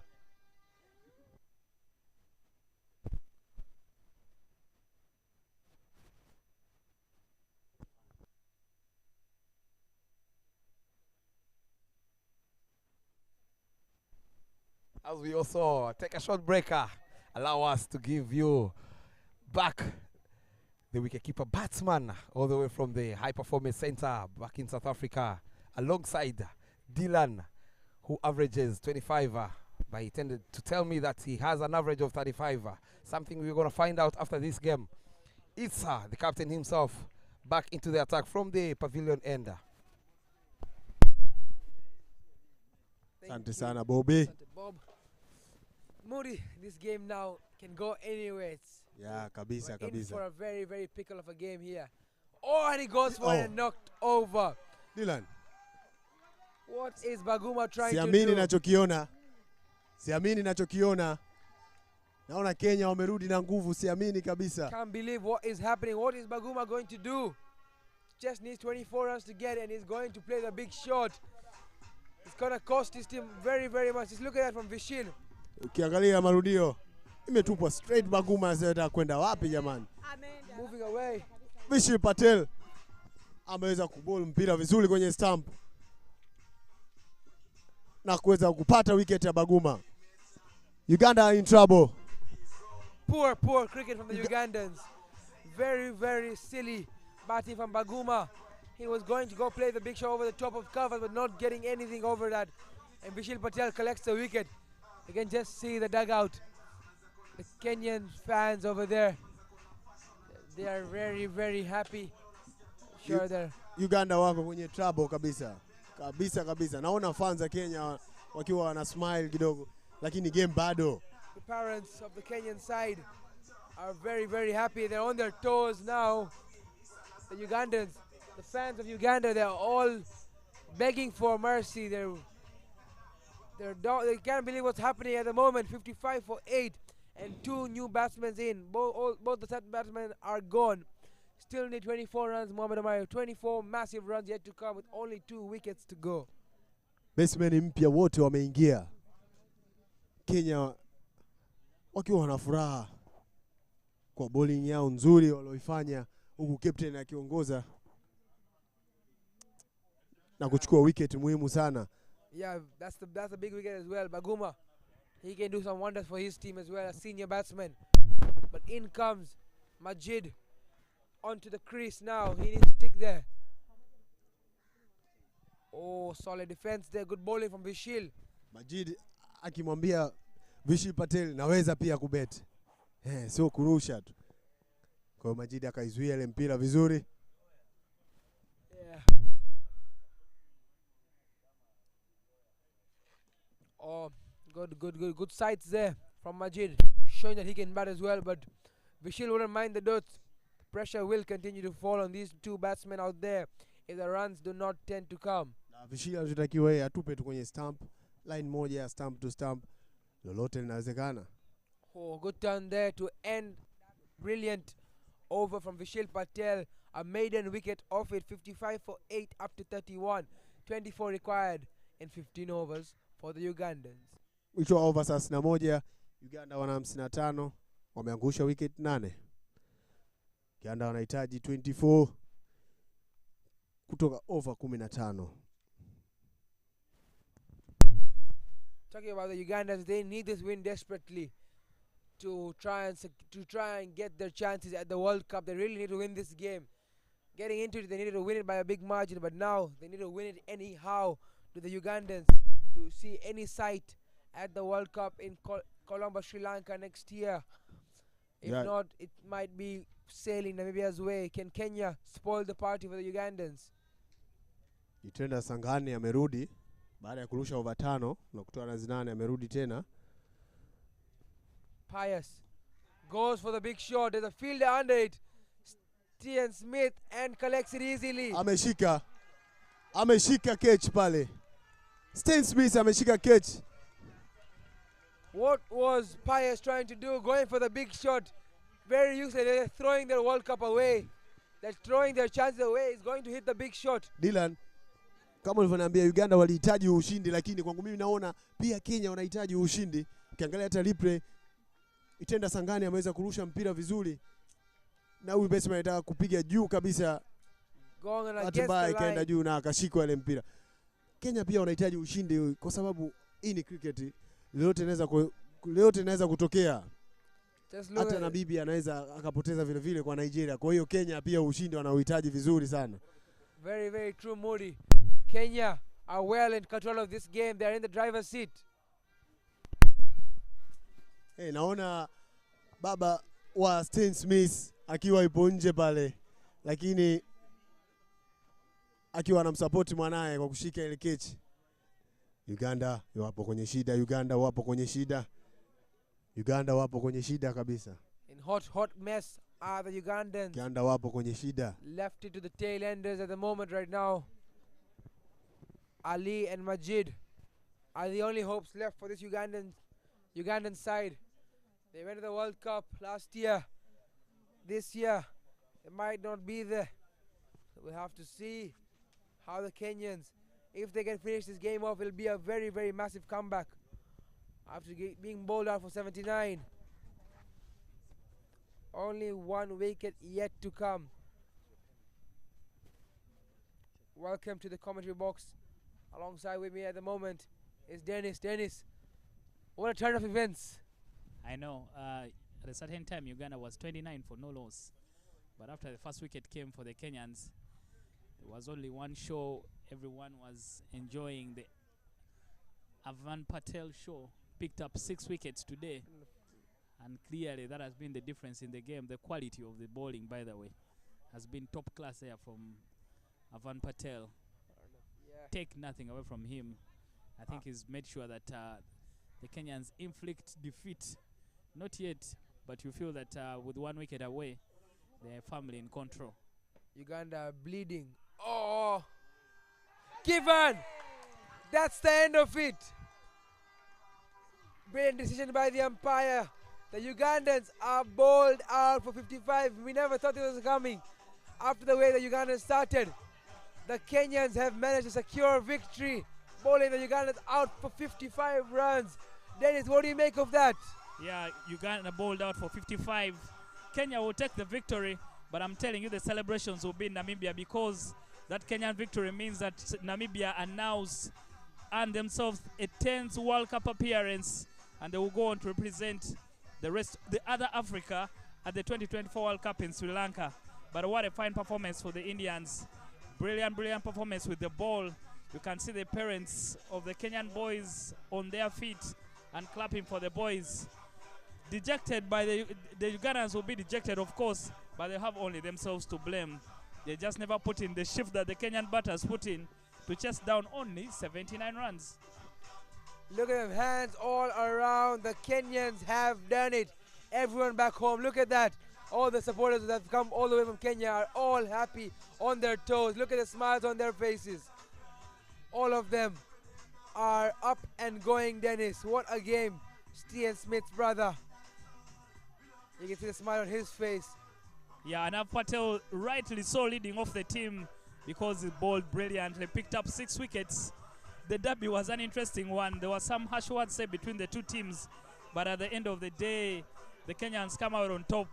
Uganda losing their first game of the tournament, but a tournament that virtually knocks them out with the chance of going to the World Cup. Namibia earning that right. The highlights from the match. Uganda started so well. At the top of the order, Ronald O'Mara and Gerald Olipa started off things very, very well. Combined for a total of 29, but once a breakthrough came, then the Ugandans struggled to make sure that they put things together. Gerald Olipa, and that was the breakthrough. Gerald Olipa, the first wicket to go there for Avan Patel. And after that, everything came tumbling down for the Ugandans.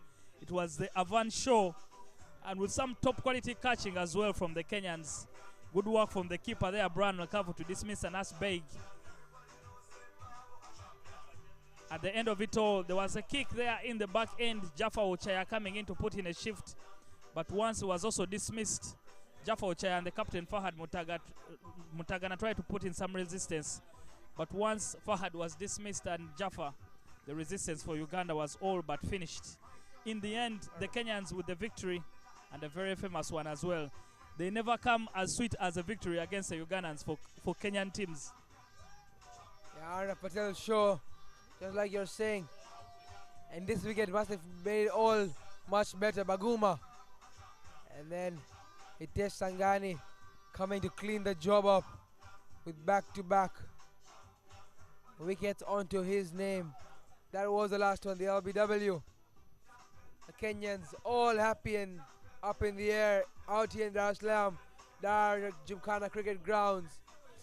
Yeah, the batting scorecard there for the Ugandans. Only Ronaldo Mabala getting into double-digit scores, 18 from 57 balls and extras. Assistance from them, 10 of them. But other than that, there was nothing to write home about. The Kenyans winning by 23 runs. But the bowling scorecard, only one man will stand out. Anav Patel, 6 for 15, bettering the figures of Joseph Baguma, 6 for 15 as well. Top quality performance from him that has led the team to a victory. Kenya winning by 24 runs.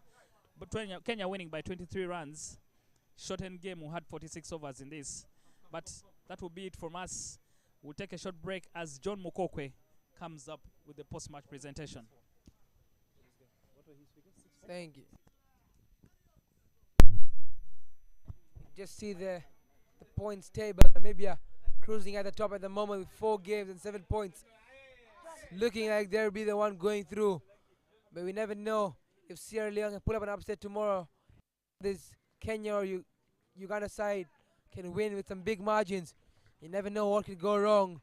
We'll see you, catch you at the post-match presentation and the games yet to come.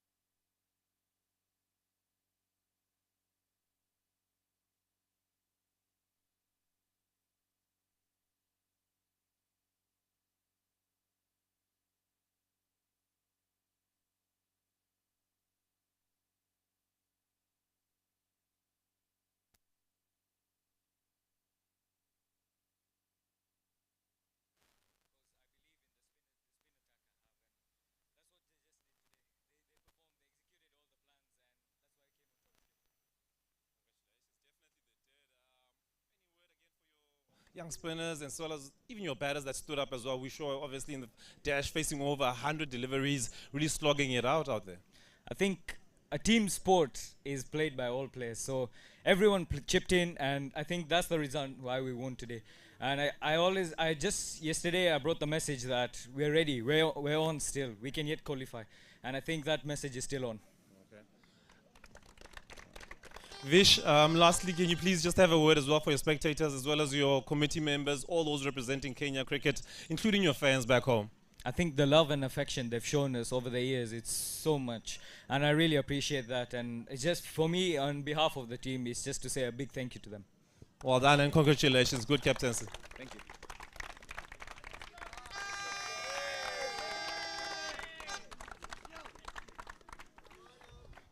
Player of the match award was a very difficult decision. No, I'm just kidding. One man stood hands and knee above the rest. Before he comes up, may I please have Kalpi Solanki of Cricket Kenya just to come up and give us the ball match with figures of 6 for 15. Arnav Patel, please receive the match ball.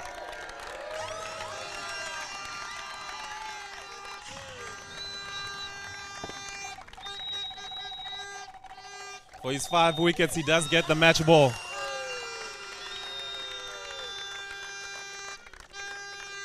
Thank you very much, Kalpi. Oh, he gets a nice gift as well. Well done, Arnav. Kalpi, I'll come see you tonight as well for mine.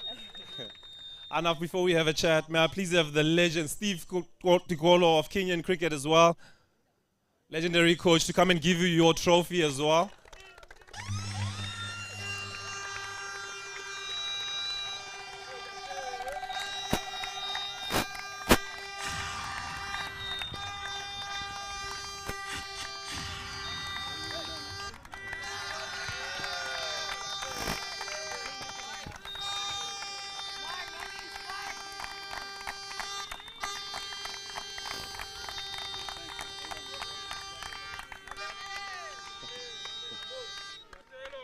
Congratulations, Arnav. I see you brought the form from Nigeria all the way back here.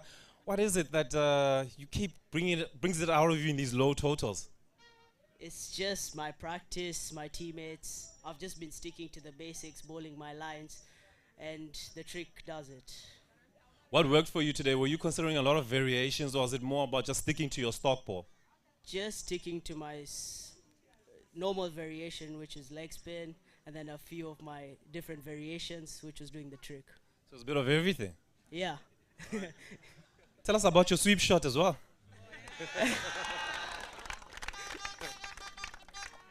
Honestly, I don't know what I did. Very humble man. Congratulations and well done, Arnav. Thank you.